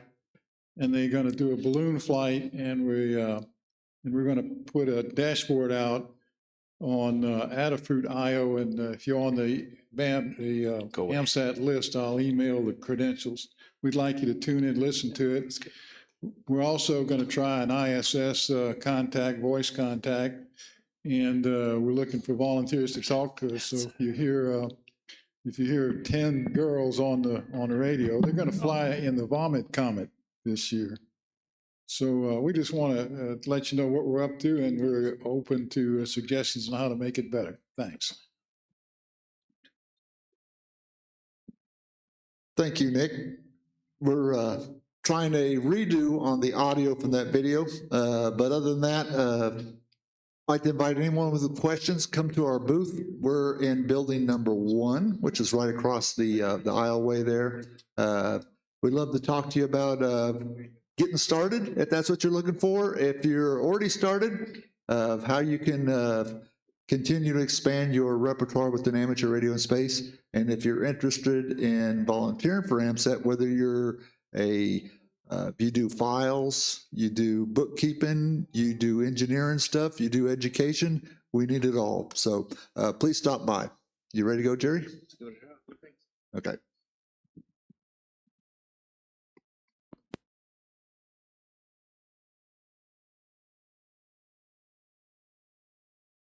Hey, everybody. My name's Tom Karnauskas, November 0 Uniform Whiskey, based in southern Minnesota.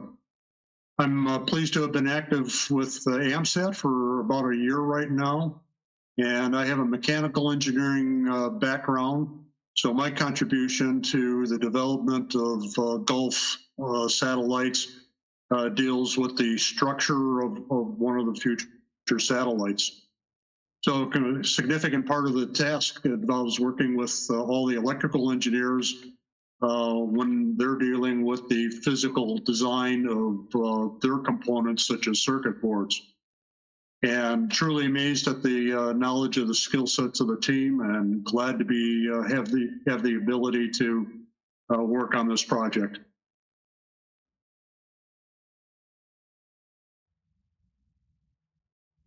Hi, this is Rich Gopstein, KD2CQ. I'm a software engineer. My contributions are to the Golf T satellite, where I'm working on the AX5043 radio chip, which does the telemetry and some command and control, as well as the Eris SDR module. In addition, I'm working on the Ascent project on a new generation SDR project that we're going to build for future satellites.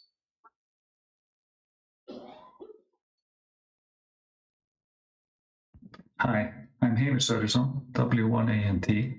My contribution to Amsat has been writing a flash loader for a new onboard computer, the Radiation Tolerant Internal Housekeeping Unit, or RTIHU. The flash loader takes control every time the onboard computer is started and can be used to load or update the actual flight software. Debugging low-level software like this is sometimes best done using an oscilloscope. Hi, I'm Chris Grill, WB6CQA. While I'm an embedded engineer that will be working primarily on the Fox Plus project, my current contribution is to the Golf T team, where I'm working on laying out a debug adapter for the Golf T engineers to use while working on RT-IHU firmware.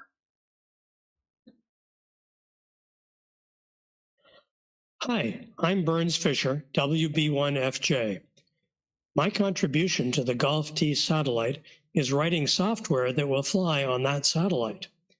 This software has multiple jobs: switching control from one main computer to another in case of failure, collecting data like temperature and voltage around the satellite and sending it to the ground as telemetry, not to mention receiving, authenticating, and executing commands from Amsat ground stations. I've always wanted to work on spacecraft, and I'm getting a chance to do that with Amsat.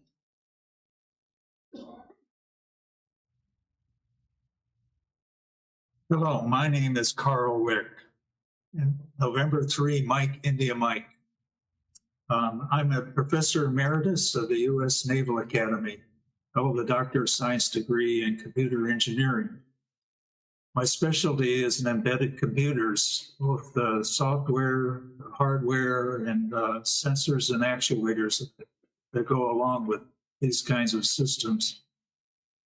My current project for Amsat is to characterize the radiation environment of the Golf T orbit so we can figure out what our expectations might be in the way of total dose of the electronics and also things like soft errors that occur due to radiation.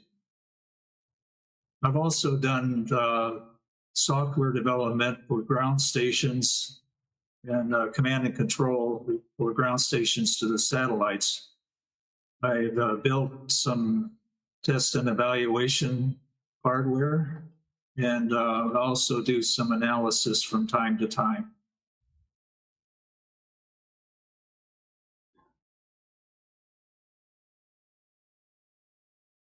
My name is Andrew Robinson, KA3WDW, longtime amateur radio operator, but new to the Amsat team. Recently started collaborating with Joseph on developing a FM crossband repeater that leverages SDR technologies to expand the capabilities of our CubeSat platforms.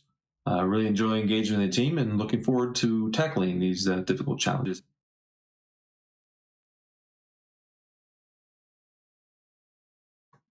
Hi, I'm Joseph DeVerde, K0NMR, longtime practitioner of radio science, RF engineering, and scientific instrumentation.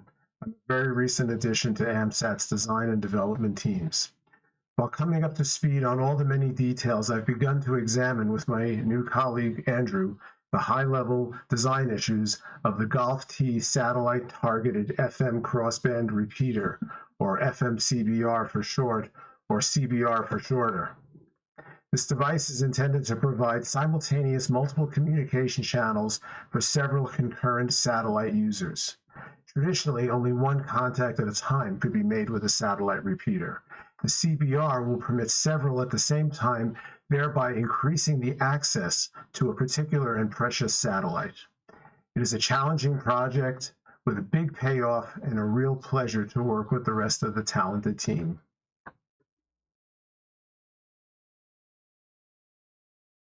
Thank you.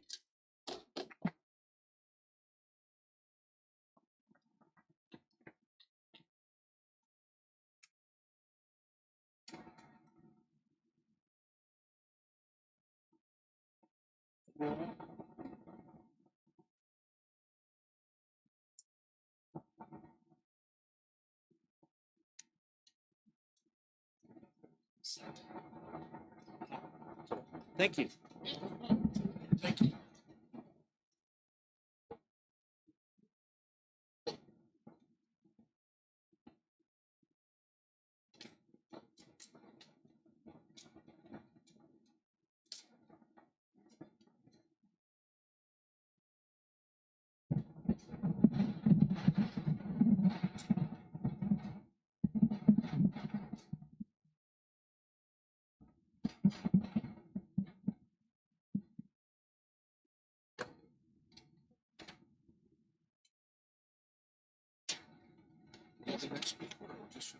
Oh, I'm just the AV guy.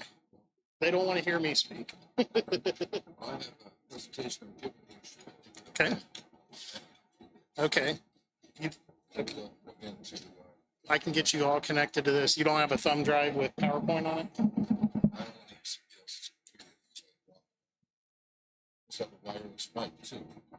Okay. Sounds good.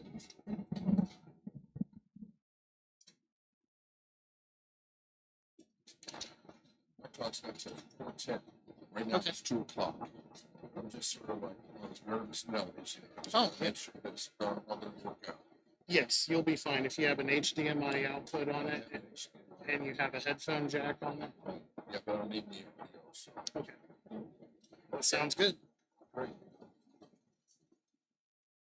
Back as soon as I can before my talk starts. Sounds good.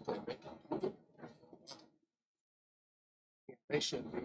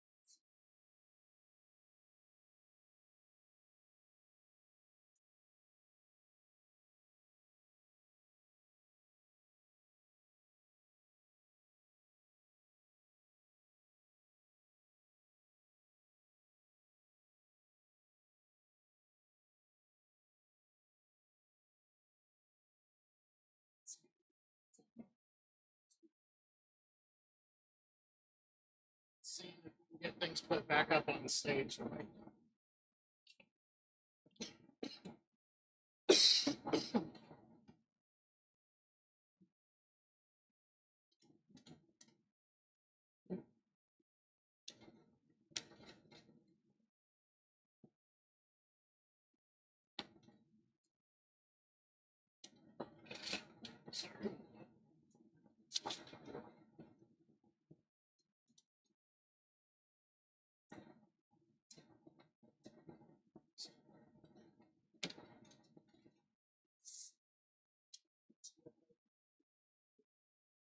Yes.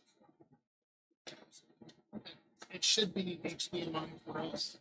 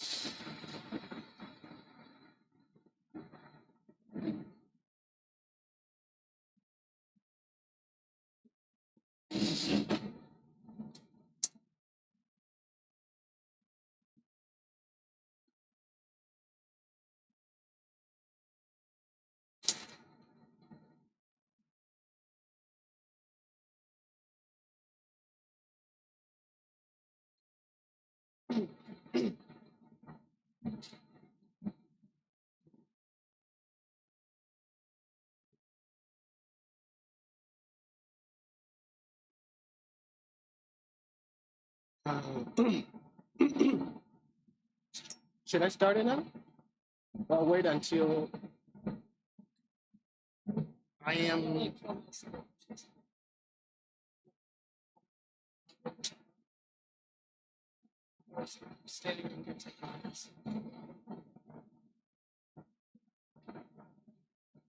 Do you have computer audio?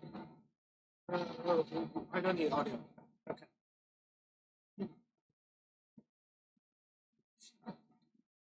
Okay. All right, you should be.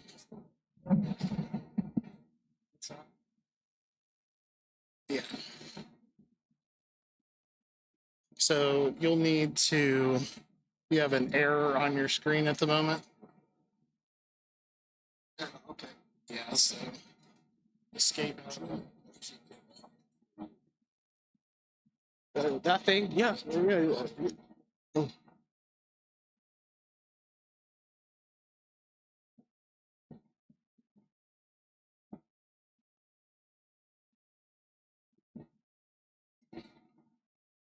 It's working this time? I guess so. Okay.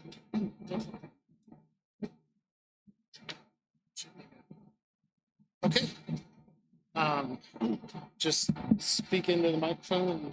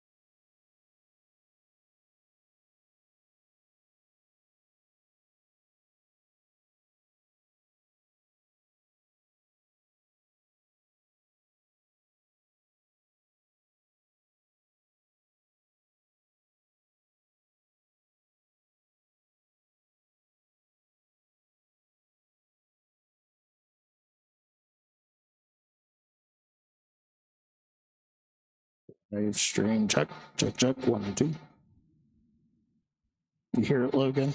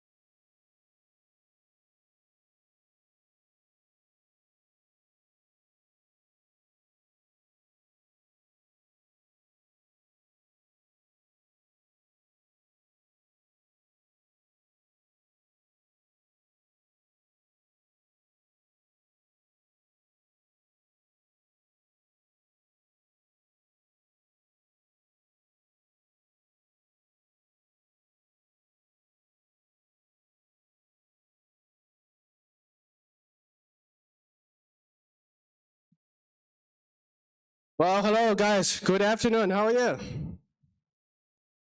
And I'm very honored to be able to stand here to talk to you guys today using the language I'm not familiar with. So my name is Jesse. My amateur radio call sign BD7RY. I'm from the business side. I'm the founder and CEO from Chaligans, and we are a ham radio manufacturer in China. We flew in 3 days ago, and this is actually my third time come to Hamvention, but it's my very first time to be able to speak in front of you guys. I'm a little bit nervous. Thank you in advance for sitting here listening to me. So today I'm going to talk a little bit about the ham radio in China and some opportunities that when it comes to connecting the worlds. A little bit about myself. Actually, my ham radio journey started in 2016, not very long ago. But as soon as I discovered the hobby, I felt into the hobby. And I'm very active right now on HF, mainly for 40 meter and 20 meter bands for sideband and DMR. Oh, sorry, the DMR for UHF and for UHF. Those two bands are the most popular bands for operators in China to operate on HF. And for my rigs, I typically has two kind of rigs, one for my home station and another for the one that I go mobile. This is my home station. I use the FTDX10, a great radio, with the LDG tuner. They are both sitting in a corner of my bedroom, right next to the window. And for the left picture is my antenna setup. It's a 40 meter end-fed half-wave antenna on top of the building. It's right next to a bunch of solar panels, so you can understand what kind of noise will that be. And I use a coax cable from the top of the floor, go through my window and to my radio, and that's my radio setup. There's a reason for it. I'll come back to that later. And if I go mobile, I would use the legendary model, the Yaesu FT818. I use a CS818. It's an antenna tuner from our development, our own company's products. And I use two of them to go to the field, and I use most of the time the portable antennas like the ground plane antennas and dipole antennas and to do the field operations. And a little bit about my career. Like before founding Chaligans, I was working as a sales and marketing person from different companies specializing in maker electronics, in Internet of Things and artificial intelligence, things like that. And like I mentioned earlier, I'm licensed. I was licensed in 2016, and I fell into the hobby a lot. And in the late 2020, I see something that it's possible to be done, to bring the new things into the hobby. And that's the reason I started the company Chaligans. And for now, my hobby and my career, they're equal to each other. What a wonderful world, isn't it? And today I'm going to talk about the connecting worlds. I'll be covering the three subjects. We'll go through the status of the current ham radio in China. And the second will be the connecting to the worlds, the opportunities and challenges that I see. And I'll take a little bit time to introduce the company that I founded, what exactly we do, the role and the vision for the future ham radio in my point of view. So like everywhere in the world, in China, in order to be able to be on the air, you have to acquire a license. In China, you need 2 licenses to be able to transmit on the air. One for the personal license, and another is the radio license. The personal license, also called as an operator license, means that you're a certified ham radio operator.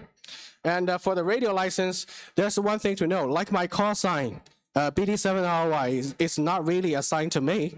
is assigned to the radios that they use, like the mobile radio, the FT818 or FTDX10, or my handhelds and things my call sign is actually assigned to the radios, not to me.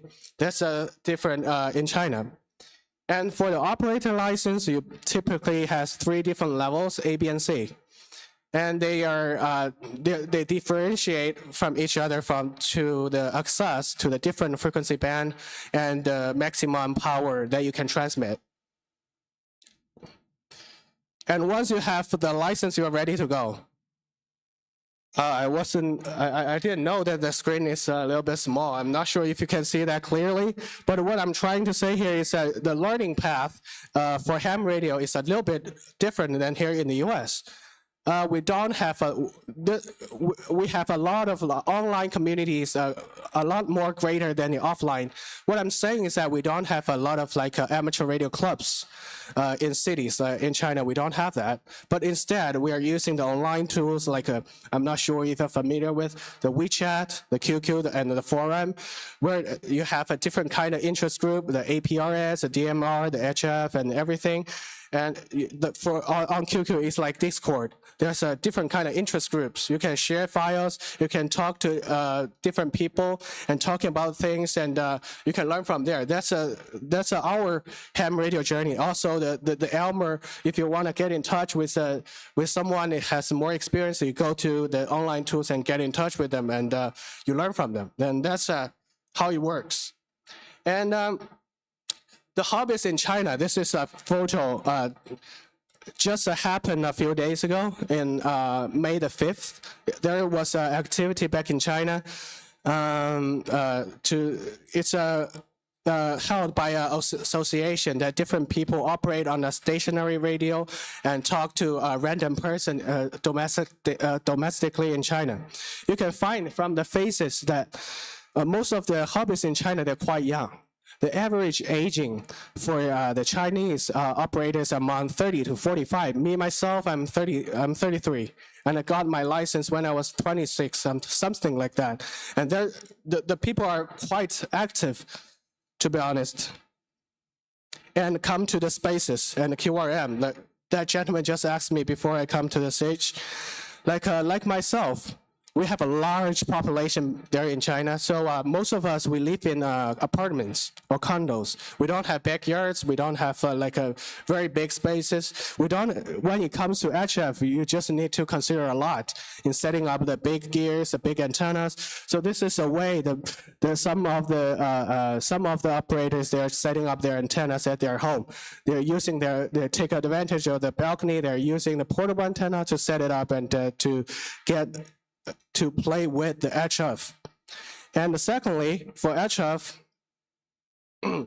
it's our QRM is very bad. It's very, very bad because most of the Chinese hams we gather together in big cities, like in Hong Kong, in Shenzhen, in Beijing, these kind of cities. And this city we have a lot of solar panels. We have a lot of cable lines. There's a lot of electronic cars, and that made the QRM really, really, really, really bad. And even if you operate from HF, you turn on the radio, the noise floor can hit SA to S9 most of the time. And if you really want to play with HF, you can do that, and you go mobile, and that's the way you do it. So most of the Chinese operators, they are playing with UHF and VHF, no matter analog or digital modes. With repeaters in cities, you're able to do some domestic propagations. But when it comes to HF, this is the thing that you do. You go portable, and and that's some of the reasons that most of the products that come from China, there's already some products available from the global market. You will see them most of the time, they are in portable form, and that's one of the biggest reasons for that. And I want to talk about a little bit about the history of the development in China about amateur radio. I will show you a video. There's 2 words to describe the history of amateur radio in China. I would say late and fast. We started quite kind of late, but we're growing really fast. This video is showing in the last 20 years, the amateur radio operator population ranking from different cities. You can see from the videos that ever since 2014, China has become the third largest population country right after the US and Japan. The reason I said we started late is at the year of 2012, we have less than 20,000 operators. And by the time, right now, 2023, we have more than 200,000 operators, so already 10 times than 20 years ago. Actually, that's easy to understand because you guys understand, thanks to the globalization, Chinese economy and technology started in the latest 20 to 30 years.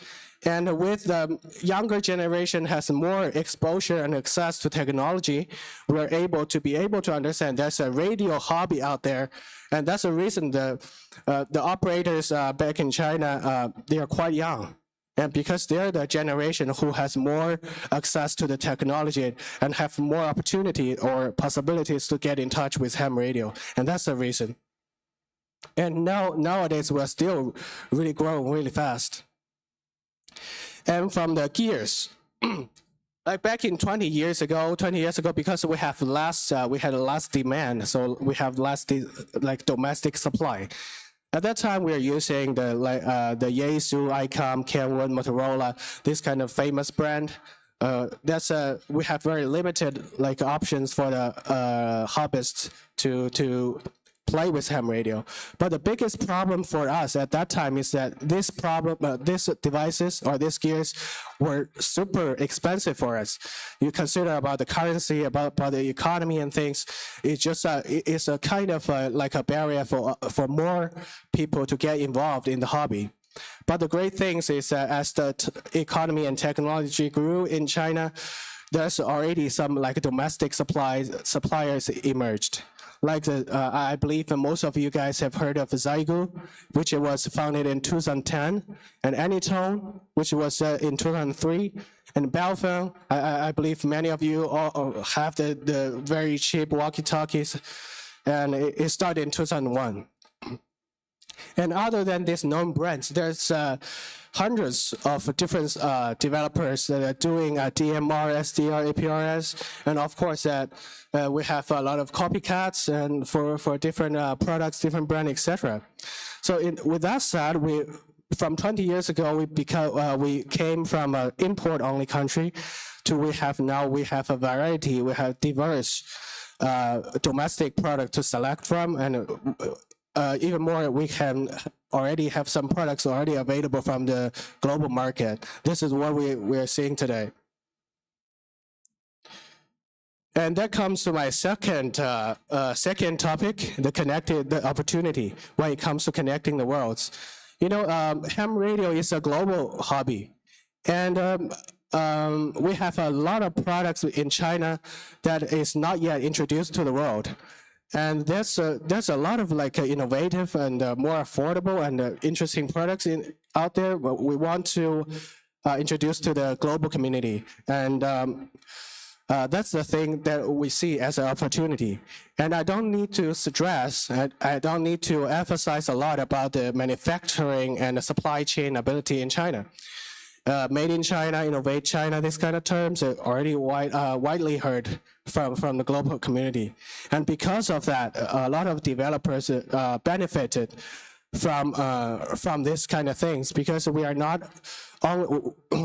they're not only playing with radio, they are developing radios.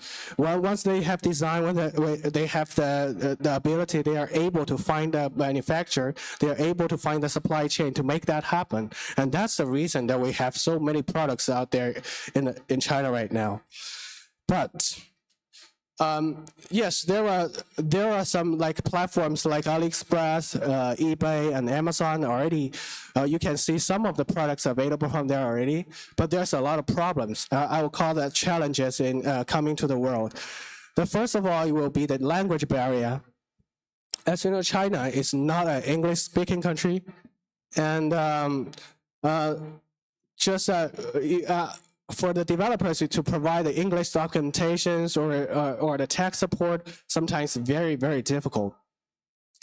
For a lot of times, even you went to you go to AliExpress and eBay or things, you went through the description, you went through everything, and you finally you placed an order, and after half a month you get your order and you open the box, you find there's no English manual or even no manual at all, or sometimes you find a Chinese manual. And the worst case is that if you have problem with the product, you want to reach out to the developer, that's not just simply not possible. You cannot talk to them. Not only because of language issue, but also because of the cultural issue. For example, we Chinese, we don't like to use emails as a communication tools. We prefer more like instant tools, like I mentioned earlier, the WeChat, QQ, things like that, or just a direct call for the tech support. That's the means that we usually use. But those are just, none of them are an option for the overseas buyers, no. That's another issue. And next will be the regulation. You know, for different countries, there's regulations for different kind of products. For certification, for instance, in the United States, you will need FCC certification. In Europe, you would require CE certification. Not to mention, there's some other requirements on bans and things and this and that. And you just simply, you cannot expect every developers back in China, they're individuals and they're making products. You want them to understand all of these things is simply not possible. And the fourth will be actually the biggest problem for the buyers is the trust problem. I watched a YouTuber, I saw a YouTuber, they purchased an SDR for $550 US from eBay for SDR, and he waited for half a month and end up receiving a parcel, and open it up, it's a useless brick in it. This is a big issue, right? In some better scenarios, you get the products, but how can you guarantee that you already paid a decent money and you receive a products like exactly the quality and performance like you expected, because you are too far away. The way that you're checking out the goods, the products that you through online, you're checking out the website, you're checking out the images, you cannot guarantee what you're buying really. And that's the four challenges I see. The biggest challenges for connecting the China ham radio products to the world. And that was the very first reason I started the company Chaligans, and I want to contribute to the community and to do something. And we define ourselves as a portal to verified ham radio products. I'll come back to that. And to briefly introduce the product that we do today, we have 4 product lines. The first will be the JNC radio. We develop and we market our own products under the brand JNC Radio. So for now, we have product lines that we're covering different kind of vector network analyzers, like a JNC Radio VNA 3G, which is built on top of the open source design Nano VNA, but have some improvements, improved quality, improved user experience, and a better software, things like that. And also with later come with the updated model with different frequency reaches. And also we have the portable antennas. You can see the MC750 104. Maybe some of you guys already have been using it. And also this year we are bringing out the CS818. It's an antenna tuner with a screen built on top of it. And it has the integration with the Yaesu legendary model FT818. And this is our product. And on the left will be another dipole antenna we are trying to build. We'll release in 1 month or 2. And the second is a product line, we call it China to You, CN to You. It's the thing that we do, we verify. We take a lot of products from China. We work with a growing number of developers in China. We participate in their product development. We tell them from the beginning what kind of documentation should be done, the regulation, and what kind of certification. And on their behalf, we're trying to provide the tech support, warranty, things like that, and as well as the English documentation and trying to build contents around the products. Those are things we do. For now, we have products available like JPC antennas, like loop antennas, as well as some Morse keys and balance and things like that. And for the third part will be the customization. For this part, we work with our distributors most of the time.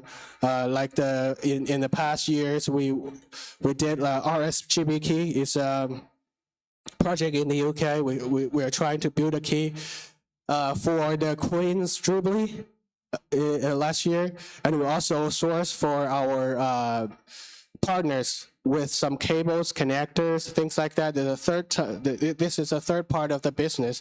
We're trying to leverage the resources in China together with our partners. And finally will be the new tech. The fourth, that's the most important thing that I think we should be doing. Like in nowadays, we can already see overlaps between open source hardware and the ham radio hobby. What I'm saying that you can see a lot of applications, a lot of projects are built on top of Arduino and Raspberry Pi. To me, actually, I think that's that's very good. It's driving our hobby forward because it made our hobby has more diversity and more opportunities to explore with more options. And that's what I'm thinking about. How can we embed more new things into our hobby? That's the thing that we are trying to look at. And our products, we sell it directly through our website. We ship from China, as well as we're working with a number of distributors. Like in the US, we work with DX Engineering, and in the UK, we work with Martin Lynch & Sons and Wemo in Germany, etc. And this distributor really helped us a lot in faster delivery and providing domestic support, things like that, and help us to market our product and reach out to more people. And we are trying to do the marketing, and we are trying to build our contents. We're making our YouTube videos.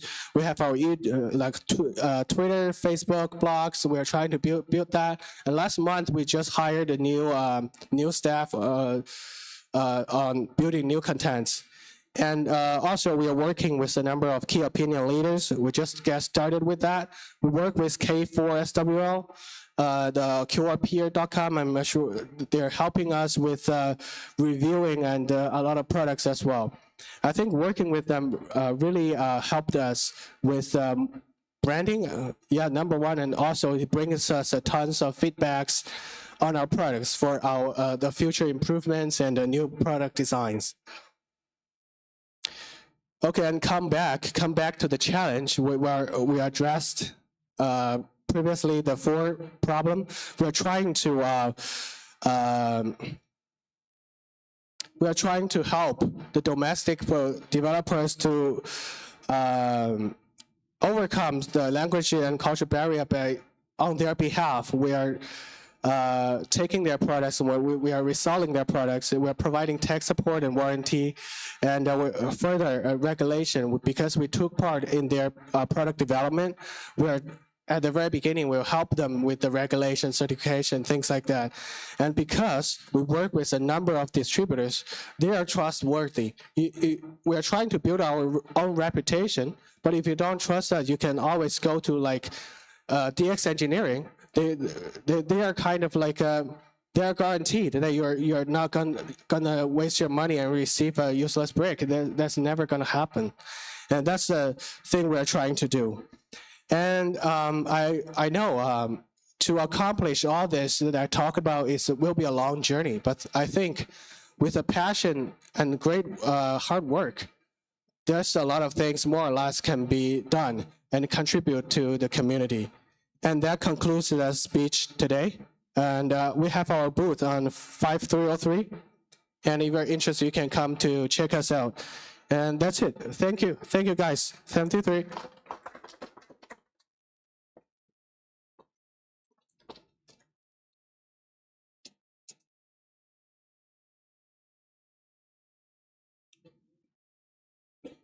Sorry?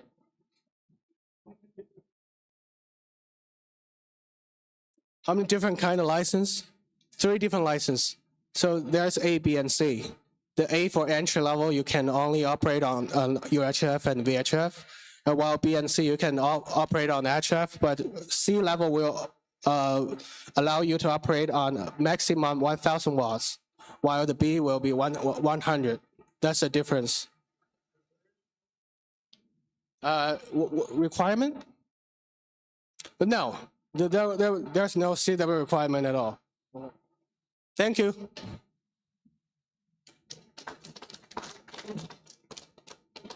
The next forum will start in 13 minutes.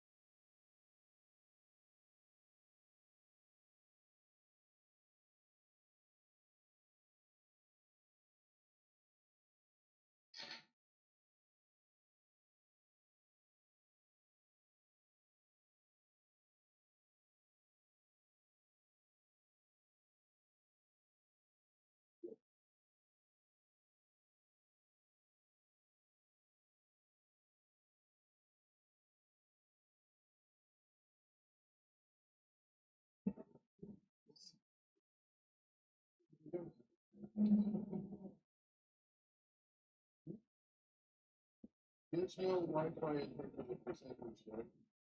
Because I saw in Hamvention, but it asked for it. But I'm on my phone.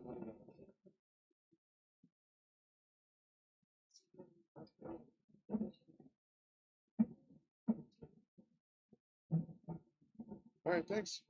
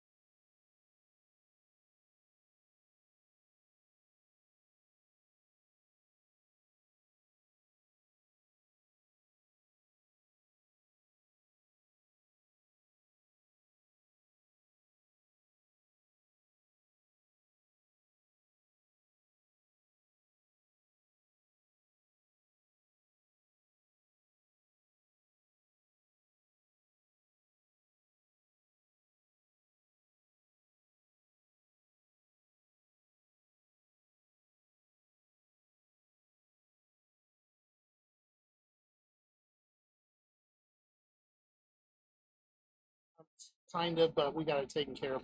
Internet went down. MetroNet was sending us on.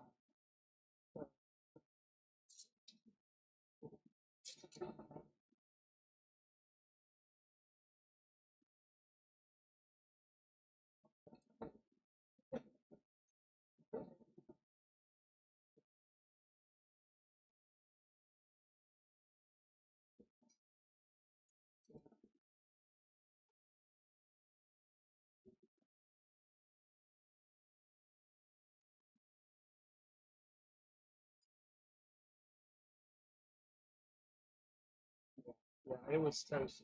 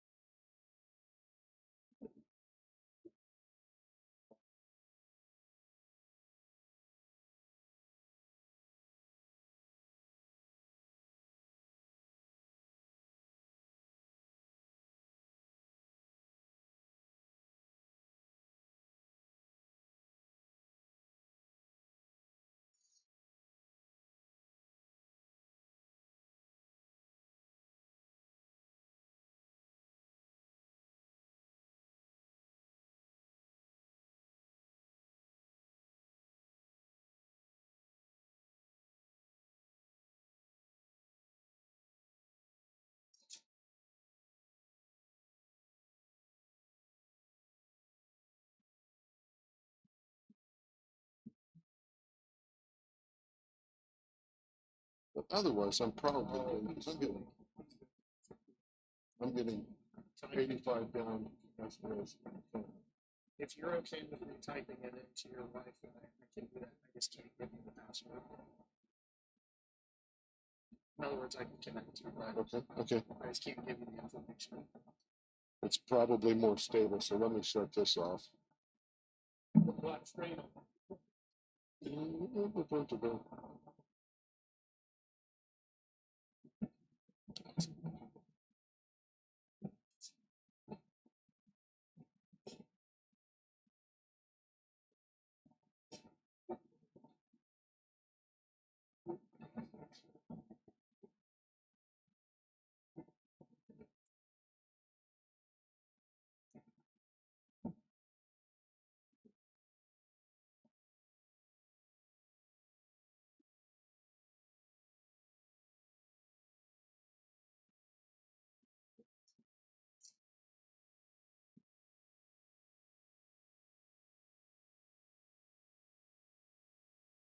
One more time.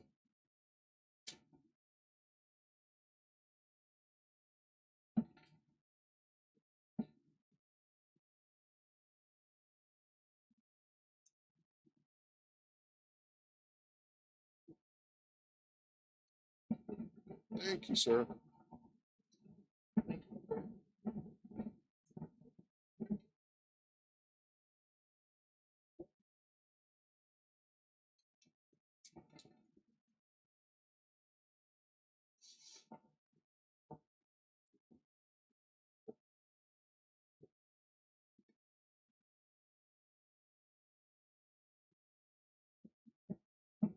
Maybe I haven't been started.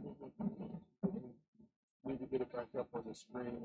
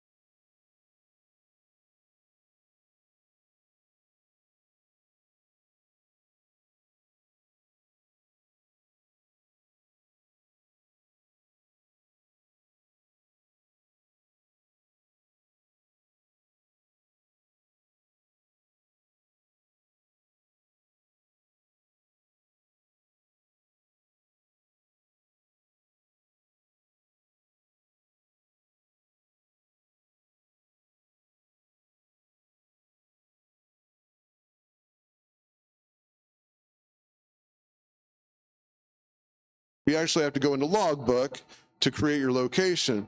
So in this, there'll be just one place that you go where you configure everything, and it'll all be lined up to where things that are related to each other are all on the same screen, so you don't have to go hunt for things.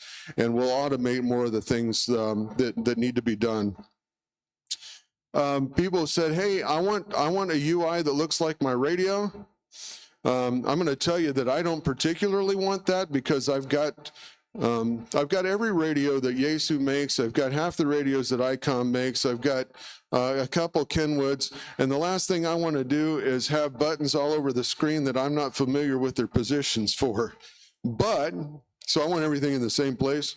But there are people who do want a radio that looks like this. And what you'll notice on the screen, if you look in the tab that's in the upper left, there's actually two virtual machines showing here. One's the ICOM 9700. The tab to the left is the FTDX 101D. So you can have multiple radios connected. You can do that now, but the UI will look like the radio if you want to use that UI. If you don't, you can still use the one that we have available today. This is real code, by the way. This isn't a mock-up. So this is stuff that's already kind of in the can. We won't release this until we get to version 7. I'll talk about that later. So I want to talk about HRD Alert because it is the most powerful addition to the program that we've done in many years. But while in the last 18 months, while I've been using this, and I got a little bit of a head start on folks because I got in on testing, obviously. But among the 3,000 QSOs I've made, 95% of them were made using WSJTX. And during 2022, I worked 251 countries and 40 CQ zones for a CQ marathon total of 291. I didn't win anything, and I wasn't planning on winning anything, but I wanted to impress myself that I could actually use the features that we've put in HRD Alert to enable me to collect countries fast. I was at the DX banquet last night, and one of the questions that they asked was, how many people have worked 100 countries in a single day? You can easily work 100 countries in a single day. And I know several people in this room that probably could work 100 countries in a couple hours. So you just need to get there first, and you need the information to know where to go. And that's what this focuses on. Yeah, during that 18-month period, I've gone from 2019 DXCC Challenger banned countries to 20, well, I'm now at 2425 or 2452, one or the other. I was hoping to get to 2,500 before I got here, but get busy. But the point I'm trying to make here is not to brag on myself. It's basically to say, this is the vehicle that you can use to accelerate your progress towards DXCC, worked all states, county hunters, grid hunters, all that stuff. People ask me from time to time, hey, Mike, why can't you color code all this stuff? I want to color code all the rows. The problem with color coding the rows is that there aren't enough options for color to convey the level of and the depth of detail that you want. So the color is in the icons. If it's red, it means you've not worked it before. So if it's a country, it means you haven't worked the country before. Could be country on band, country on mode, state, whatever, it doesn't matter. And I'll show you this in a moment. If it's yellow, it means you've worked it, but you've not confirmed it. For some people, that's good enough. I'm a self-confessed paper chaser, so I like to get the stuff to the green check mark. So green means I've worked it and I've confirmed it. So once I get into the application, what I really want to see, I want to eliminate the green because the green is what I don't need. I want to see the non-green, which is the yellow and red. So what we've done in the HRD Alert feature is exactly what we did for the DX cluster. In fact, we pretty much copied that code over, and instead of taking DX spots from the DX cluster network, we take decodes from from WSJTX, and we put them on a screen so that in real time, you can see what you need out of that decode screen, whether it's country, state, grid, as I said, all those things. You can filter them so you can see only the things that are interesting to you. You can hide columns. You can create alarms that are audible alarms. You can have it text your phone. You can have it send you an email. You can have it light up lights. There's all kinds of things that you can do. And I'll talk a little bit more about this. But when you see when you see something come in from WSJTX in the HRD window, you can double click on it and it will initiate the QSO within WSJTX. And when the macro is finished, it'll pop up a thing saying, do you want to log it? You click OK, and it immediately goes into the log. And that's probably what I'm going to try to show here. So always there are things that can go wrong in a demo, right? So I'm going to try to get through this. Anyone familiar with remote ham radio, the service? If you're not familiar with it, it's worth checking out. It's basically an internet-based it's internet-based access to flex radios that are in really, really, really big stations. So I'm going to connect to one of them. And I'm just setting that up. That's what this is right here. I think I'm going to go to 20 meters on the FT8 frequency and change a few parameters here. I don't need any delay. I'm going to use Vox. I'm going to get rid of the DX speech processor. And so now I got decodes coming in. Those are going to go into WSJTX. And most of you are familiar with this. I got to click on the monitor. So now I'm going to get the decodes coming in. I'm going to give it a moment.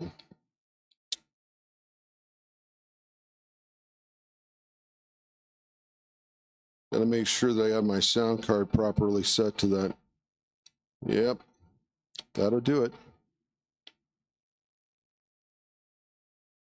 Okay, so we can see we're starting to get some traffic there in the WSJTX waterfall, if you like. Okay, so we're seeing some decodes come in. That's good news. Those decodes are coming into Ham Radio Deluxe or HRD Alert in real time. So we'll see them as they come in and they paint at the same time. You see that happening, right? And within 500 milliseconds, we're going to look up that particular call sign for country, state, county, all that stuff I mentioned, and we're going to display there whether or not you need it, okay? So let me try this.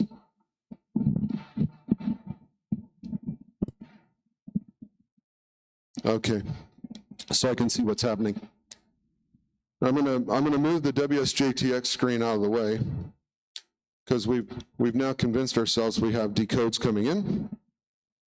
Off to the right, you can see, so this is my log for the last 18 months. Because if I put my entire log in there, everything would be green because I've confirmed everything I've worked almost. So I'm not going to see a lot of countries though, because I worked 251 of them last year. I confirmed them all, pretty much. And then you can see the grids, counties, state there. So this is good, but that's a lot of information, right? I don't need that much information. Just show me the stuff that's important. So there's a new feature in 6.8 called a WSI filter. And let's say that I'm pursuing CQ Marathon, and all I want to see is new countries and new zones. So I've got this set to show me only banned countries and zone countries here. So I'm going to drop down this filter here.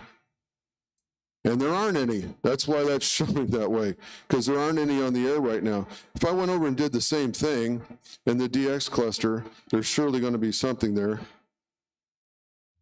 Yep, that's what I said. So you can see this.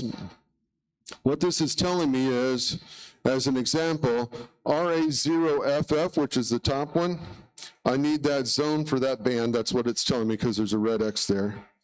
The next two, this is Peru spots from KO7SS, which means it's really a beacon. Because that's why it says DXF on the front of it, so it's not real. And then ZD7BG, I need that. I need to confirm that for DXCC. That's why it's yellow. So I would do the same thing over here in HRD alert. So I'm going to pick something different. So at least I'll have something to filter. I'm going to say that I am a county hunter. So I'll select that one. And now it's going to show me that row if I need, it's an or, not an and, if I need the country or I need the county or I need the zone. So you can see the counties coming up here. Where do the counties come from? In HRD alert, we do a QRZ lookup. Again, you know, you put your credentials in. We do the QRZ lookup and we cache the information. So if it's reused, if that call comes up again, we don't go and repeat the lookup for that call. So we cache all that information, and your entire, we call it the WSI cache or the work status indicator cache. So all of the, imagine your awards matrix being cached to memory. That's what we're doing to make sure that we can very quickly, and like I said, within 500 milliseconds, we're painting all of that information to the screen. Now, we're gonna make a QSO here maybe. I could call CQ, but I'm not gonna do that. That one there happens to be related to an alarm. That's why it's colored. So if something comes up that matches an alarm you've got set, I'm going to double click on this AB9QT.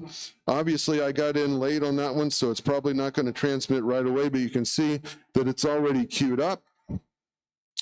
And in the next time slot, it'll start transmitting, and you'll see the little yellow receiving gadget go down in the lower left. It's transmitting. And go back to the radio and convince myself of that. Oh, might not be transmitting because I didn't. Why didn't I turn that on? It should work. Nonetheless, let's pretend for the moment. Let's pretend for the moment that QSO completed. This pops up. You've all seen this. Let's just say there's a signal report in this for everybody.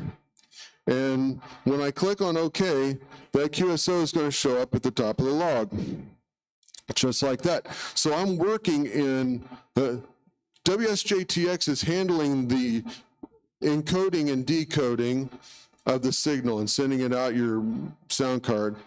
Ham Radio Deluxe is handling the logging. And in that logging, it automatically does all the lookup logic, so you get their name and their location and all that happy stuff. So the purpose of all this was, there's several. One was to accelerate the pace of your pursuits of DX or whatever it is you chase, make it easier for you to see the information you need and log it quickly. And that's why it works the way it does. I've got YouTube videos out there that would, you know, I'm working. We did a show with Josh. If you're familiar with Ham Radio Crash Course, we did a show where I was on there working DX, you know, while we were doing a demonstration, and basically ended up with a bit of a pileup because his viewers were out on there calling me, right? But if you only want to see the CQs, you can hide the rest of them and only see the CQs. If you want to see if somebody's calling me, you're going to see just the stations calling you. And so that's the deal with that. Question over there? And realize that there's like a diesel engine running over here, and you might have to yell at me.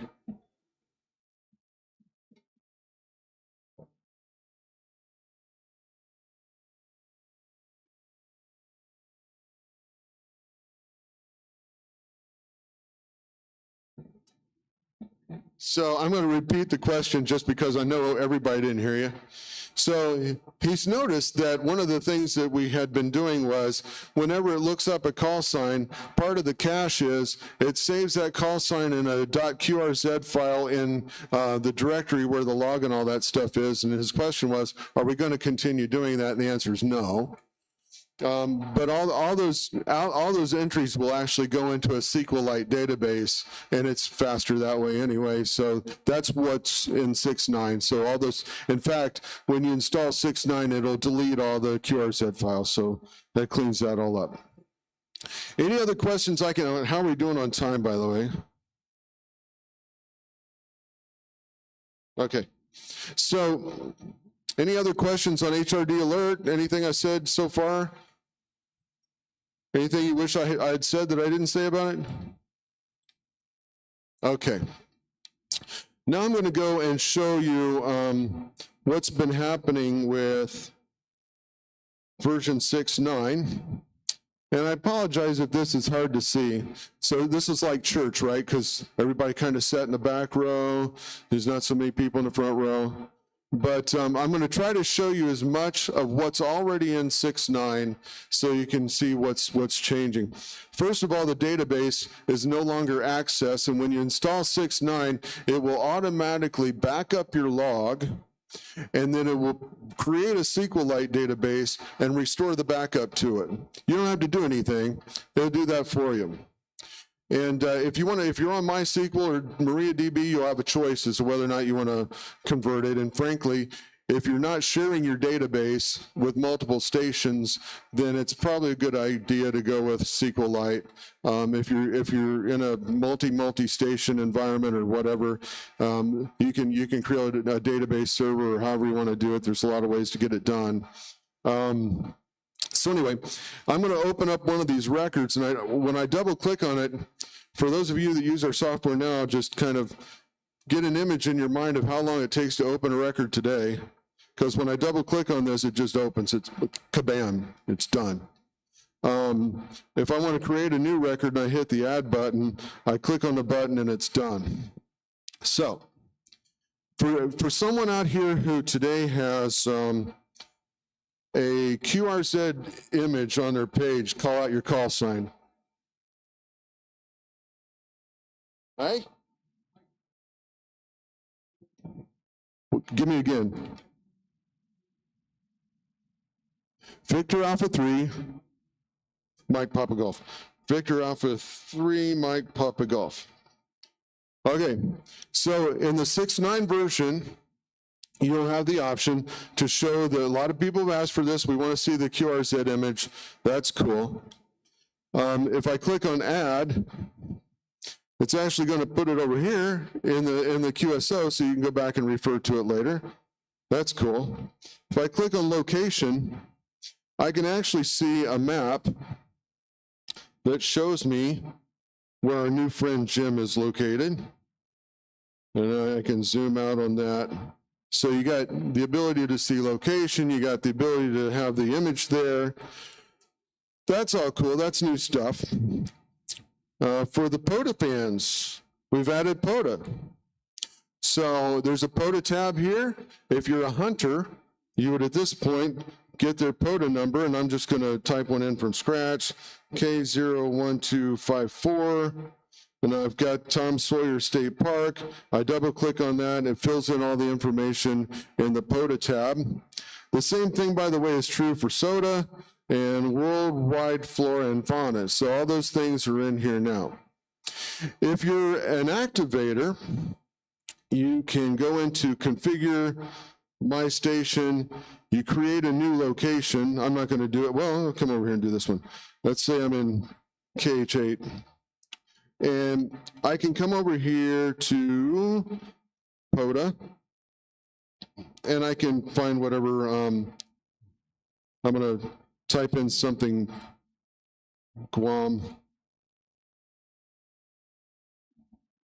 and then it puts in the POTA number. So you can search it. It also puts in the coordinates. You'll see the lat long up there. It's lat long, you can convert that to the grid by just clicking this. Well, you can, trust me. This is a development machine, but yeah, that's the way that works. So you can add all that information in there. You can create as many, if you've activated, 100 parks, you can have 100 locations in there, all with parks. The other thing that's nice, if I pop back over to the current version for a moment, if I put in VU7W, I can see that, I'm looking here, I can see that I've worked them on 20, 17, 30, 80, 40. I've worked that country. If I look up here, I can see I've worked VU7W on 20, 17, 30, and 80. But does it bother anybody else but me that they're not in numerical order? I mean, that's nonsensical, right? It's hard for me to read and look at that. So in the new version, when you put something in like that, you actually see something that looks more like a leaderboard. So it'll show you by mode group, so CW, phone, and digital, whether or not you've worked that particular country on that band. So that's just a high-level look at a number of the things that have changed there that are new. The big benefit really is the performance and speed by getting rid of Microsoft Access, but there's a lot of new things like that. And I'm probably leaving some things out, to be honest, but I really wanted to kind of give some time, and I don't know how much, I think my stopping time is 4 o'clock. Huh? Yep. So I want to take some time to actually get away from this thing over here and actually listen to you guys. You know, my mother told me that I was given 2 ears and 1 mouth for a reason, so I should listen more often. Ah, perfect.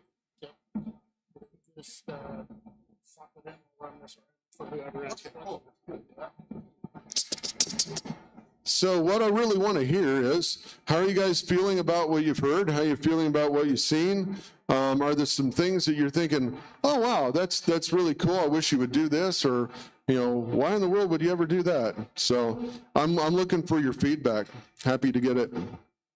And we've got somebody running around with a microphone.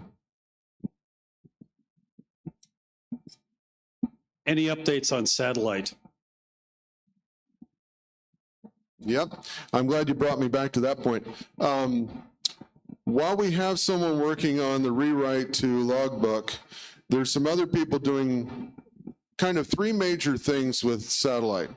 One is that, and it's taken a while to get it through the 2 centimeters of whatever it is of thick skull I've got. That we need flip mode in satellite, because it wasn't until I started working satellites more often that I can see that, okay, when it goes past your stop point, the whole thing has to flip and you lose the satellite. I get it. So we're going to be implementing flip mode.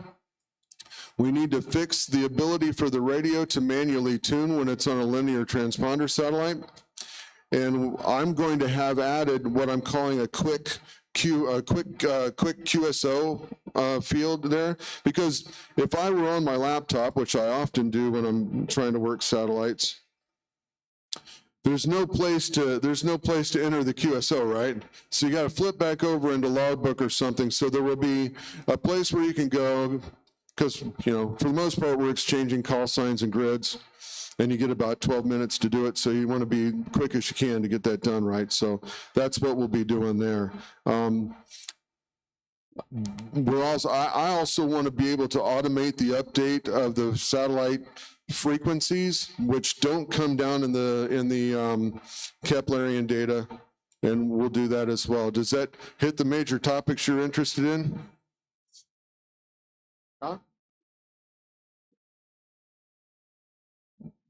Well, yeah, the interesting thing about the logging too is that when you work QSOs in satellite, presently it's up to you to correctly type in the satellite name and the propagation mode, because Logbook of the World wants that.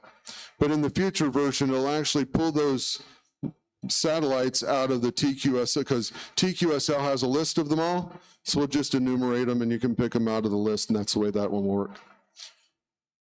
Over here.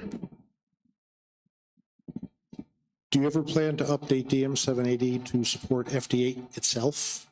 Yeah, I love that question. By the way, let me answer the question that hasn't been asked yet. We plan to have a Mac version sometime next year. It's already been, developed multi-platform in Logbook, and as we go through, we'll get to it. The question is, will we ever be implementing FT8 within our software? So let me tell you a story. Some years ago, I had a developer working for the better part of a year trying to figure out how to create essentially a JT65 modem in code so that we could decode JT65. We demonstrated, this was before I was in control of the company, we demonstrated this at Dayton in about 2015, and Dr. Taylor walked by and saw what was going on at our booth and completely freaked out.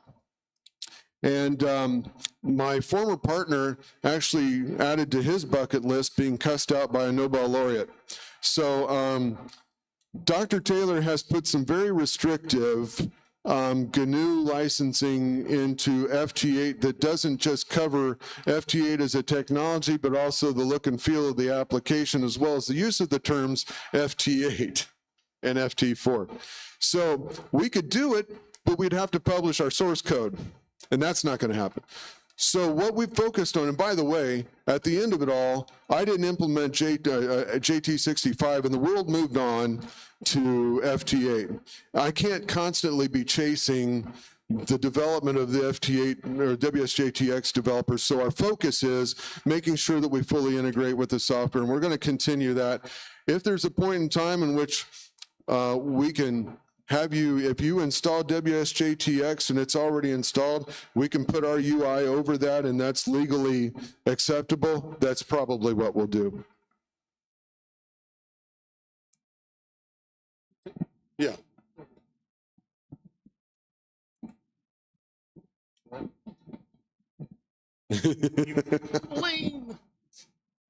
I'm interested in putting a Parks on the Air. I'd like to have a decent logging program for that. What are you guys going to do for POTA? Scott, I don't like Scott's idea of having a team plate to log POTA, Parks on the Air. Don't like his idea of having... They are using Scott's team plate, which is kind of cumbersome. So I'm looking for a decent program for POTA. Yeah. So what you'll be able to do with this in the 6.9 release is you don't have to have it connected to the internet in order to use the software. So you'll be able to go out and if you're disconnected, you can activate a park. I don't know if you maybe walked in after I did this a while ago, but if you're a hunter, right here in this screen, this is the new version, right here in this screen, this is where you can enter in the park that you just worked. So for example, if I was worked myself and I put in, I don't know, Denali, I must have just, yeah, I need to learn how to spell. So if I put in Denali National Park, it's automatically going to pick up the reference number. So it's K0022. It's going to give me the name. It's going to give me the coordinates and the grid. Of course, it's a big park, right? So you have to figure out what your grid really is, but it'll give you an estimate. So that's if you're a hunter. If you're an activator, then up within Tools, Configure, My Station, you'll be able to put your POTA in there the same way. Search for your park, you know. I don't know. Jones. So it has to be a Jones park. There's Joshua Tree, but anyway. So you can pick a park and it'll fill in all the information. Then all you have to do is fill in the information that's incorrect or needs, missing or whatever. And then you activate you've created a station. You go out and work a bunch of QSOs. You bring the machine back. You export those QSOs and upload it into the POTA site, and that's it. Yeah. Okay. I'm interested in trying to get into remote ham radio. Can Ham Radio Deluxe help me get going on that from my computer to a station somewhere else? Yeah, and when you say remote ham radio, do you specifically mean remotehamradio.com, or do you mean using your radio remotely?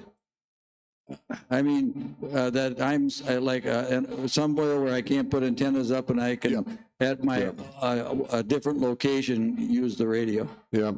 So what we have in the product today is the ability for you to connect to the radio remotely from another network, and you can control the radio remotely. While you can control the radio remotely, there's no audio path in the software, so you have to use something like Remod or Skype or something to build an audio path between the two, and then you're good. But in that scenario, your database is probably, you're on a laptop, so you don't have a database connection unless you put it in the cloud. There's a whole kind of second tier of things that you really need in order to satisfy me that it's really remote. So I'm going to make a suggestion, and I make this to everybody who asks because I'm going to tell you exactly what I do. I use TeamViewer on both sides. So I have it on my host computer at home. I have it on my laptop when I go out and I connect. I can not only use all the features of Ham Radio Deluxe because there's an audio path inside of TeamViewer, but I can use any other application that's on my computer, and I just like it better. So we will eventually have a complete offering for remote, which includes not just accessing the radio, controlling the radio remotely, but we will offer a service for hosting your database and allowing you to work offline. When you connect later, it'll sync up the database, or you're always working against an active database. That way, you don't have to worry about, I mean, you can still back it up, and you probably should, but we're going to back it up as well. So that'll come, but that won't, we're probably 18 months or more out from being able to make progress on that. All right. And the guy back there.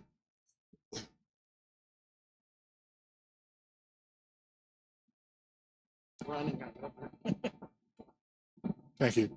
Question about the transition to SQLite is, will it be possible to use a file synchronization software option like OneDrive or Dropbox or the like? Yeah, the problem with Dropbox and OneDrive, Google Drive, and the like, it's not a file sharing platform, right? Because you're always working on the local copy of the file. And then when you let go of it, it sends it up to Dropbox, OneDrive, whatever. And if somebody else, some other station has that same file open, it creates a copy with a different name, and then you've got a mess to clean up, and it's really... So what you can do, though, is, and we've got people doing this, if you can be sure, absolutely sure, that you're the only one that's going to access that file with just one connection at a time, you can absolutely put it in Dropbox or OneDrive or wherever you want to put it. But if you get to the point where you want to access it from multiple workstations simultaneously, you have to put it someplace where multiple workstations can access it. Does that make sense? Okay. Anyone else? Sorry again? The estimated release on 6/9, I wish I could tell you it was today, because I've been, the developers are probably bleeding. I've been beating them to death because I wanted to make it happen this weekend. Honestly, we probably basically, and this is kind of the alpha machine, what you're looking at right here. It's 95% complete as it is. There's a half a page of items that they got to get through. When they get through that, I'm going to send it to beta for a month. So I'd like to see them, so for any work they do, they have to get through me. I'm the alpha tester. I'm going to be the alpha dog, right? So they have to get it through me. I think that's going to take them another 2 weeks, and we would go into beta for 30 days. I'm pondering the idea of going into an open beta, which means that, not just my own beta testers, but any of you could decide you want to try it during that period of time. And if I do that, I'm going to do the same thing that WSJT did recently, where they made it time out after a period of time. And I wish I had done that 10 years ago, and I wouldn't be fighting the free versions that I sent out 10 years ago. But yeah, and you might be able to try it as well. But it just really depends on how smoothly the beta initiation is with my own team. But we're probably 6 to 8 weeks out.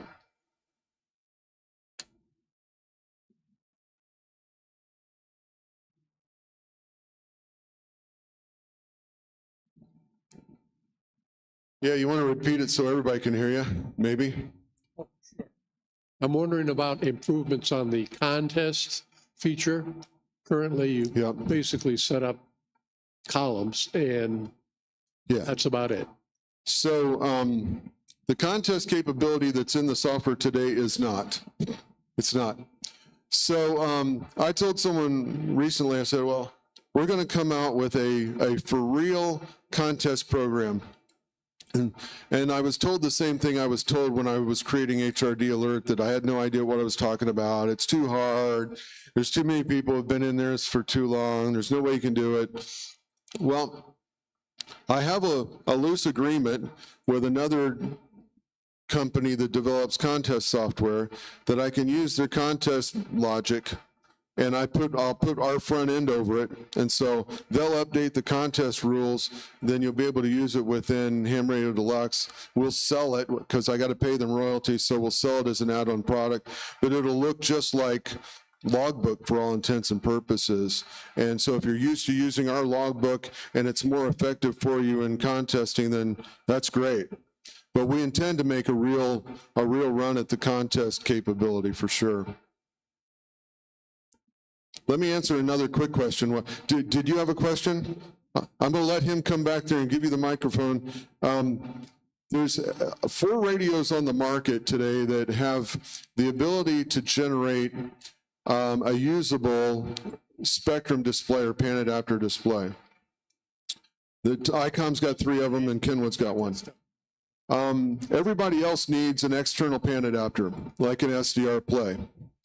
And so what we're working on with SDR Play right now is the ability to integrate an SDR Play with our software so that when you make a change to your radio to change the frequency or VFO or mode, that it'll be reflected in SDR Uno's display. So it'll basically be an extension of your radio itself, of your own VFO. So it'll make it look like it's one thing and work like it's one thing.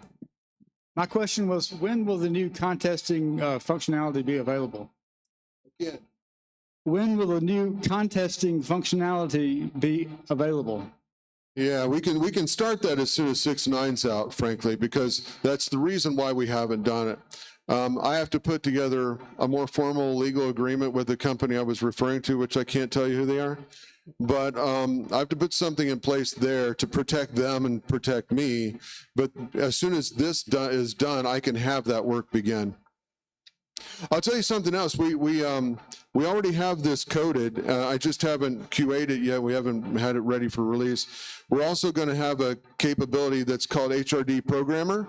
And HRD Programmer will basically do the same thing that RT Systems does.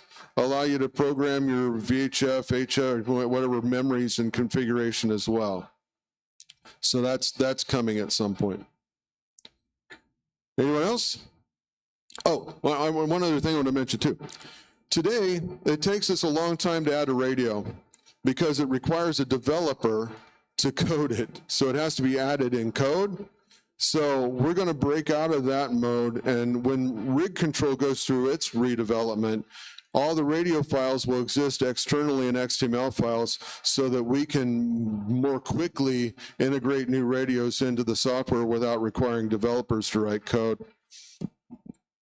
Presently, when I set some filters and only looking at a few of the contacts in the log, when I remove the filters to go back to look to the whole log, the log's not there. It's off the screen somewhere. So I have to scroll up and down to get my log back. So is there a quick way of getting that back? That is annoying, right?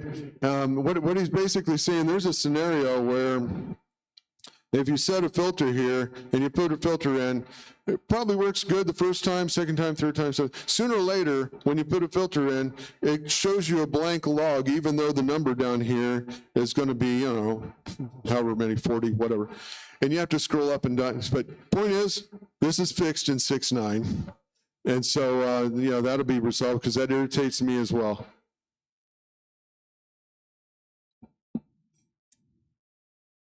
Anyone else? Oh, and support for IP-based rotor controllers, IP-based amplifiers and other amplifiers that have existing control capabilities that come in as well.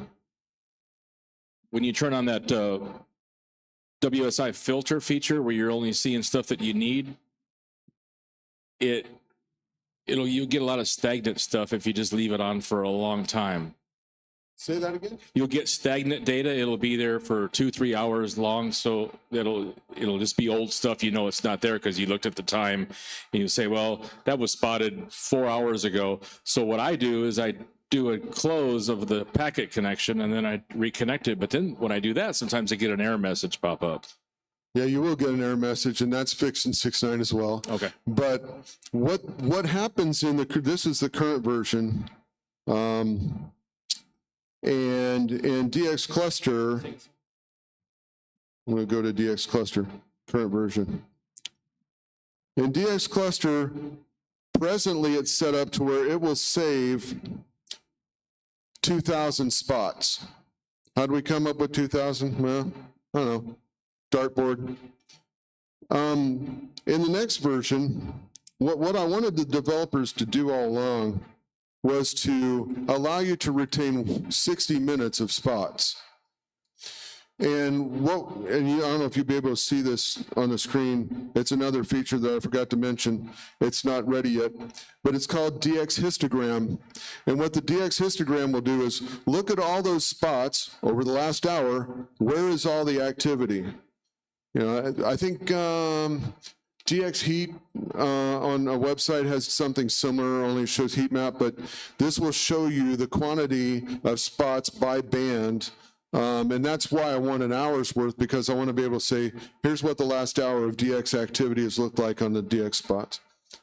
So I don't know if that completely answered your question, but you know, it's close enough. Yeah, I mean, right now, it's limited to 2,000. It'll change to 1 hour. HRD alert is always going to be limited to, I think, 1,000.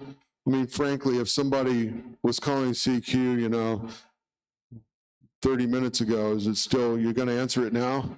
No. So anyway, that's the way that works.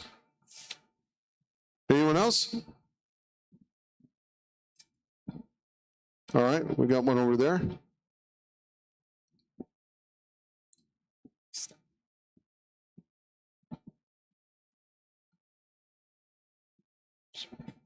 Yeah, this is a pretty simple question, I think.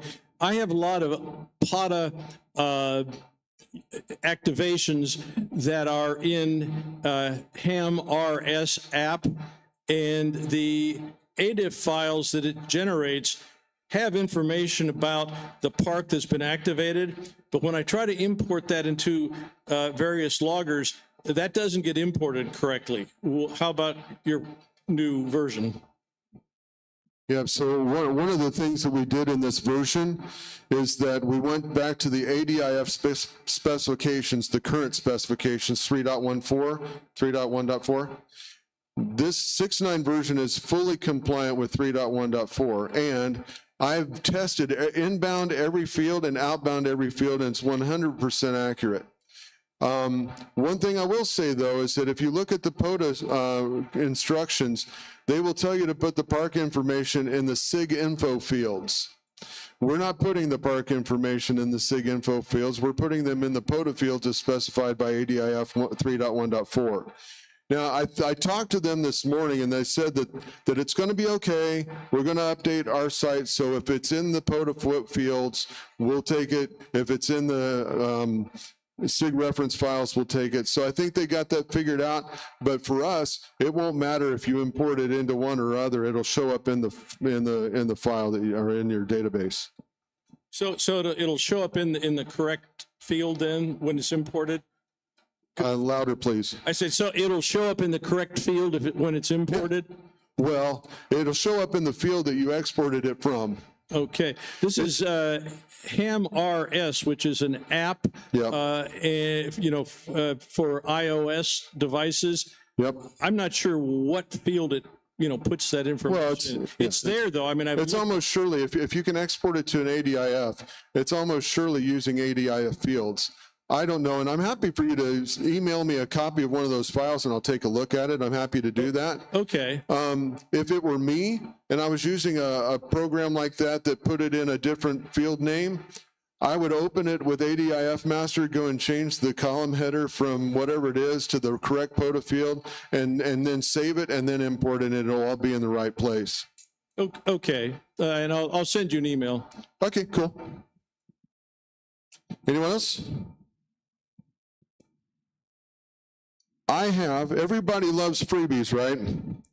So for anyone who buys the software or a renewal through the rest of the day, you get a free, I'm going to make sure I don't mispronounce this, get in trouble, koozies.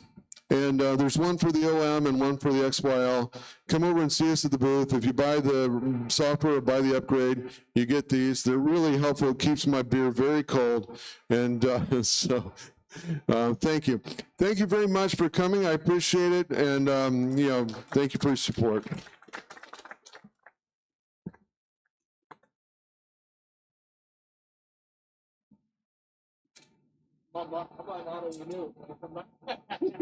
Yeah, absolutely.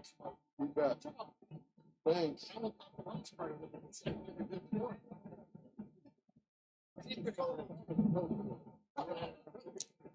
The next forum will start in 15 or so minutes.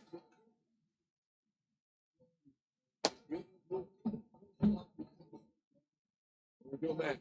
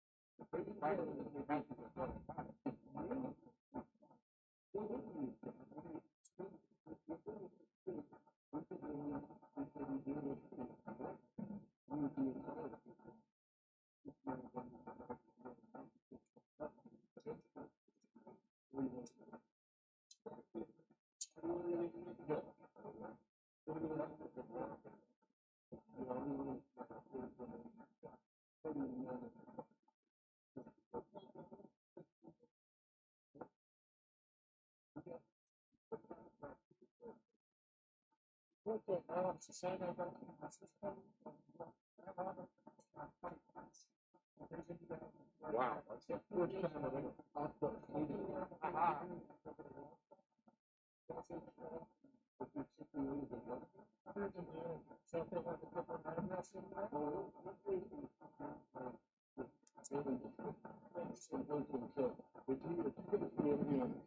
Testing 1, 2.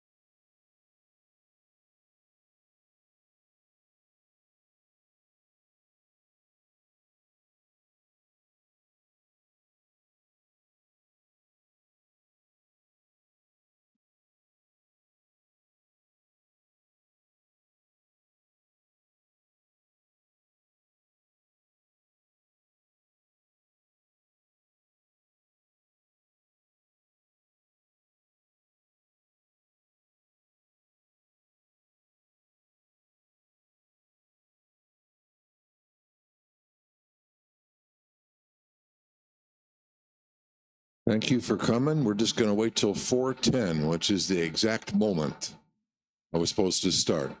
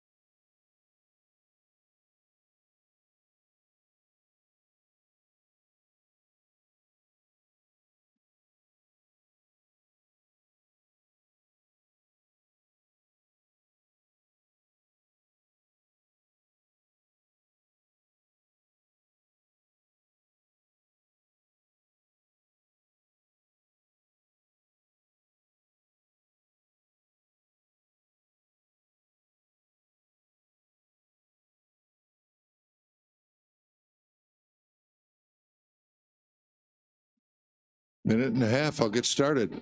Anyone here from the local area? They know something about this local community? Like, how come there's so many things that begin with beaver around here, like Beaver Creek, Beaver Mills, Beaver Fields? Are lots of beavers in this area or what? Lots of them? I'm from Arizona. We had a beaver that came up out of his river or creek and bit a guy who was trying to take his picture and bit him in the femoral artery in his leg, and he died. So we have this thing in Arizona where we don't go anywhere near our beavers. Kind of got me on edge coming to this place with all these beaver references. Yes, I will stay away from water. I'm going to ask them to turn this noisy air conditioner off because it's a little chilly and I don't think we need it.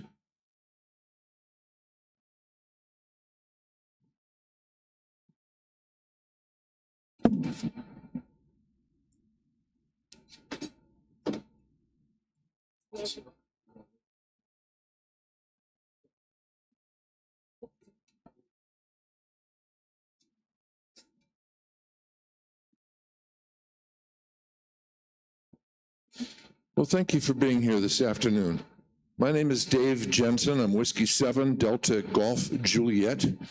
You'll find me operating sideband on 40, 20, 17, a lot of CW on 20 meters, and been a ham for quite a while, but also had a period of my life where I was not a ham. You know, and that period of time just sort of went by the boards. I don't know, girls and cars and all that stuff, and just sort of lost track of my hobby.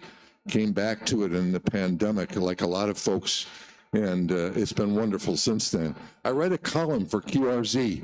It's called Trials and Errors. It's a product review column. It's an editorial column. When one of the guys from QRZ said, "Hey, how'd you like to write something for us?" I said, "What about?" "Oh, just your opinion." Now, I love that. Just imagine a ham radio operator with an opinion. Can you imagine that? It's an amazing thing. We have so many opinions. In fact, the only thing that's very frustrating about writing that column is the fact that I have an open forum attached to every one of the articles where people can come in and gripe about the comments from the opinion writer. So, who am I? That's my first topic, briefly. Innovators and innovation. I'm going to talk about what the difference is between an inventor and an innovator, because there's a big difference. We'll talk about mindsets and traits of the innovator, and then building on the radio art. and where new radio technologies might come from in the future. First of all, who am I? I'm a guy who was a radio operator, as I said, for a long time, but during that period of time where I wasn't operating radios, I was a headhunter. And a headhunter is someone who's a talent scout, right? That's basically what my job was. Talent does you no good unless you're recognized by somebody else. So my job was to go out and find talent, and the area I was working in was finding talent in innovation, in science, in engineering, and so forth. I had to recognize talent when I saw it, whether it was someone just getting graduated out of college or whether it was someone with 30 years of experience that my client wanted. We go after that person because of those particular skills that they brought to the table. This was an incident, an innovation period of time for me that brought me into the world of executive recruiting. In the late 1970s, Dr. Herbert Boyer of Stanford University had just cloned a microbe. So he had just made a copy, genetic copy of another microbe and inserted some DNA into that microbe that wasn't from that bacteria. And it was remarkable, you know, it was written about in all the newspapers at this dawn of biotechnology. Well, that fellow did have a pretty amazing talent, science, technical talent. One day he got an invitation for coffee with an investor, a guy by the name of Robert Swanson. And that fellow was with a venture capital company called Kleiner Perkins. After the coffee, hours later, they both invested $500 into an idea. Hey, what if there's some commercial potential that can come out of this thing called biotechnology or genetic engineering? And sure enough, now, a few years later, that $1,000 investment, that was part of a more than $47 billion valuation when the company was acquired in 2009. So that's how fast innovation can turn into profits if you happen to be thinking about profits. Now, the point of inventors versus innovators is that not all inventors think profits.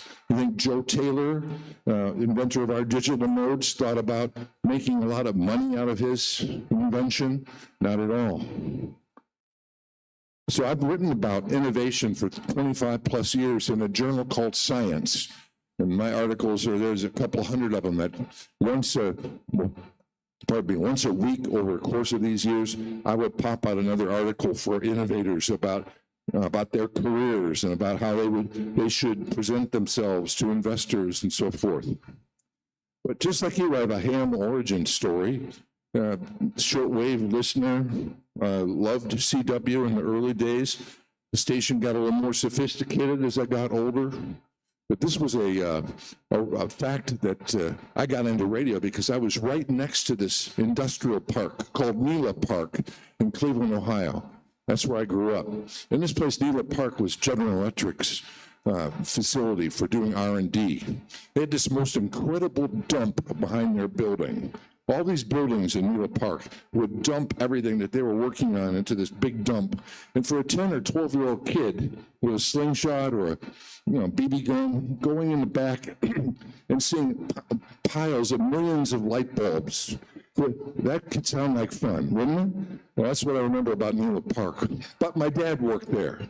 And my dad was a biographer for the Thomas Edison aspect of General Electric. Thomas Edison was a co-founder of General Electric Company. And Dad would tell me these unending Edison stories.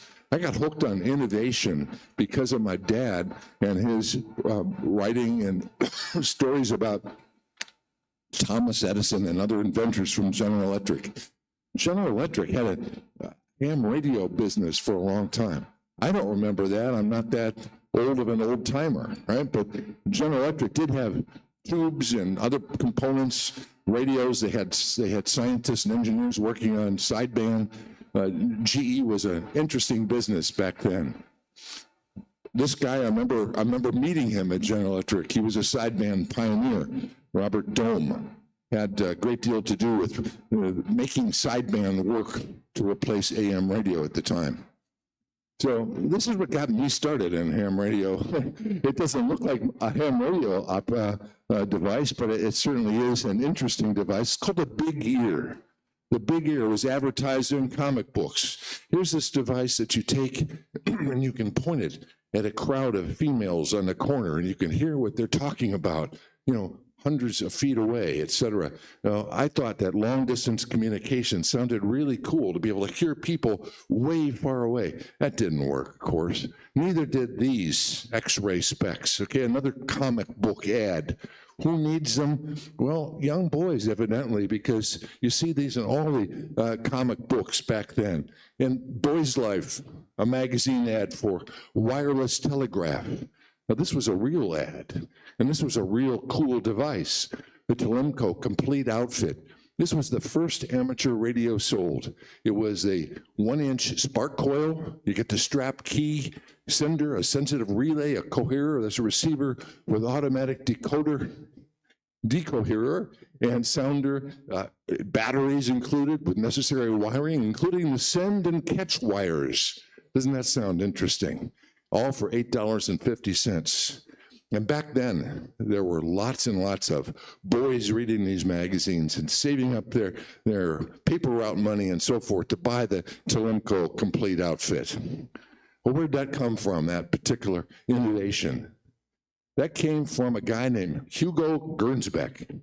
Hugo, interesting fellow. He was the father of science fiction stories.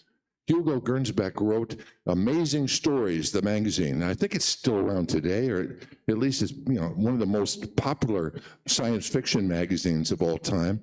Hugo's known for having forecast an amazing number of things. Just some of his articles had projected in the future we would see microfilm, the jukebox, satellites, space flight, tape recorders, artificial cloth, television and channel surfing, the video phone, transcontinental air services, solar energy and practical use, sound movies, synthetic milk and foods, and voice printing. All these things, before they actually hit, were written about by Hugo Gernsback and his colleagues for amazing stories. But not every invention's a hit, right? I don't know what this did. I forget what it was called, but he wanted a place to totally focus. He wanted the ability to go into an environment where he could bring new ideas to the table. And that's, of course, what that does. But it wasn't a big hit, no. This was another one of his odd contraptions. Hugo's television that straps to the forehead. This was right off the cover of Life magazine, and they were talking about the future. Well, why we don't have anything goofy like that, we do have goggles hooked up now, you know, to Google and other services that probably quite a bit like what Hugo was forecasting when he came up with that. So inventors are completely blue sky. You know, they're curious, they're thinkers, they're coming up with something not because they necessarily want to sell a lot of them and make billions of dollars, but they're curious people and innovators. Gernsback was more of an innovator, I think. He would take ideas from other people and modify them and put together new and interesting uses for these ideas. So we'll talk about two different kinds of innovation, both from the pure inventor prospect and also from innovation in terms of it being separate from inventors. There's a lot more innovators in the world than there are inventors, and all of us in this room could be considered innovators when we think about designing some new antenna. You got a wild idea, you want to give it a try. I mean, that's all innovation. Famous fellow here, I had an opportunity recently to interview him. Joe Taylor, professor, came up with the digital modes, and I would say he's the kind of the guy behind all of those digital modes. Joe is a wonderful, easy to talk to person. It's been recognized in this forum in the past, Ham of the Year in 2015 or 2016. Great guy, but pure inventor. He's a guy whose research is funded by the government, and yet we benefited from it over here in the amateur radio community. So David Sarnoff describes research as the distance between an idea and its realization. And I think that's a pretty good description. This slide's going to be hard to read for the people in the back, and I'll just brush on it quickly. But a lot of innovation comes from government money being invested into research, basic research. And yet ham radio innovation seems to have been in the category of private research, where an individual or a company is building something, and that has always been the way it is here. But our hobby did benefit, as I said in that last line, a great deal from Joe Taylor's government-funded R&D, and of course he won a Nobel Prize. So an inventor is someone who makes another man rich. David Sarnoff, he came up with that quote, and he's the perfect example of a fellow who became rich because of someone else's inventions. David Sarnoff is a famous radio personality, not necessarily a personality. We think of Sarnoff as an executive, head of RCA for many years when it was a major force. And here's the exact person he's talking about, who would be someone that other people made money from, Michael Faraday. He's a physicist, an engineer, a chemist. As a chemist, the guy discovered benzene. He made the first Bunsen burner. He as a physicist, discovered so many aspects of electromagnetism, for example. In fact, his list of achievements is such that in Wikipedia, when you read about Michael Faraday, it says that he's probably the single most respected scientist internationally, globally, out of the last couple hundred years because of the number of things that he came up with. And they were all so different. Formal education, had none, just a really smart guy. If Faraday had been an entrepreneur, if he had been a Hugo Gernsback, and he had that drive to make a buck as well as do interesting science, Margaret Thatcher said the value of his work today would be higher than the capitalization of all the shares of all the companies on the stock exchange. That's how much value his science and his new discoveries brought when you think of other people picking up those discoveries and then making money from them. Electric motors, all the things that came about as a result of Faraday's work. Here's another fellow. I would consider Marconi, even though he is known as the inventor of radio, I think he's more of an innovator. He took other people's work and made it better, made it work better. He took Heinrich Hertz's information and science about radio waves and started playing with them as a young kid. 13 years old, he started playing with radio waves. And when he was in his early 20s, he had the success of getting radio waves to move beyond one room to another in his house in Italy. He was a very well-to-do gentleman. Here's a picture of Marconi at his Signal Hill, Newfoundland station. And this is an event that took place in history. Gosh, I forgot the date. I had it in my head. But it was 1902, as I recall. 1902, Marconi's transmission was a gigantic step for mankind, according to the newspapers. It was when Marconi sat there on this side of the water and heard his transmission take place from Cornwall, England. And the transmission consisted of 1 letter, 3 dots, an S. And that's what he heard, and he reported that to the newspapers, that he picked that up at 12:30 in the afternoon, and again at 1:10 in the afternoon. He heard the S being sent across the sea, and that was forecast as a major change for the world because of Marconi's invention of radio at that time. Here's a picture of David Sarnoff and Guglielmo Marconi together. Sarnoff started working for the Marconi Company. He was a Marconi man, as they called them, and that meant that he was pretty good at his code operation with his hand. And still today, or not today, but in the past, he would be shown with Morse code working right at his hand. He had a device in his office at RCA where he could send code to other people. Downstream executives in the company would pick up his messages coming in by Morse code, wired code, of course, but still, he couldn't take his hands off that key. He was an interesting individual, even though he was not the guy who was at the key during the Titanic sinking, his publicity department decided that they would make him the fellow who was at the key during the sinking of the Titanic. And while everyone knew it wasn't Sarnoff at the key reporting the Titanic disaster, it was someone else. The company publicity department made it look as if it was David Sarnoff. But he did have a remarkable innovation in terms of seeing radio as something more than point-to-point communication. Point-to-point communication is what radio had been, right? One person in one spot talking to another person in another spot. And of course, there were a variety of people that saw there could be more than that, but Sarnoff is the one who really kicked it off. There was a gigantic sporting event that took place, and that was the fight between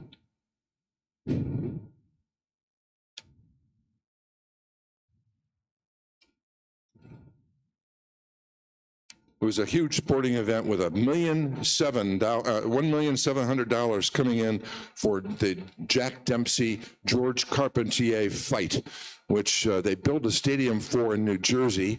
And it was interesting because they had no stadium there, so they took millions of board length of green lumber that wasn't supposed to be used in any kind of serious construction and built a sporting event, a coliseum, as we would call it today.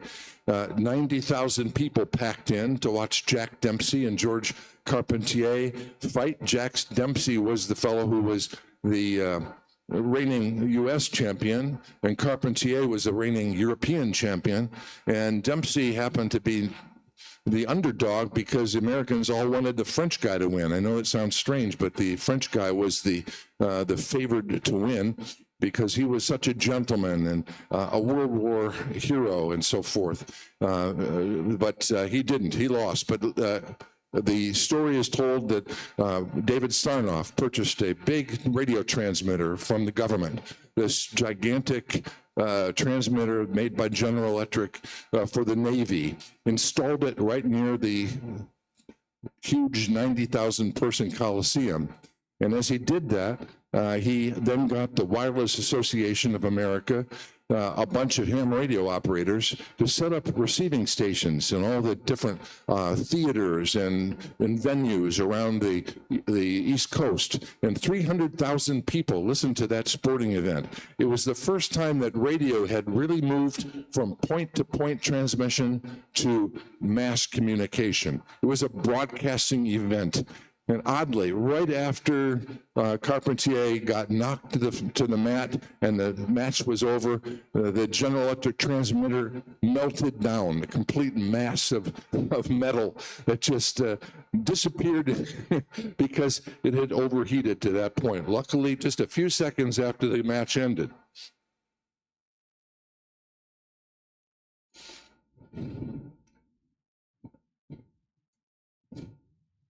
I love some of these books that I've been reading about radio and the history of radio. Wes Chum, Amateur Radio's Unsung Hero. 200 Meters and Down, I really like that one.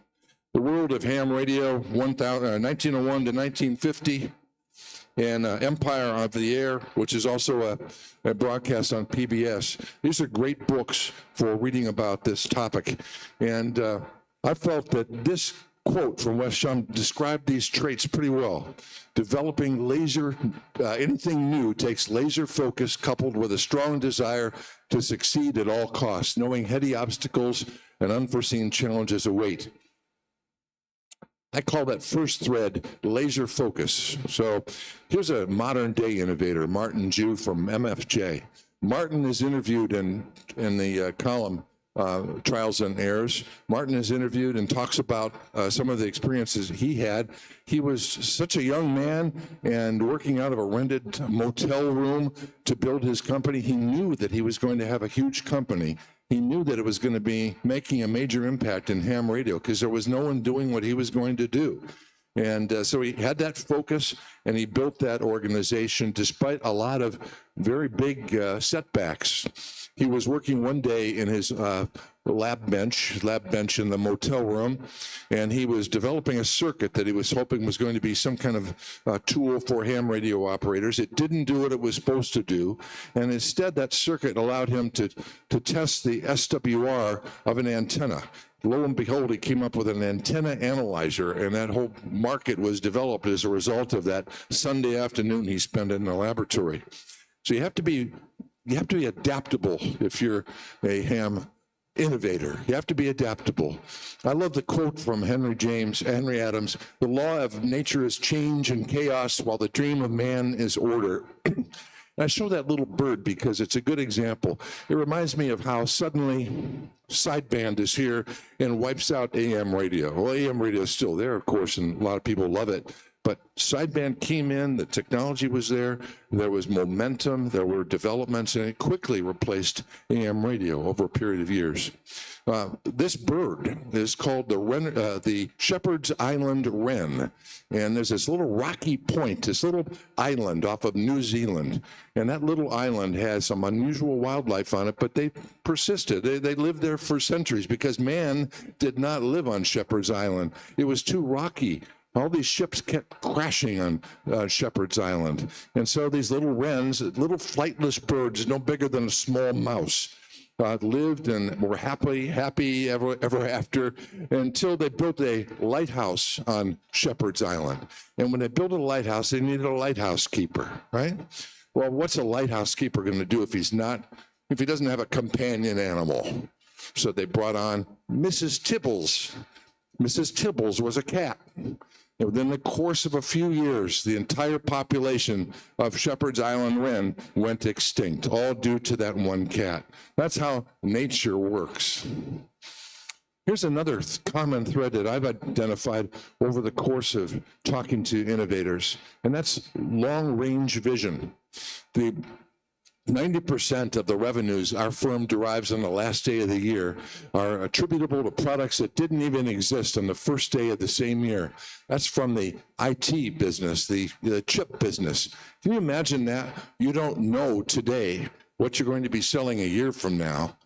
You're developing it. It's in the lab. It's in research. It's being innovated. But 90% of their profits come from those new products that they developed on that same year. Amazing. We call foresight the ability to see how innovation proceeds in order to make an impact. If you look ahead, you can see what that innovation might be able to do in the marketplace. If you don't look ahead, if you're just pushing the technology, what happens is like pushing that cart. And instead, I would say that most successful entrepreneurs use what's called a market pull approach. They figure out what they've developed, they find out what the market needs. What do ham radio operators need? This guy right here, he's a tremendous fellow. If you ever have a chance to chat with him or look at his business, KM3KM makes linear power amplifiers.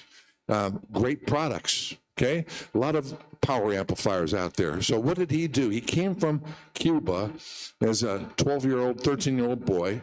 He knew he wanted to be in electronics, so he took classes, read books, etc., and he decided he would build a company that makes linear power amplifiers. And he set his sights on making the best linear power amplifier that could be made for the money and giving ham radio operators a value and giving them some very unusual things like, for example, well, no matter who owns it, no matter how far past warranty it is, you send it in here, I'll fix it for free, I'll just charge you for parts. You know, that kind of warranty, that kind of service, the ability to reach them when you have a problem, all these things Kenny came up with because he decided that this is what we need to do if we're going to actually sell products. We're not just going to have a cool amplifier. We want to give hams what they need. So that's another fellow interviewed in the pages of Trials and Errors on QRZ. I'd like to, when I was doing a lot of recruiting work, I'm retired now, but when I was doing a lot of recruiting work, I noticed that sometimes people who were innovators, inventors, they would have a particular personality style. They would either be comfortable with self-promotion, or they would be very quiet, inward, shy people that didn't know much about that. And I think that one of the things that you find when you look at the different innovators who've affected ham radio is that some of them have been very outrageously self-promotion able. They're good at that. David Sarnoff, wonderful ability to self-promote, move his way up in an organization, right?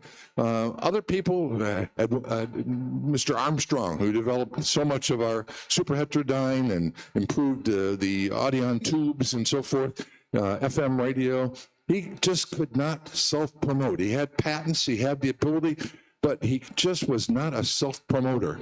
And I don't think you necessarily need to be a Sarnoff. It's just that it is a difference between people. Some of these personalities are off the charts, and some are just quietly competent. Personally, what I would like to have is a person who's quietly competent, but who can express what it is that this thing that he or she has invented will actually do for you. So even if you're on the right track, you'll get run over if you just sit there. That's a great quote. This fellow was on the right track, but unfortunately he didn't go anywhere with it.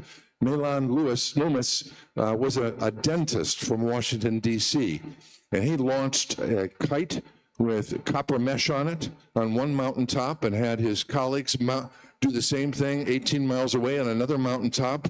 They got the kites up in the sky with a thin wire copper filament that goes down to the ground.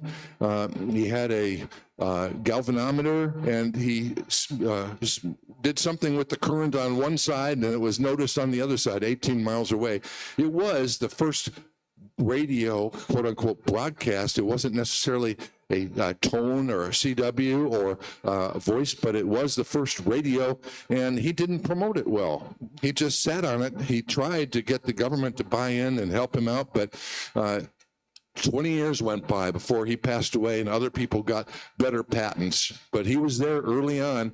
Even Marconi was only a 10 or 12, 13-year-old boy at the time that Loomis was doing this work. Temperament and stamina. Well, success consists of going from failure to failure without loss of enthusiasm. For sure, that's an important element. Failure is never final. It's the courage to continue that counts. And one of the things that Edison had in his favor was that he was a persistent guy, that's for sure. My dad would always tell me this story whenever it looked as if I was going to give up on something. You know, it took thousands of attempts to find the right filament for the light bulb. So, you know, the reporters would look at it in a sour way, but Edison would come back and say, no, it wasn't a failure. We got it done. The light bulb was simply an invention with thousands of steps. Here's a modern day inventor I interviewed recently. I'm going to have an article about this fellow in my column in the very near future. Eric Anderson. He's with the company PrepCom. He is the founder and chief scientist at PrepCom. And Eric is one of the nicest people I've ever met. He's a fellow who has a temperament that stems from his great belief in God. And he simply just opens himself up to new ideas, and they come to him. He came up with the technology in every one of our cell phones. When you're taking pictures with a digital camera, a lot of those patents are held by Eric.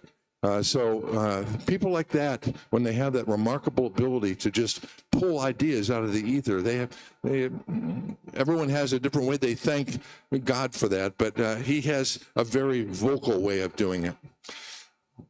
Willingness to break the status quo is my final one, and I would say that willingness to break willingness to break the status quo is similar to like not being afraid to look stupid, and that's another way of saying it. And these inventors, like Marconi, for example, at the time that Marconi was publishing his results of having radio transmit from one point to another, a famous physicist, the guy had already been given the Sir title in England, Sir Oliver Lodge, came on to the scientific podium and said, radio waves are a unique phenomenon, but they will never be transmitted over 1/2 a mile. And sure enough, Marconi's limit on his system initially was just 1/2 a mile. A lot of people would have given up. I mean, this fellow is an eminent physicist, a Sir, and he forecasted Marconi would never do it. But of course, Marconi hung in there and managed to keep building on it. So in the future, as we look at radio art, where's it going to come from? I love this comment from Sarnoff before his death. He said, I began my career as a wireless amateur. After 43 years, I do not mind confessing that I'm still an amateur. Despite many great achievements in the science of radio and electronics, what we know today is far less than what we still have to learn. And that was David Sarnoff before his death. Bell Laboratories, a lot of great technologies came out of Bell Laboratories. You know, the transistor, for example, gradually downsized until the remainder was sold to a French firm. So where does radio innovation come from in the future? And when you look at companies and find out what they do when there's a pinch, where's the first place they cut? The first place they cut is R&D. Sadly, I mean, as a headhunter, I'm equally acquainted with people who have been let go from companies, and those individuals were always in the R&D category. They always cut that first. But the future is really in your hands because, as I said, every ham has the potential within to be an innovator. You could start a company. Here's a friend of mine, W3FF. Great guy, started Buddy Poll. I'm sure you've met him or have seen him around meetings like this. You could start your own company, or like George Senti and Colin's Radio. George was the guy that came up with on his garage workbench, not at work, just playing around in his garage. And Art Collins happened to like it, so they brought it on inside the company, and it became the predecessor to their biggest selling product line of radios. So it's very possible to, even outside of companies, to be an innovator in ham radio. This probably describes my innovation ability. One who does precision guesswork based on unreliable data provided by those of questionable knowledge. That happens to be a great quote on a t-shirt of mine. A good example of why hams are incredibly persistent and smart is the story about Cape Disappointment. There was a gigantic storm. This Cape Disappointment is up, I think it's off the Oregon coast. It was a gigantic storm, and this was about 1936. And the operator of that lighthouse was concerned that things were not looking good. The rocks that the lighthouse were mounted on were shearing away. There were huge boulders of 50 and 100 pounds that were being blown in. They extinguished the light. Now, when a light goes out at a lighthouse at a rocky point, you know that there could be some lives in trouble out there on the ocean. These winds were 108 miles per hour. Well, the operator at that time, W9GIZ, I believe was his call sign. He was a fellow who decided he was going to take it into his own hands. The telephone didn't work any longer, so he took it apart. He cannibalized an old Atwater Kent receiver that he had sitting there in the lighthouse. He took bits of wax paper, aluminum foil. He took a brass doorknob. He made a key out of a spring of some kind, and he got a signal out by code to the coast to tell them that the lighthouse was down. And it saved lives that night. So that's the kind of innovation that ham radio operators are capable of. Now, my last slide, as I give you this quote, I want you to think about who's saying this. This is a 13-year-old boy saying this to Congress. The next quote comes from a young guy who was testifying to Congress at a time when we were thinking as a government of shutting off all amateurs. Amateurs were getting in the way, right? It was a time when amateur radio was interfering with wartime and interfering with Navy operations and so forth. So they invited a young boy to come in who was representing other boys. And I just think his quote is wonderful. He says, there are vast possibilities, great discoveries, and marvelous inventions yet to be discovered in radio communications. We boys want to try the great rewards that are to come to the successful experimenters. Wireless is not mere play for us boys, as some seem to think. We love this field, and it is always the amateur, the lover of a line of work, who produces results. Well, that was a moving speech that he gave, and the legislation was not passed. So luckily, we have a hobby as we do today. Just as I close, I want to mention that QRZ, everybody uses QRZ, but you wouldn't think of it as a source of necessarily magazine-like content, but QRZ reaches 800,000 regular users. If you took QST and CQ and combined them, it would be about 1/4 of that number. There's a huge potential. If you happen to be the kind of person that likes to write about ham radio, you need to write me. My business cards are on the back, and I'm kind of working as an editor to take these articles that come in. We'll pay you the same paltry amount you're going to get from QST or CQ. You'll get an opportunity to reach 4 times the audience by writing and being published in QRZ. And every one of those articles will go through an editorial advisory board of 3 top hams. So I want to thank you very much for being here today. Last talk of the afternoon on a Saturday. That's a tough slot for any speaker, for sure. Thank you very much.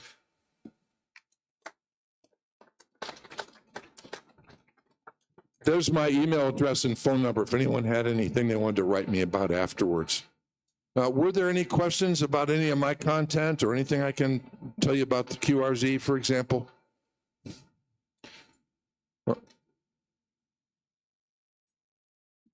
Okay, so what topics are we covering? So what we're going to do is we're going to, right now the column, when you go to the front page of QRZ, you'll see a picture of me dressed up like a radio innovator of the old days. It's sort of a strange picture. We're going to get rid of that picture because it's not focused on me anymore. It's going to be focused on ham radio operators who are submitting articles. And so that's going to happen. And we're going to focus on antennas. We're going to focus on how-to projects. We're going to focus on all the major subsectors. We probably won't get down into the Earth to Moon kind of stuff and some of the more rare specialty areas until we've gotten our feet wet on this whole process. But if you've got something that you've done that would be of interest to other hams, then we want to know about it, that's for sure. Thanks for asking. Okay, I appreciate it. I've got a cocktail party to go to now, and that sounds like fun. I hope that you're going to enjoy your evening. Thank you. Just stay away from the beavers.